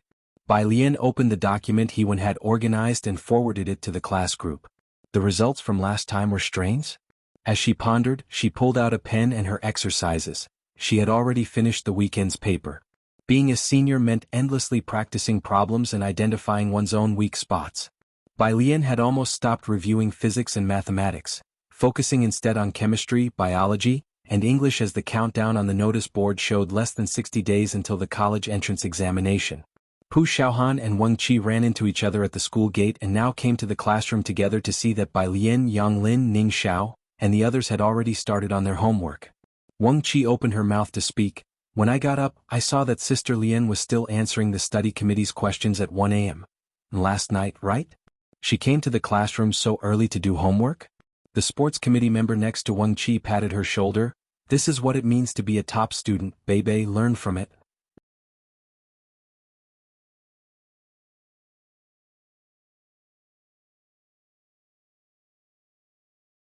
Chapter 498, 197 Choices, Creating a God _2 Wang Qi didn't speak, his gaze turning to Yang Lin. Bai Lian and Ning Xiao were still fine, the two didn't have to worry about other things. But Yang Lin was also working part-time. She was really pushing herself too hard. Next to Bai Lian, Yang Lin lowered her head and earnestly wrote out her test paper. When one is fighting for both livelihood and college entrance examination, no one feels tired. "Xiaohan, how's the progress on our graduation gowns?" a girl asked as she sat down at Pu Xiaohan's desk, inquiring about the graduation gown's progress. The school was about to organize the graduation photo session. Pu Xiaohan took out her phone, swiped through the screen to open a conversation with Jiheng, and showed her a recently sent picture. "It's this floral pattern." The girl's eyes lit up, then she remembered something. "Xiaohan, in last night's show, was that the top student and Sister Lian?"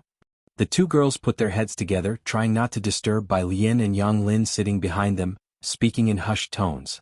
Because of Wang Qi's promotion, everyone in class 15 had watched Come Here Friend. There wasn't a clear front shot of any senior high school students, but there were shots of backs, arms and feet. Bai Lian and her group weren't wearing mics, but her temperament was too distinctive. Those familiar with her could tell it was her. Pu Xiaohan didn't directly answer, but the girl understood. "So it really was you guys.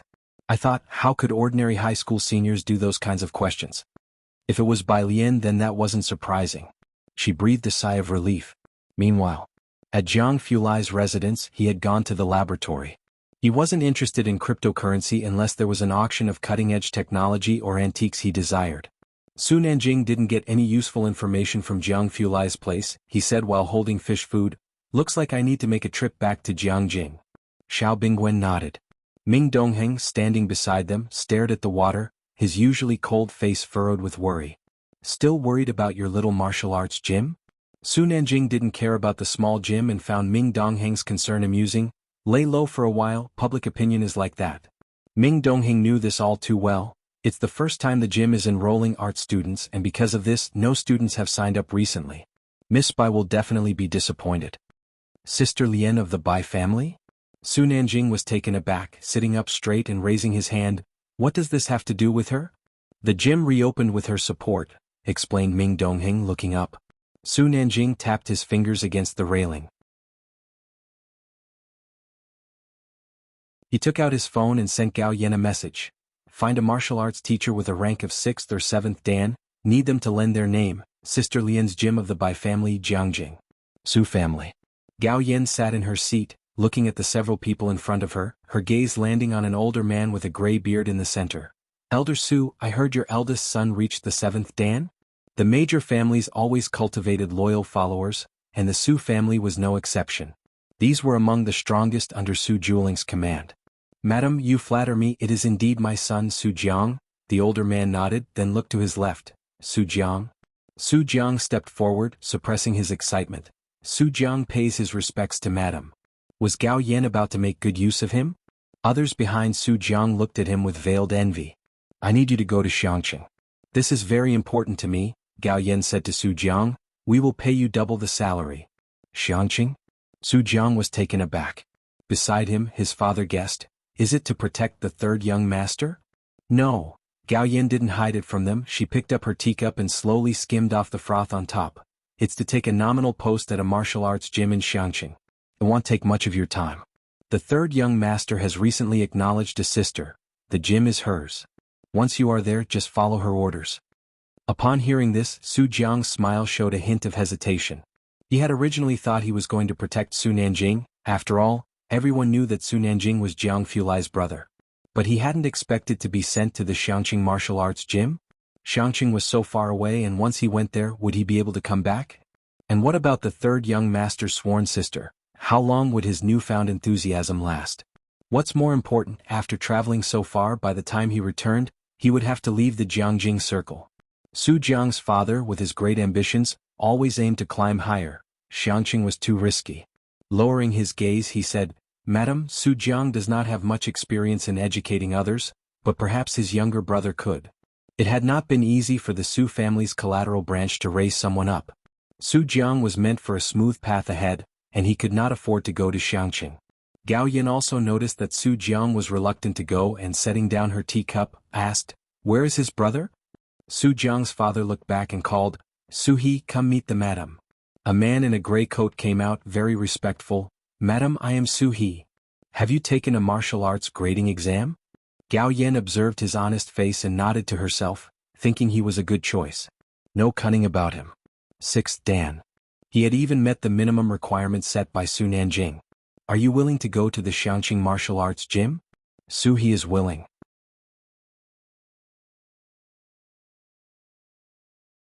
Gao Yen, satisfied, said, All right, pack your things and head to Xiangqing tomorrow. The third young master's people will meet you there.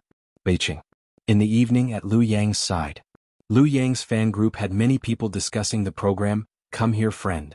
It was common knowledge among insiders that it was originally Lu Yang who was approached by the production team. But he feared that participating would affect his image as a pretty boy, so he declined. After the show became popular, Lu Yang was also mocked online, accused of dropping the watermelon while picking up sesame seeds. His main fans all knew about it. Lu Yang's agent, seeing the constant mentions in the group, couldn't help but take a look. It was a rich female fan of Lu Yang, strawberry ice cream. This shitty show even does biased editing. Was Come Here Friend trying to create a god with Lu Gu, and he refused to play along, so he dropped out? It's not what the internet rumors say about glorifying some and belittling others. Lu Gu was badly smeared last week. Seeing the messages in the group, the agent did not deny them, nor did he stop the fans from speculating. The popularity of Come Here Friend was still fermenting. Netizens like to build up idols, but they also love to tear them down. After being highly praised for 2 episodes, the show was criticized in the latter half for not meeting expectations, and unavoidably Lu Yang was implicated. Strawberry ice cream, being wealthy, had more sway over Lu Yang's fans than his own studio. She directed them as she pleased. As a main fan, her word was even more influential than Lu Yang's. In the past few days since Come Here Friend aired, there were those who smeared Lu Yang, causing him to be ridiculed by laypeople and leading to many fans leaving the group. Upon watching the edited video, Strawberry Ice Cream immediately contacted her connections in the entertainment industry and drafted a PR statement. V Strawberry Ice Cream. Hashtag Lu Yang really wronged. Hashtag Come Here Friend deleted scenes at Come Here Friend official. Can you please address the audience's questions? Why does the hall master of the Xingyi Martial Arts School only have a 5th Dan? As everyone knows, a gym's teachers are crucial. You don't even have a 6th Dan teacher, so how can you go on variety shows to promote yourselves? Are you implying fraud at Xiangqing Police Station 2nd? Can the production team find someone a bit more cultured? What high school senior does these sorts of tasks now? Yen Lu and Mei Yi keep calling her Miss Bai. Please do your homework, okay? Do you think cutting out this section will cover up your stupidity? Screenshot. Last, please don't take the audience for fools. Yen Lu saying Lawyer Qi Lu is amazing. Well, I don't see how he's amazing. Is his culinary skill supposed to be impressive? Is the show trying to create another deity like Lawyer Zhao Jingzhou? It's completely laughable. How about you look up Lawyer Zhao's resume online? Lu Yang just didn't want to join your program and he was smeared for a whole week. Are you prepared to apologize?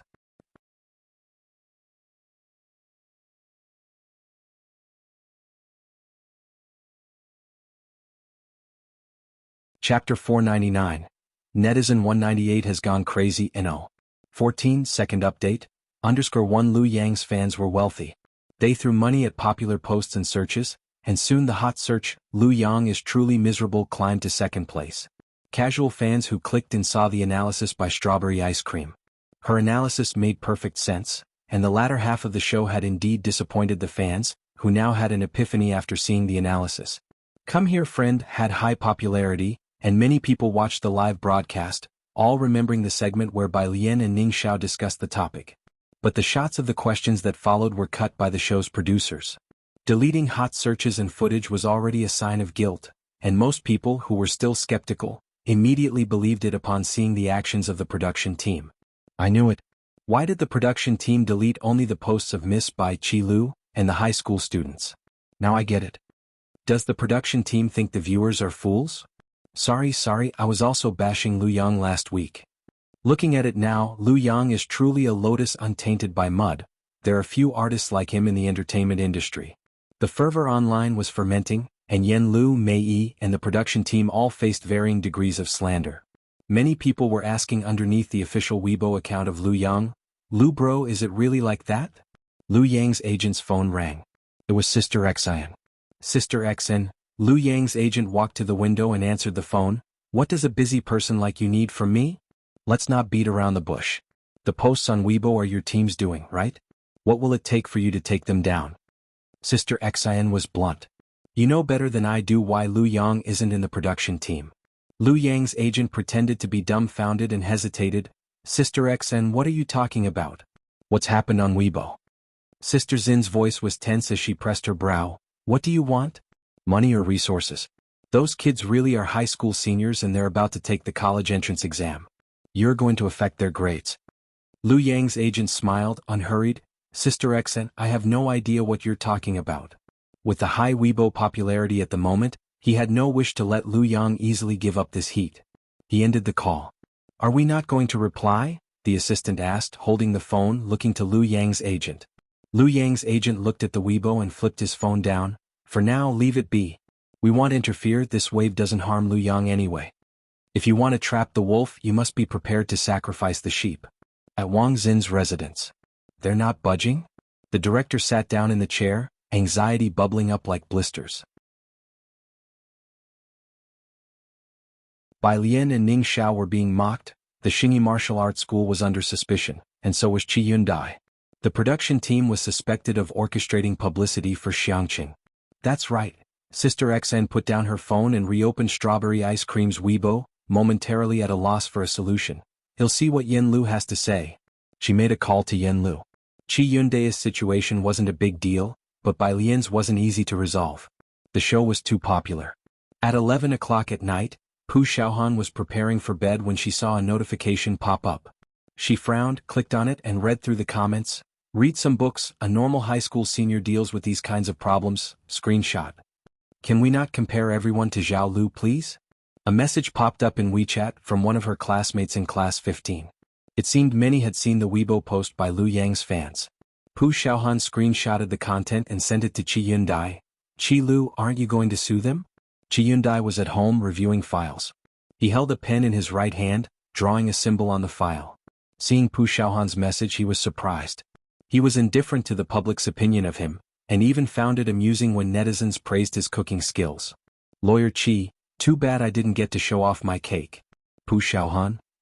Lawyer Qi.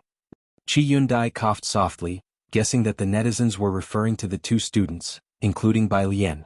After a moment's thought he made a phone call. At the Xiangqing Research Institute. It was 11 o'clock, but tonight Jiang Fulai was not planning on going home. He had just finished his work, passing along rows of tall machinery on his way out. Approaching a steel door, he swiped his fingerprint and the doors opened from both sides. He stepped out while taking off the blue radiation suit. His hands, defined by distinct knuckles, casually carried the garment. The lights in the lab were always on, casting a cold hue on his skin, making his complexion even paler. The smartphone in his pocket rang. It was Qi Yundai. He glanced down, swiped to answer. Mr. Jiang. Even through the phone, Qi Yundai couldn't help but stand up from his chair. He put down his pen. There's something happening online. He went through the events, reporting everything to Jiang Fulai. Jiang Fulai paused mid-step, his focus always different from ordinary people. Netizens are saying that question is hard? Qi Yundai, yes. I got it. Jiang Fulai arrived at his restroom, pushed the door open carelessly, switched on the lights and turned on the computer to check the messages online, not caring about the issue with Xingyi Martial Arts School or Qi Yundai. But concerning Bai Lian, his light-colored eyes fixated on one comment. Miss Bai sure knows how to put on a show with student Ning.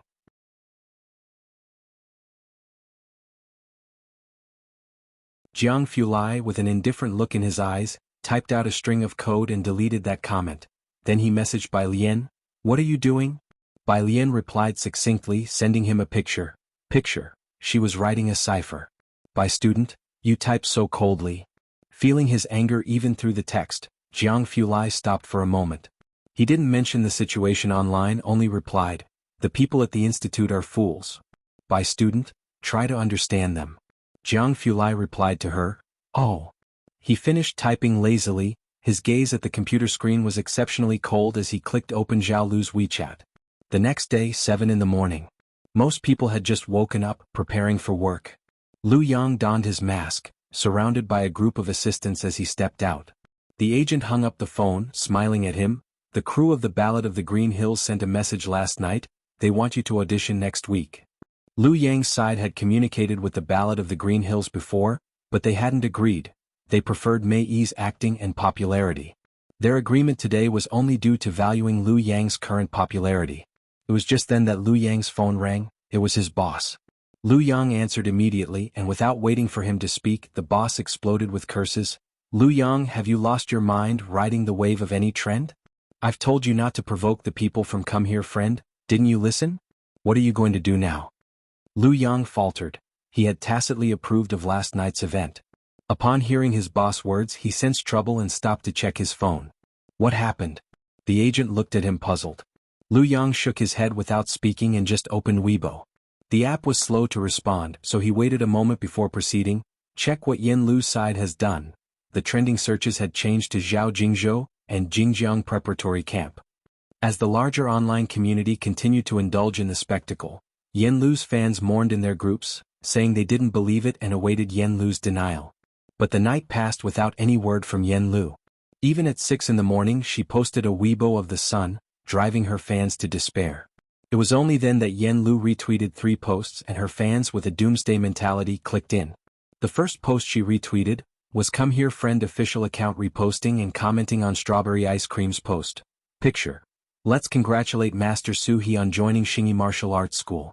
The picture showed Su He's 6th Dan certificate. The second post, Zhao Jingzhou reposted and commented on Strawberry Ice Cream's post. "Qi Lu is my teacher. He was always succinct." The third post, Jiangjing Research Institute reposted and commented on Strawberry Ice Cream's post. Screenshot. "Let's introduce to everyone, this is the app for the Jiangjing University Preparatory Camp." Jiangjing University Preparatory Camp? What's that? Ordinary people had never even heard of this app. The top hot comment. "Let me explain to everyone, Jiangjing University Preparatory Camp is prepared for top students. The top 20 in the province each year are eligible for a place, the top 200 can get into Jiangjing University, and the student in this screenshot is NO. 14. The netizens went completely wild.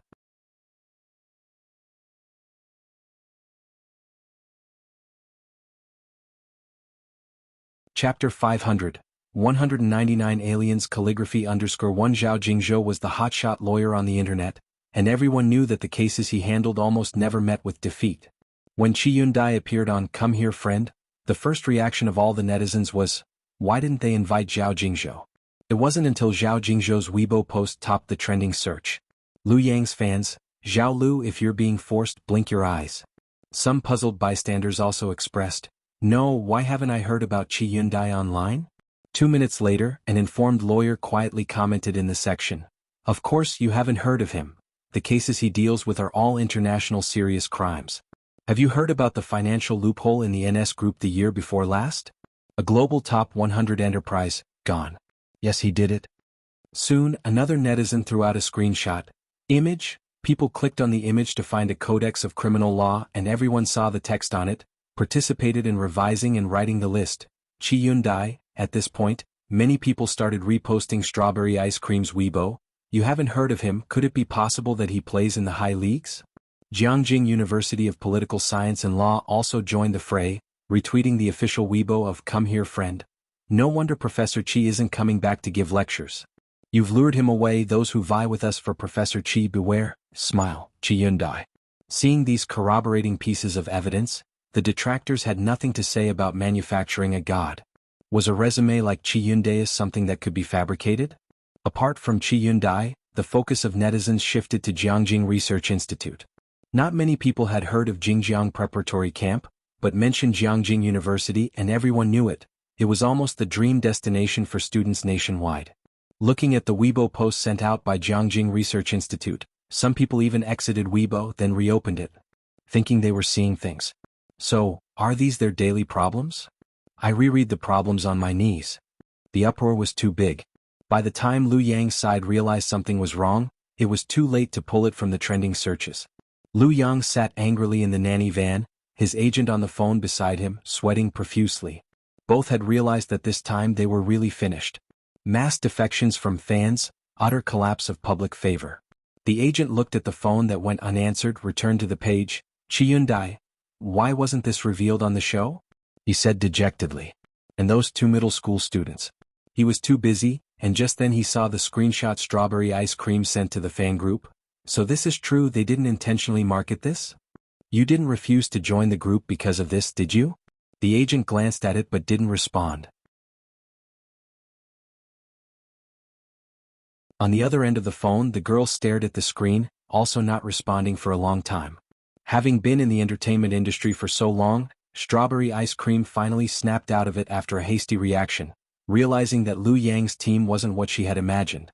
She stood up, removed all the pictures of Lu Yang from her room, quit the group, opened Weibo to check her following list, and deleted anyone related to Lu Yang. When she saw the Weibo with the word pick, she paused but ultimately didn't unfollow. A major fan's public defection has a huge impact on a star. In no time, Lu Yang lost countless fans. The Come Here Friend production team. The director watched as the trending searches rose steadily. No. 1 Qi Yundai No. 2 Jianghu University No. 3 Zhao Jingzhou, he self-medicated with water to calm his nerves.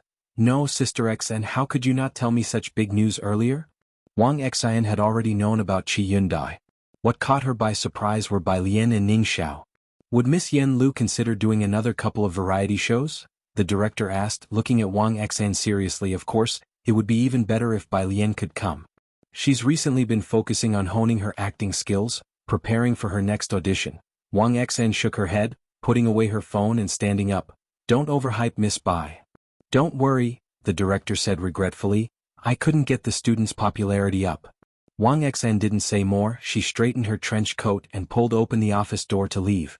After he left inside the office, the assistant director whispered, Yen Lu's friends, how come they're all so outstanding? They knew that the cell phone belonged to Ning Xiao, a cold and gloomy young man, a prospective Jianghu University student. How great it would be if they could do a variety show. You were just talking about advertising for Lawyer Qi to raise his profile? Someone sitting on the far right quietly spoke up.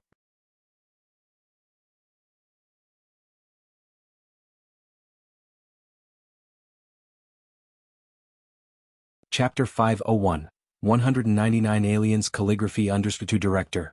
We have to firmly hold onto Yen Lu's coattails, he coughed softly, then set down his water glass and shifted the conversation, looking at the others in the office. Everyone work hard and see what other comments there are online. Also, make a dedicated video clip for Xingyi Martial Arts School. The director knew that Yen Lu's achievements in the future would not be low. Come Here Friend reached a new peak in popularity. In this period, even students in closed schools had heard of Come Here Friend, Jingjiang Preparatory Camp, and Qi Yundai, to some extent. Both Yen Lu and the show had become explosively popular. Previously, Yen Lu had entered the public eye because of her songs, but what everyone was familiar with were the songs, not her as a person. The fans of Ding Jian and Bai Jian were even more numerous than hers. But after the show aired, Yen Lu became popular with unimaginable heat. The crew of Great Yong also took the opportunity to release a trailer. Zhao Jingzhou's law office. He swiped his screen and then found Yen Lu's Weibo to follow.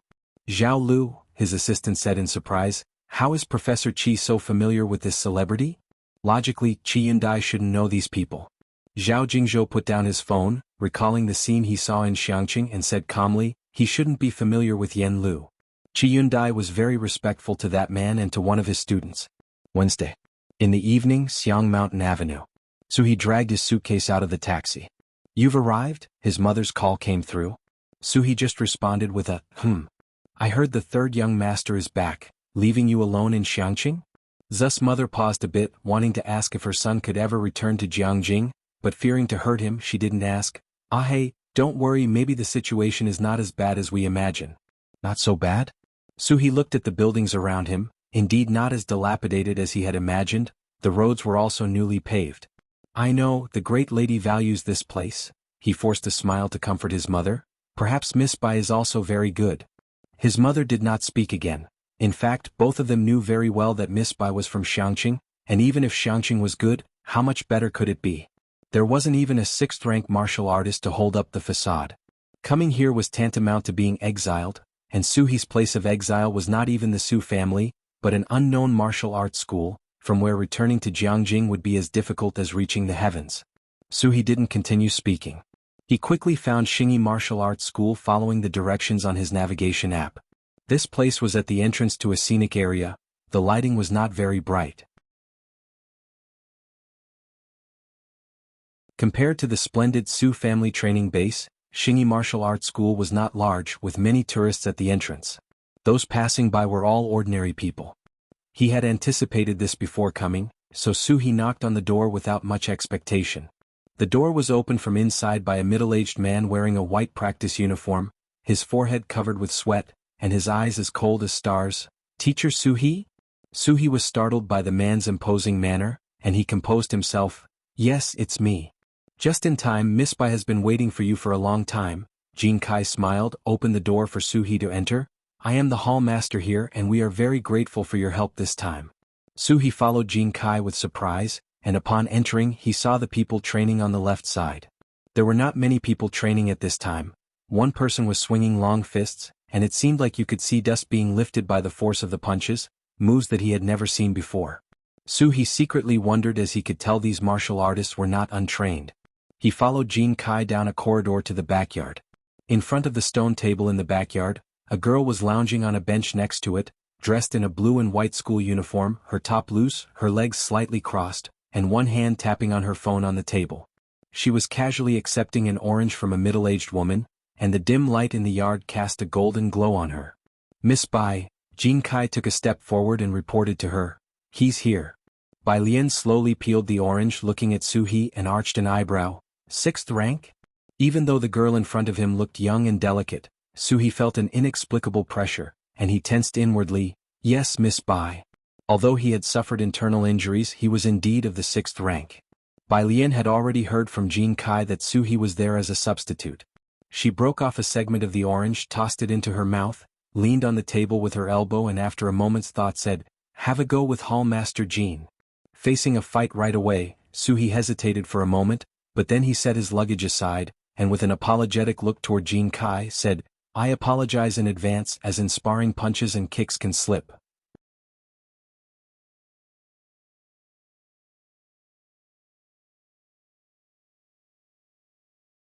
Chapter 502, 199 Aliens Calligraphy _3 Although he had suffered internal injuries with his experience in the Su family, dealing with an ordinary border town person was not a problem.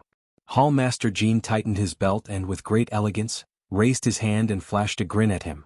Su He's expression was solemn as he stepped back with his left foot and took out his signature guardian boxing technique, charging straight for Jin Kai's face. Jin Kai blocked his right hand and reversed the move to pin him down. He was strong, bang. Su He was thrown to the ground. Ah! Bai Lian stood up, closely observing Su He's condition, then turned to Jin Kai and said, "He's a bit weak. Give him a medicinal bath tomorrow and see if he can adapt to it first." Jin Kai nodded and went outside to prepare the medicinal herbs. Only Su He lay on the ground, lost in confusion, staring up at the starry sky. Wasn't it said that there weren't even 6th-level practitioners here? Shouldn't he be the only 6th-level master? Why couldn't he even beat an ordinary hall master? The script was not playing out as he had expected. Only after dealing with Su He did Bai Lian take out her smartphone and open her conversation with Mao Kuan. Mao Kuan, 2 million. He was referring to the invitation in her possession. 2 million, 4 times higher than the starting price on the black market. Bai Lian was expressionless. When Jiang Fulai parked the car, he saw her leaning lazily against a tree with her school bag, dressed in a school uniform, her eyes languid and her face clean and simple. Behind her was the entrance to Purist Street. These past few days the street had surged in popularity, and the crowd streamed endlessly. Lights flickered into points, all fading into her backdrop. He rolled down the car window and honked the horn, signaling her to get in. This was not a good place to park. Bai Lian got into the car and fastened her seatbelt, her phone automatically connected to Bluetooth, and as Jiang Fulai merged with the traffic he asked, "Why weren't you listening to your vocabulary words?" "I forgot," Bai Lian said, looking down. She leisurely opened her vocabulary application. While listening, she switched to a message from Su Nanjing, "Will you come back?" On the other side of the phone, Su Nanjing had just boarded the plane and was about to shut it off when he received Bai Lian's message, which amused him. "I can't come back for a short while, it takes too much time." Bai Lian tapped on her smartphone, "Give me an address, I'll send something." He sent her an address and then asked, "Are you going to send me some local specialty?" Bai Lian. She leaned back and asked Jiang Fulai, "Are you familiar with Su He?" Jiang Fulai's driving was steady. Nanjing mentioned him. "He's a collateral member of the Su family, trustworthy." Su Nanjing knew that the martial arts training hall was Bai Lian's place, so he would naturally inform Jiang Fulai when sending someone over. On the phone, Su Wenyo's concerned message popped up, asking if the pressure from her studies was too much recently. Bai Lian replied that it was manageable. As the car was nearing Purist Street, Jiang Fulai tapped his fingers leisurely on the steering wheel and asked, "Not going to eat first?" "It's still early today," Bai Lian said with lowered eyes, scrolling on her smartphone screen. She was planning to go back home today. "I'm going back to have dinner with Grandpa." Jiang Fulai then fell silent. When the car reached Purist Street, Jiang Fulai parked and walked with Bai Lian into the area, enjoying a moment of rare tranquility. Jiang Fulai stood to the left of Bai Lian, walking at an unhurried pace, the street lights and moonlight above, his profile bathed in the light, his features sparse and handsome, quiet yet emanating a sense of cool detachment. The two stopped under a street lamp at the corner. Jiang Fulai stopped and turned his head to look at her, slightly reaching out his hand. Meanwhile in Jiangjing, at the residence of the Su family matriarch, it was rare for the entire Su family to dine together. The Su family matriarch looked at Su Wenyao with discontent. "It's been several months now, how long are you planning to make trouble with Shuyun?" Su Wenyao put down his smartphone and picked up his chopsticks, stating plainly, "Grandma, we broke up." The Qi family was a connection the Su family matriarch made with great effort, and she would not allow Su Wenyao to be foolish at this critical juncture. The Su family matriarch was on the verge of exploding. Su Wen looked up to stop her. "Mom, the patriarch's big birthday celebration this year is important, and what gift we should give him still needs your discerning eye. The board of directors and I have not decided yet." The main family? Ji Mulan had married into the Su family and it was the first time she had heard this term. She couldn't help but look up. She naturally knew that in a place like Jiangjing, the Su family was just a marginal clan, but even such a marginal clan was a target she and the Bai and Song families had chased for so long. So what was this main family that the Su family was talking about? That's true, the issue had been classified as a top priority by the Su family this year, which diverted the Su family matriarch's attention. "You should bring some gifts and ask the Qi family, and also your old classmate's daughter, the talented girl from the Calligraphy Association, right? See if among their acquaintances, there is a collector whose calligraphy or paintings we can buy." The butler nodded in agreement. If we could get authentic works from Liang Zuan or by Xiangjuan, that would be even better. Mr. Qin favored the style of Liang, so that circle had a certain preference for works in that style. Su En knew the Su family matriarch was referring to Su Yajun. He'll ask them. It's a pity we don't have anyone in our family who practices calligraphy. The Su family matriarch set down her chopsticks, feeling quite regretful. Compared to the wealthy families of Xinjiang district, we can't match them in terms of valuable gifts. It would be best to give something that resonates with the patriarch's taste. Maybe if he's pleased we could move back home. Something that met the patriarch's taste, be it a person or an object, would do. Hearing this, Su Wenyo's mind stirred, turning to Ji Mulan. Alien used to learn calligraphy, right?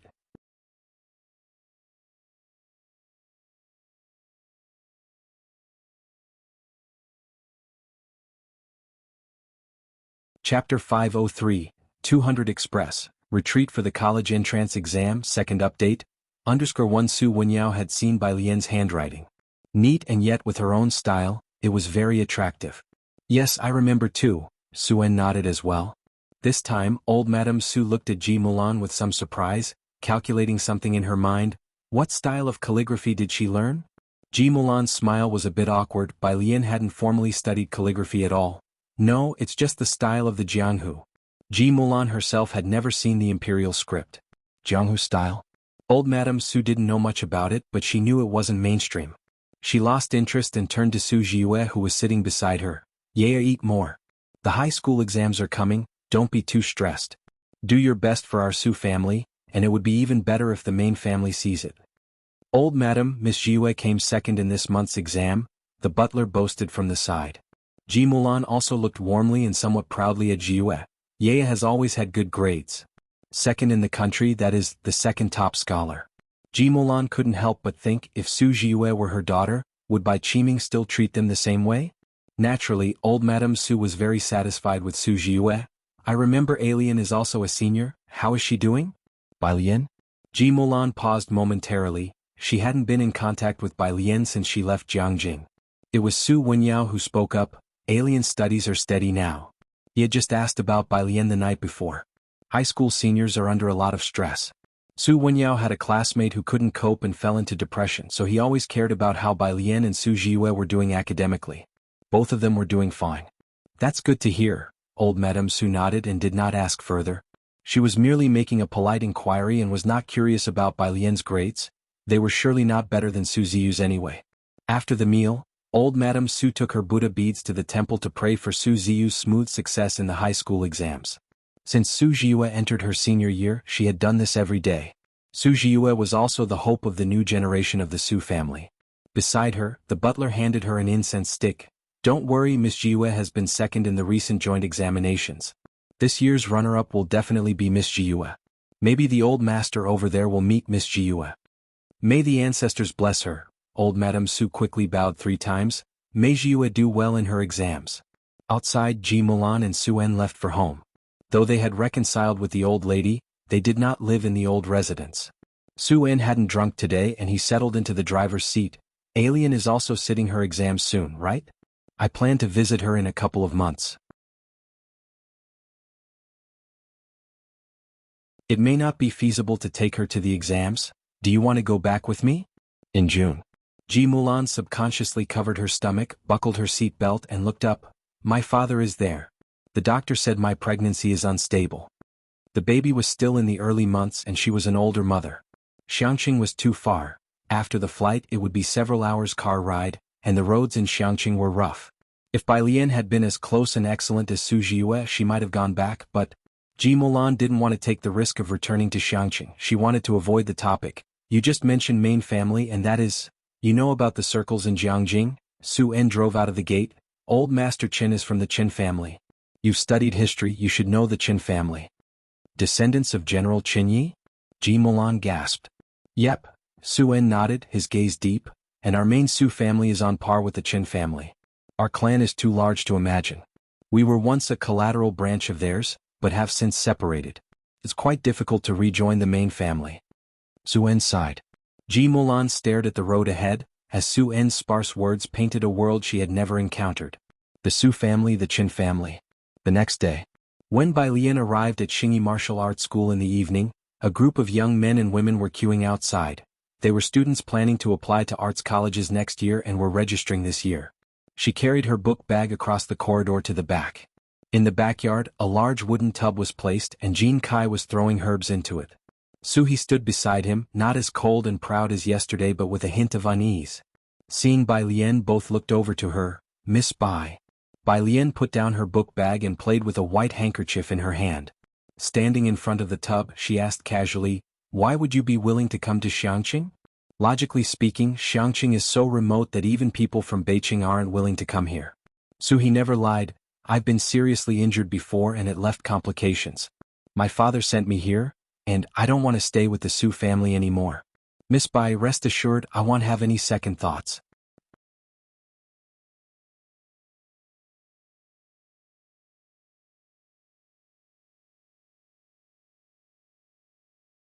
Chapter 504, 200 Express Delivery, Preparing for College Entrance Exam in Seclusion, Second Update, _2 His voice was bitter.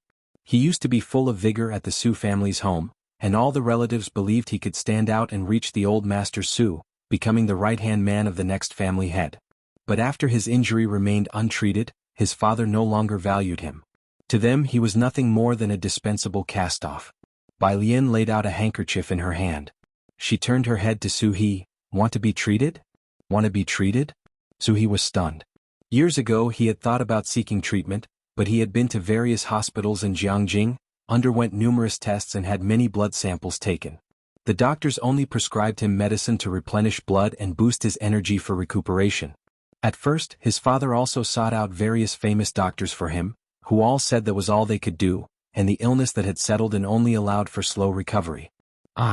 Suhi looked at Bai Lian, feeling a tightness in his throat. "Miss Bai, can it be cured?" "It can be, but it will take time." Bai Lian had already noticed the night before that he had a floating gait and weak lung and heart energies. This was the kind of chronic illness common among old soldiers, which she was quite familiar with. She had studied it with an army doctor back in the day. The girl before him was overly young, clad in a plain school uniform. She held a silver needle in her hand, and when she looked over, those serene eyes inexplicably inspired confidence.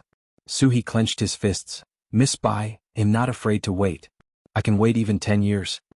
Bai Lian fell silent. "It won't take that long." She pointed to a stone bench next to them, motioning him to sit. "Let me examine you first." Suhi placed his hands flat on the stone table. Bai Lian reached out to take his pulse, her eyes lowered in contemplation. Suhi watched her face anxiously. After 5 minutes, Bai Lian withdrew her hand. "It's about what I expected. It would improve faster with the help of medicinal baths and acupuncture. Let me give you an acupuncture treatment now." She rolled up the sleeve of her school uniform carelessly. A few strands of fringe fell over her forehead, casting a trace of indolence. Her slender fingers held the needle, and located the Zhongshin point on his body. She inserted the needles one by one, the last one at the Zisani point, to supplement earth to produce metal, a principle in traditional Chinese medicine that treatment must target the root cause. "How does it feel?" Bai Lian stepped back and observed him. Suhi opened his eyes. "It doesn't feel like much." Bai Lian slowly redirected her gaze, noting that being able to speak was a good sign. "No paralysis." Outside. Pu Xiaohan was shooting the local customs and flavors outside.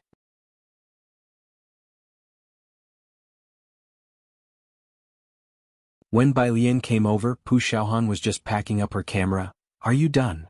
She walked towards Bai Lian with the camera in hand. "Not yet."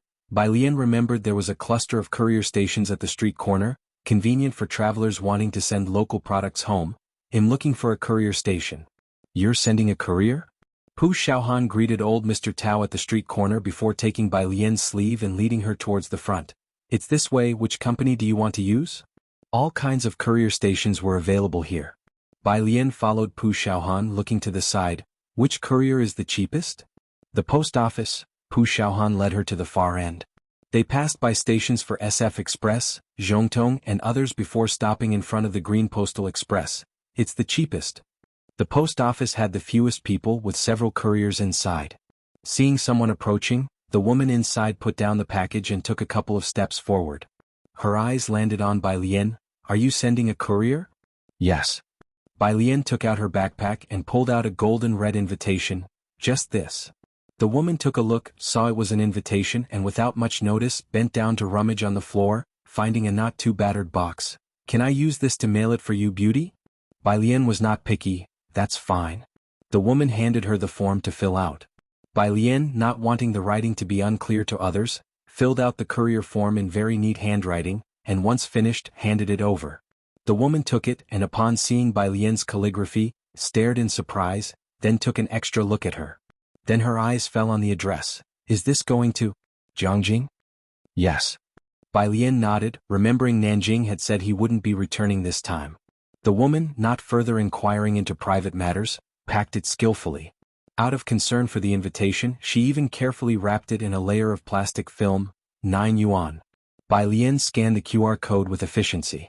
Pu Xiaohan watched the woman pack the item and after Bai Lian paid and walked out, she hesitantly asked, "The one you just sent, why does it look so much like the invitation used by good people playing ping pong?" When Zhang Xiai showed Pu Xiaohan Bai Lian's invitation, she remembered it clearly. The wind blew, carrying a hint of chill. Bai Lian played with her phone, her voice casual, "Pretty much." 500,000? Pu Xiaohan's voice shifted and she was a bit flustered. "You just mailed it out like that? No insurance?" Bai Lian, there was also a possibility it could be 2 million. Pu Xiaohan immediately turned around and went back to the courier store. Bai Lian's phone rang. She looked down and saw it was Wang Xian calling. She answered. Wang Xian called to express her gratitude. "Miss Bai, I am deeply thankful for your help this time. I am preparing to bring Yen Lu into the group, and we need to sign a confidentiality agreement, so we won't be able to contact you often." Yen Lu's popularity had remained high these past few days, and without waiting for Daong to air, Wang Xian had already selected several high-quality scripts for her. While listening, Bai Lian watched Pu Xiaohan, thinking she would cancel the courier. But what Pu Xiaohan thought of as a remedy was wrapping it with film 2 more times. Bai Lian quietly averted her gaze, looking towards the door and observing the bustling outside, her voice scattered. "All right, I'll hand over the last song to Dean Jian tomorrow, and I won't release new songs for a short period." Wang Xian was taken aback. "Are you?" The street light beside them lit up, and Bai Lian reached out to grasp the light spilling through, her tone lazy. "I'm going to prepare for the college entrance exam." Yes, Bai Lian was also a senior in high school. Wang Xian recalled the number 14 hot search item, where netizens had deified Ning Xiao, the 14th ranker in the national exam. But she remembered it clearly that number 14 was Ning Xiao's account, and Ning Xiao, at that time, was asking Bai Lian for answers.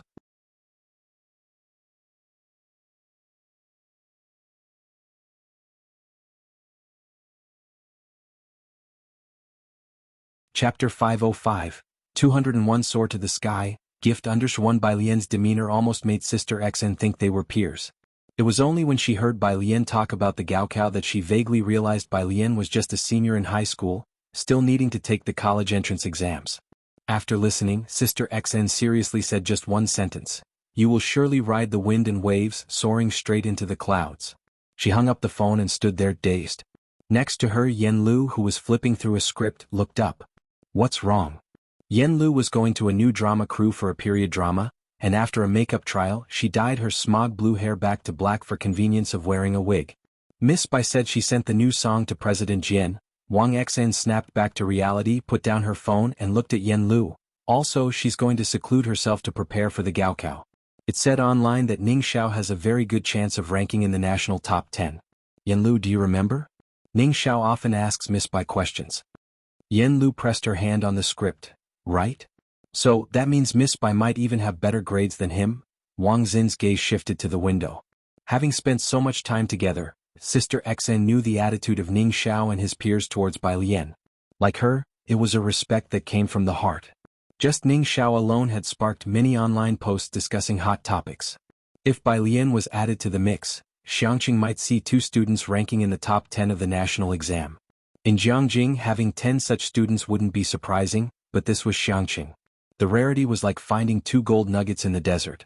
Wang Xian felt that this year's Gaokao would definitely be much more lively than in previous years. Your Xiangqing is really going to liven up, churning out prodigies? Wang Xian exclaimed sincerely and then remembered something. Do you know about strawberry ice cream? Yen Lu frowned. She knew this was the person who initially set the rhythm.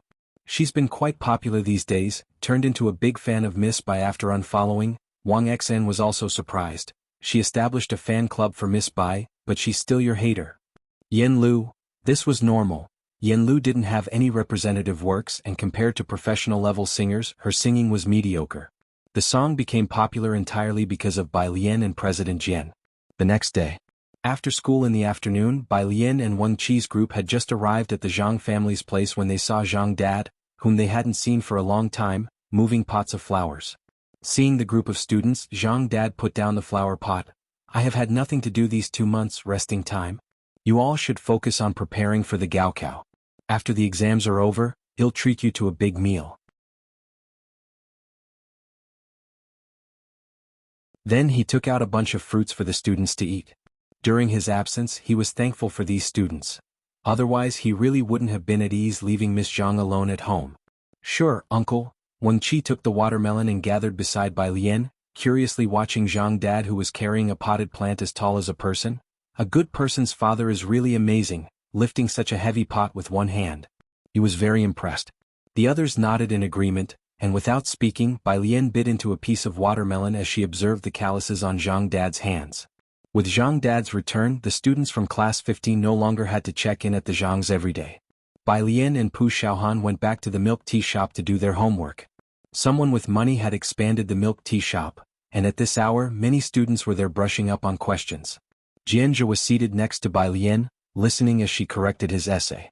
It's known by its name and emulated by others. This narrative here is too shallow and empty. She outlined Jianzhe's essay with her pen, tapping the line he wrote. Externally Confucian, internally legalistic. The Taoists aren't hollow, they maintain balance, with Confucianism in the open and Taoism in secret. In just a few months, the restlessness in Jianzhe had faded, and he could now not only spend all night reading a dry biography but also discuss it with Bai Lian.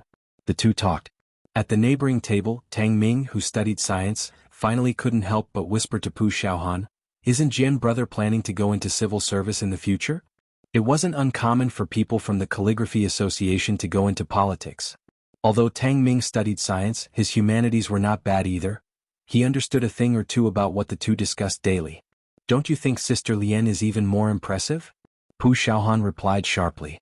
"That's true." Tang Ming recalled how the literature teachers would loiter in front of class 15 for no reason, getting caught by the dean several times. After Bai Lian finished discussing with Jianzhe, Jianzhe remembered something and reported to her. In June, the Calligraphy Association assessment is in Beijing around the 10th.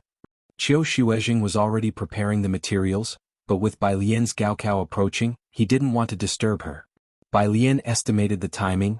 It would be right after the Gaokao, so she would have time. A message from President Jian had just come through. Recording. MP3.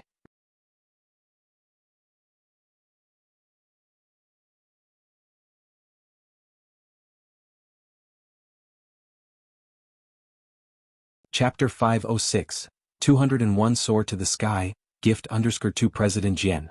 In seclusion? He spoke simply and to the point, probably having heard from Sister Xin about her decision not to consider new songs before her college entrance exams. Bai Lian wrote down a line, then took out her earphones, connected them to Bluetooth, and listened to President Jian's composition. Her new song was different from her previous style, leaning towards a traditional Chinese aesthetic, cold season tassels. President Jian started with a solo pipa performance, elegant and ethereal, imbued with an ancient and stable charm yet filled with exotic sentiments. In the first second, Bai Lian envisioned a scene of yellow sand and withered bones. After listening for a while, she remembered to reply to President Jian. Bai Jian, one, on the other end of the phone. Looking at this one, for the first time, President Jian felt a helplessness identical to that of Jianghu Lai. President Jian directly messaged Jianzhe to inquire about Bai Lian.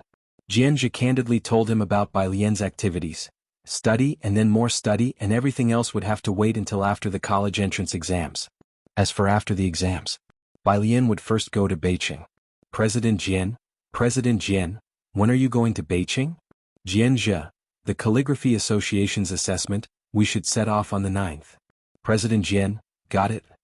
Jianzhe looked at President Jian's reply, scratching his head. What did he mean? Was he also planning to go to Beijing? 3 days later. Afternoon, Jiangjing.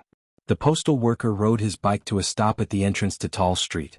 With one foot on the ground, he looked up at the ancient and dignified buildings on both sides, then looked down to confirm the address on the ragged box in his hands. Tall Street, number 29. Hesitating, he rode the bike onto the main road and finally stopped in front of the grand entrance of Guangliang, where a pair of 2-meter-tall stone lions stood guard, exuding an air of deterrence. 2 security guards stood at the door. Barely stepping off his bike, the trembling postal worker was approached from a distance by one of the guards. "Hello, do you have a parcel for our third young master?" The young man handed over the tattered box from the back of his bike. The guard hesitantly took it, looking down at the address label. The sender's handwriting was neat and tidy, and his eyes settled on the recipient's name, Su Nanjing. Indeed, it was for the third young master. Looking up, the name of the sender was 2 characters, Bai Lian. But the security guard couldn't bring to mind any family surnamed Bai that was on good terms with the Su family. He took the battered box and went back, running into Su Jueming coming out of the house. He promptly removed his cap. Second master.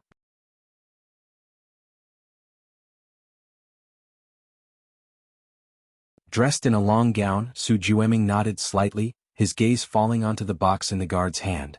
The guard hurriedly explained, "This is a parcel for the third young master. I was just about to take it to him." "For Su Nanjing?" Su Jueming reached out, and the guard handed over the parcel to him. Looking down at the sender, Su Jueming's eyes landed on the place of dispatch. Seeing that it was sent from Xiangqing, Su Jueming casually threw the box back, not sparing it another glance. The guard let out a breath of relief, aware of the covert struggles within the Su family. Offending any of them was not an option, and if Su Jueming insisted on inspecting Su Nanjing's parcel, there would have been nothing he could do. Ahead, Su Jueming walked up the steps, speaking with someone beside him. "Nothing in the black market either?" "CIA has already investigated. Before the invitation was sent out, it was divvied up by those people in the international circles," the man explained in a low voice. "The invitations that leaked to the black market were bought up as soon as they appeared. However, you don't have to worry. I've heard that the third young master hasn't received any news either." Jiangjing Sijing Club. The club was exclusive. Qi Shuyun was visiting such a place for the first time. Following Leng Shuha into a private room, she found it spacious inside, with groups of men and women sitting together. Some were playing cards, others were discussing matters. But most heads were turned, attention drifting towards someone on a sofa in the corner. There a young man sat, his coat removed, wearing only a light blue hoodie, leaning on the sofa, casually holding a rather tattered paper box. "Mr. Xiao." At the front, Leng Shuha greeted Xiao Bingwen and then introduced Qi Shuyun beside him. "This is the daughter of a teacher I knew long ago." Xiao Bingwen, who had gathered everyone, was still holding a pair of small scissors, moving briskly. Leng Shuha spoke and Xiao Bingwen paused for a moment to nod at him. "Sun Feng, make sure Ling Miss and her company enjoy themselves." Then he immediately made his way to Su Nanjing. Sun Feng stood up from the card game, a cigarette dangling from his lips, to welcome Leng Shuha and her companion. Seeing Qi Shuyun glance towards the corner, Sun Feng joked, "Ladies, the ancestor there has been in a foul mood recently. Don't provoke him." His words made Qi Shuyun wrap her coat tighter around herself and revert her gaze. She wondered inwardly who exactly this person was. In the corner, Su Nanjing carefully examined the paper box just delivered from the Su residence, silent and deliberate. She hasn't seen her teacher for several days. Xiao Bingwen remarked, eyeing the box in Su Nanjing's hands. "Forget it, he'll find a different birthday gift for the old man." Su Nanjing clicked his tongue. The auction was in 2 days and there was not enough time now. Xiao Bingwen casually passed the scissors to Su Nanjing. "What's this?" He stared at the tattered parcel in Su Nanjing's hands, feeling quite out of place that such a wrapped paper box had appeared in his possession. "Alien sent me a specialty. It's so light, is there actually something inside?" Su Nanjing looked at the double-wrapped paper box and took the scissors passed to him. Su Nanjing was not like Jianghu Lai. He was not one to change course easily, hence he was the one who flew away from Beijing. Su Laoyi was in a hurry and in his rush to catch the flight, he didn't have time to say goodbye to Bai Lian or Jianghu Lai, only leaving a message for both of them on WeChat. "Is this her handwriting?" Xiao Bingwen leaned in to look at the neatly written address and laughed. "I never thought your name looked so tidy." He had thought it was something important, but it turned out to be a parcel sent by Bai Lian. Xiao Bingwen withdrew his attention and poured himself a drink leisurely. "Not so curious anymore." Su Nanjing cut along the edge unhurriedly, creating a slit.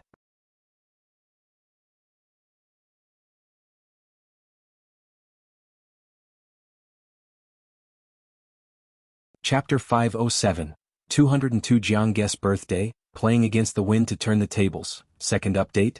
_1 Pu Xiaohan had tightly wrapped the outside of the box, and Su Nanjing had to exert some effort to cut it open.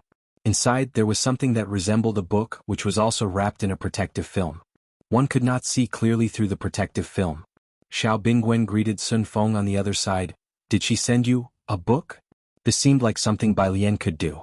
Su Nanjing exerted some more effort to cut open the protective film, finally revealing a red background with golden letters that read Invitation, and below it there was an imposing white tiger. An invitation? Xiao Bingwen picked up the red wine that was put aside, stood up to prepare to attend to the group that had come today, and glanced at it casually. What kind of invitation is this? A white tiger from the White Tiger Auction House, huh? He said it offhandedly. In mid-sentence, his steps abruptly came to a halt. Then, with a snap, he set down the wine glass, his gaze fixed unblinkingly on the invitation. There had never been a moment where he felt the sound of his heartbeat so clearly. His throat tightened and his voice trembled. This is... They didn't have invitations, but they had seen them before. The White Tiger Auction House was a place where they could buy almost everything they wanted. Occasionally, certain items were too precious, making the invitations hard to get, but in most cases the Su and Xiao families were still able to get one through official channels. So at just one glance, they recognized that this was the invitation they had been seeking this time. Did Miss Bai send this to you? Xiao Bingwen looked at the tattered box beside him and then at the understated and mysterious invitation in Su Nanjing's hands, finding it absurdly comical. Su Nanjing immediately took out his phone to call Bai Lian. She picked up after one ring. Little sister Bai Lian, what did you send over? Bai Lian had just finished school and she was at a milk tea shop ordering a milk tea, while Qi Yundai was passing a plate of cake to her. An invitation. She took the cake that Qi Yundai offered and turned to walk inside, her voice calm and unhurried. Haven't you been looking for it? What's the matter? Su Nanjing, no. Oh, Bai Lian's tone was casual. Is there anything else? Her tone suggested, don't disturb my studies. The two hung up the phone. Xiao Bingwen had listened to the entire conversation, finally came back to his senses and murmured, where did she get that invitation from? He and Su Nanjing had been busy for half a month and these last few days they were really about to give up, then this invitation had fallen from the sky? Was it from Jianghu Lai? Bai Lian was but a high school student at Xiangqing First High School. Other than Jianghu Lai, Xiao Bingwen really couldn't think of any other explanation. Bai Lian had been in seclusion and did not attend the auction. Saturday. It was rare for Jianghu Lai to have a day off, and these people were already regulars at the library. The light streamed through the library windows and fell on the table by the window. Today the library was quite busy, and the table on the right was completely occupied by Bai Lian and her group. Jianghu Lai sat on the very right with black headphones on his ears. In front of him was a very thin laptop. His slender fingers tapped on the keyboard, and occasionally he turned his head to speak with Bai Lian. The sunlight fell on his face, his eyelashes cast down, giving his usually cold features a touch of entanglement. Tang Ming across him raised his hand, looking cautiously towards Jianghu Lai. Teacher Jiang, we're having hot pot for lunch. Jianghu Lai was used to being cold, and his demeanor didn't seem to fit someone who would join them in bustling eateries. Although they had had hot pot together many times, inviting Jianghu Lai still took a lot of courage from Tang Ming. Sure, Jianghu Lai nodded indifferently. Tang Ming finally sighed with relief and quickly sat down. At noon, the hot pot restaurant in the next mall. To ensure everyone could eat properly, Tang Ming and the others booked a private room. The group wasn't large: Bai Lian, Jianghu Lai, Pu Xiaohan, Ning Xiao, Tang Ming and Jiang He. They had ordered a dual-flavored hot pot, to which Jianghu Lai was indifferent. He held a pencil, scanned the menu and ticked a few dishes Bai Lian would eat. As he continued scrolling, Bai Lian reached out to press down on his fingers. Jianghu Lai's fingers were always cool, due to spending too much time in the underground laboratory. Even in Xiangqing, it didn't change his constitution. His naturally pale and cold fingers seemed even more like white jade. Feeling a warmth, he looked at Bai Lian's finger pressing on his hand, then watched her leisurely pull the pencil from his grip. Bai Lian rested her chin on her other hand, tilting her head slightly. Teacher Jiang, no need to order more, they've ordered more than we can finish. She spoke from experience. Jianghu let go of the menu. All right then. He didn't continue ordering. Having known each other for so long, aside from when Jianghu was teaching them and prone to teasing, during meals, he generally did not disrupt everyone's good time and was trying to contain the coldness he emanated.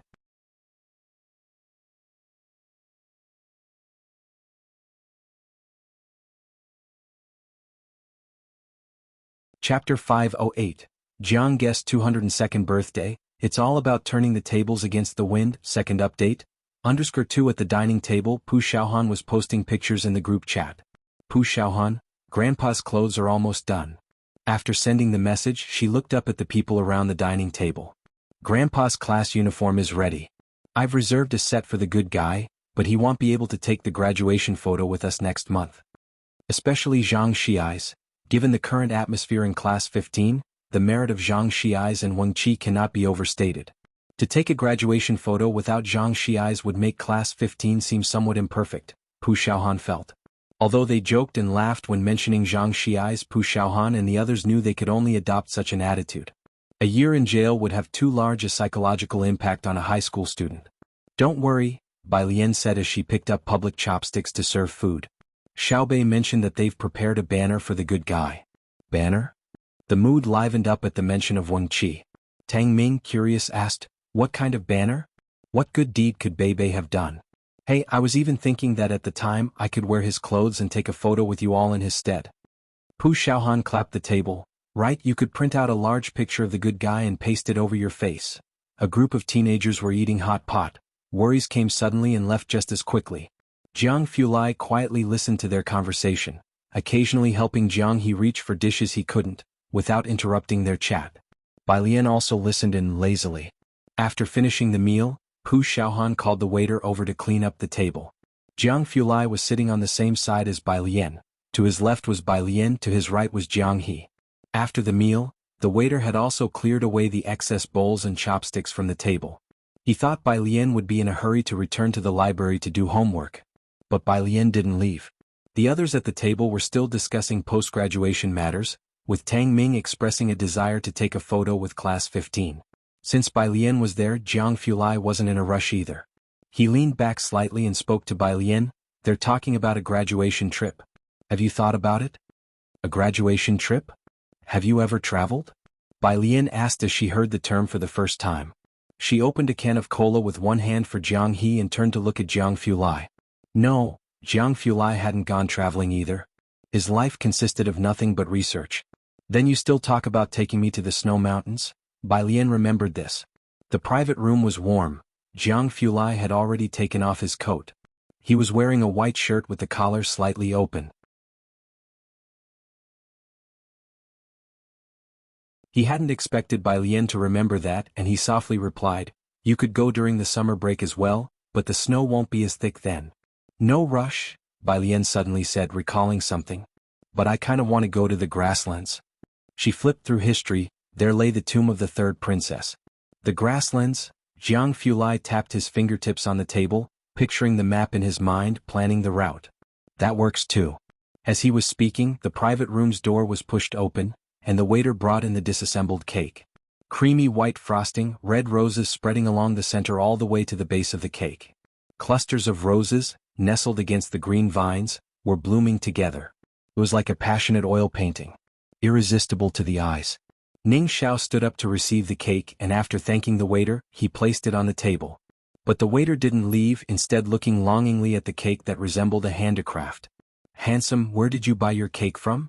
This wasn't bought. Pu Xiaohan smiled at her. It was made by our friend. The cake maker of course was Qi Lu. Tang Ming motioned to Jianghu to blow out the candles. Happy birthday, brother Jiang. Blow out the candles and make a wish. Jianghu looked at the slowly burning candles. For the first time, the usually calm and composed him didn't know how to react. Perhaps because his family was no longer around, he didn't celebrate his birthday. He usually spent his birthdays in the lab to avoid trouble. If others couldn't find him, it would just be dropped. Even Su Nanjing and Jiang Shijue would only send a gift when the time came. Blowing out candles and making a wish. This was his first experience. The windows in the private room were closed. The candlelight reflected on his cold face. Under the urging of Tang Ming and the others, Jianghu slowly closed his eyes and made a wish. He didn't have any particular wishes. If it were before, he might have wished to find dark matter. But now, he quietly thought, may Miss Bai be safe and sound year after year. Jianghu stood by his side and helped him blow out the candles. In the evening, Jianghu leisurely strolled in the setting sun. He escorted Bai Lian back to the Ji family. Jiheng invited them to have dinner. He had specially gone fishing with Chief Chen that day, and the neighbor Andy helped with cooking. By the time the two returned, the meal was ready.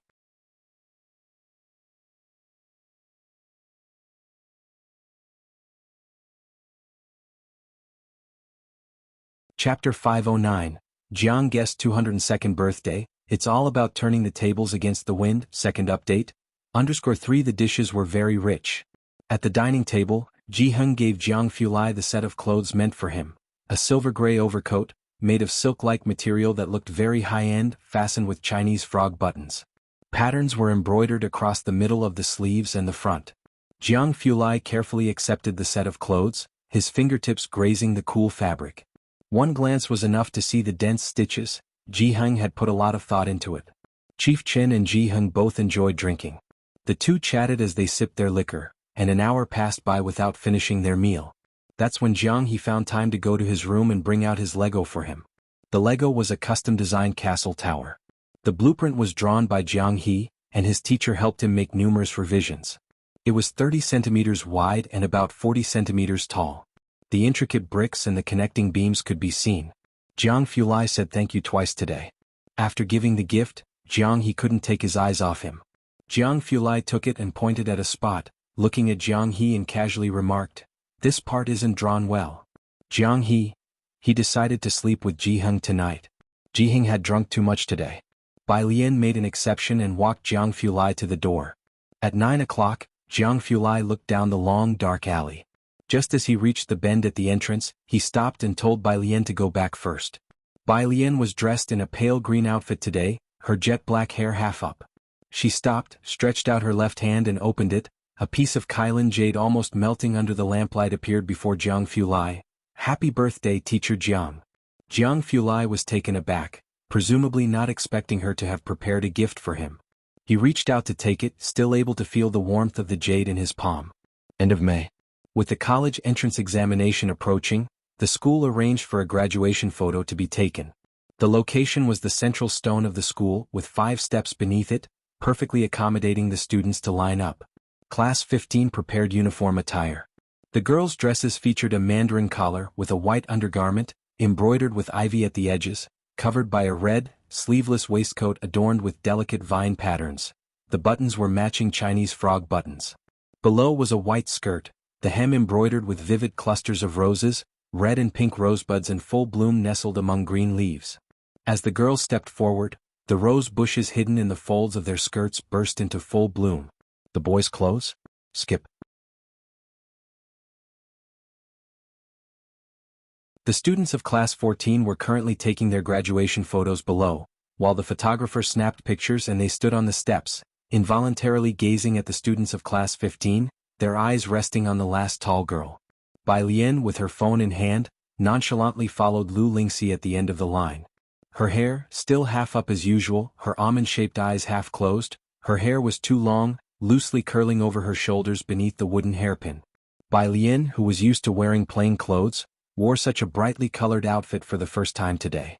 The traditional Chinese-style clothes seemed to have been tailored specifically for her, set against a backdrop of blue sky and white clouds. The wind scattered her skirt's hem. A girl of roses, blossoming in the wind. More than half the students from Class 14 were stunned, and the photographer had to remind them to come back to their senses. They all say I look stupid like this. Lianjie Xiaohan, take a look, do I look dumb? Wang Qi unfurled his custom-made banner, about 70 centimeters long with the words written on it, posing with Zhang Xi's, a Mr. Nice Guy, red background with white characters. Pu Xiaohan looked up, imagining her gorgeous graduation photo marred by this thing. No wonder the cultural committee member had been complaining non-stop. She refused. Bai Lian looked at the line of text and nodded, I think it's fine, the color matches our clothes well. Wang Qi's eyes lit up. Right? I knew you'd get it, Sister Lian. You really think so? Pu Xiaohan asked incredulously, clutching at Bai Lian's arm. Bai Lian was puzzled. Yeah. Pu Xiaohan, It was the first time Pu Xiaohan realized that Bai Lian was actually quite straightforward. The graduation photo for Class 14 was taken, and the principal, vice principals and teachers from various subjects stood up from the front row. The principal couldn't leave since he had to take photos all day. Wang Qi, Lu Lingxi called for Wang Qi, her gaze briefly pausing on Wang Qi's banner before she said, "The chemistry teacher hasn't arrived yet, he's teaching in Class 9. Go call him, will you?" Wang Qi put away the banner and went to summon the chemistry teacher. The principal and vice principals came over looking for Lu Lingxi and Bai Lian. The end of the college entrance exams was finally approaching, and the principal looked at Bai Lian with mixed emotions. "Bai student, relax. No matter how the tests go, just do your best." "Okay," consented Bai Lian with a nod. "Time flies." Lu Lingxi adjusted Bai Lian's clothes, looking at the girl in front of her. "I remember the first time you came to take the test, you scored 50 points in comprehensive science. Back then I thought you would need to repeat a year." From the nearby steps, Pu Xiaohan called Bai Lian over to line up. Bai Lian walked over. The principal watched her walk away musing, "From 50 points to now, I wonder how she will fare in the college entrance exams. She hasn't been in the joint exams, so I have no idea how much Song Min has improved. I have a feeling this year's exams won't be easy." The vice principal had now become a die-hard supporter of Lian. "There's no need for won't be easy. The valedictorian will definitely be our Bai student." As he spoke, he murmured to himself, "Don't think I don't know you've already prepared the valedictorian banner." The principal, the homeroom teacher of Class 8, stood next to the principal, watching Bai Lian in the crowd without saying anything. Bai Lian stood in the second row, next to Pu Xiaohan, the breeze gently lifting the wisps of hair on her forehead, with a stone carved with Bai Xiangjin's words behind her, flaunting the youthful spirit and ambition of their generation. Wang Qi had called the chemistry teacher over. The students of Class 15 had already lined up. He stood behind Bai Lian and Pu Xiaohan holding a flag, whispering. They were just discussing how Sister Lian managed to come this far from 50 points in comprehensive science. How did she come this far? Bai Lian slightly tilted her head towards Wang Qi, raising an eyebrow in her usual casual way, yet with a hint of playful arrogance Wang Qi had never seen before. She didn't speak but looked through the gap at the line of poetry on the stone behind. The Bai family's army won many battles by turning defeat into victory. That was what she was best at, playing the game of turning the tides against the wind. Do you understand, young one? Requesting monthly votes, dear readers.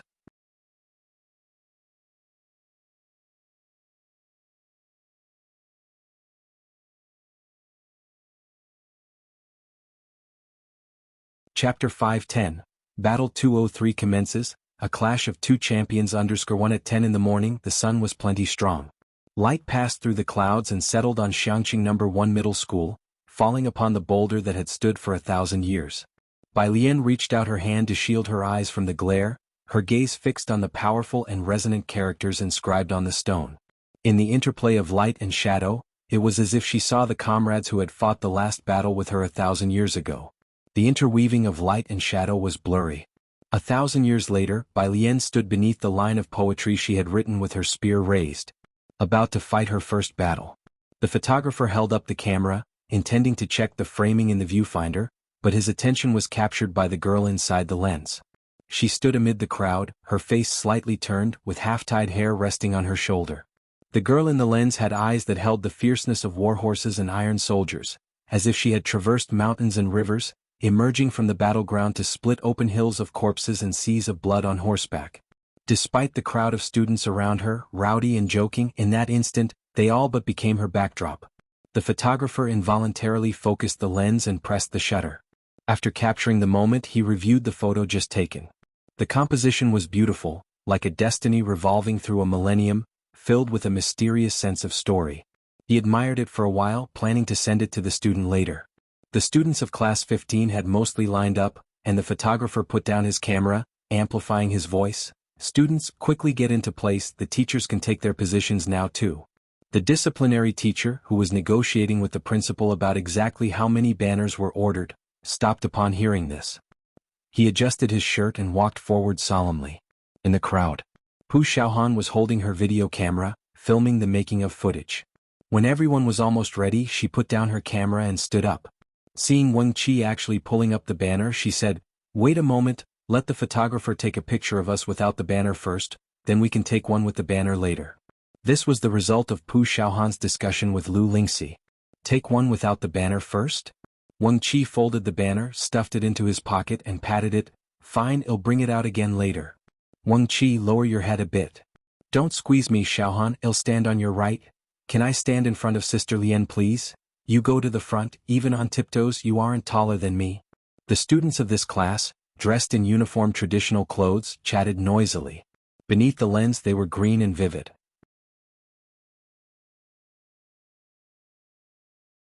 The photographer, looking at these bright and youthful students under the sun, unexpectedly recalled his own school days, that bygone youth which would never return, wondering how many of these students would still be in contact with each other in a few years. He sighed. Click. The photo was taken at that instant. For the second shot, Wang Qi asked a classmate to move aside, leaving a space, then he turned to Ning Xiao on his left, mustering his courage. Top student, can you cooperate with me? Ning Xiao looked down, his fringe hiding his dark eyes. He coldly eyed the absurd banner in Wang Qi's hands without saying a word. Having interacted with Jianghu Lai for so long, Wang Qi no longer found Ning Xiao as unapproachable as before.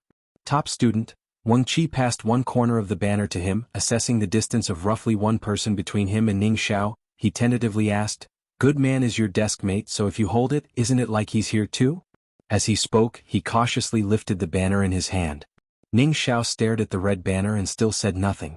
Bai Lian stood in front of the two, with the space Wang Qi and Ning Xiao left behind her. She tilted her head back. Ning Xiao, help him hold it. Ning Xiao coolly extended a finger and hooked the corner of the banner. His expression was especially somber as he held the banner. Wang Qi gave Bai Lian a hand gesture of thanks before waving at the photographer. "We're ready now, you can take the picture." The photographer lifted the camera and was drawn to the banner. Seeing the symbol that read, "One Good Man," on it, he thought to himself about how serious students' nicknames are nowadays, as in their time they were things like Fart Prince or Crazy Wild Boar. After all the photos were taken, Lu Lingxi sent a student to call down Class 16 for their group photo. Pu Xiaohan meanwhile took out her camera to film the class candid shots, and Wang Qi called the boys to stand on the roadside and shouted to Pu Xiaohan, hurry, take a group shot for us guys. Pu Xiaohan readied her camera and turned to point it at them. Wang Qi stood in front of everyone, directing them to pose. Before he could speak, a few taller boys hoisted him up as they shouted, "Taro Xiaobei. You're tuning in to the Han Li's Wuxia Adventures YouTube channel. We're so grateful for your support, and don't forget to subscribe to join us on this incredible journey through captivating stories. Your generosity through donations truly makes a world of difference, as it's the primary source of revenue that allows me to expand and enhance this channel for you. Thank you from the bottom of my heart for being a part of this adventure."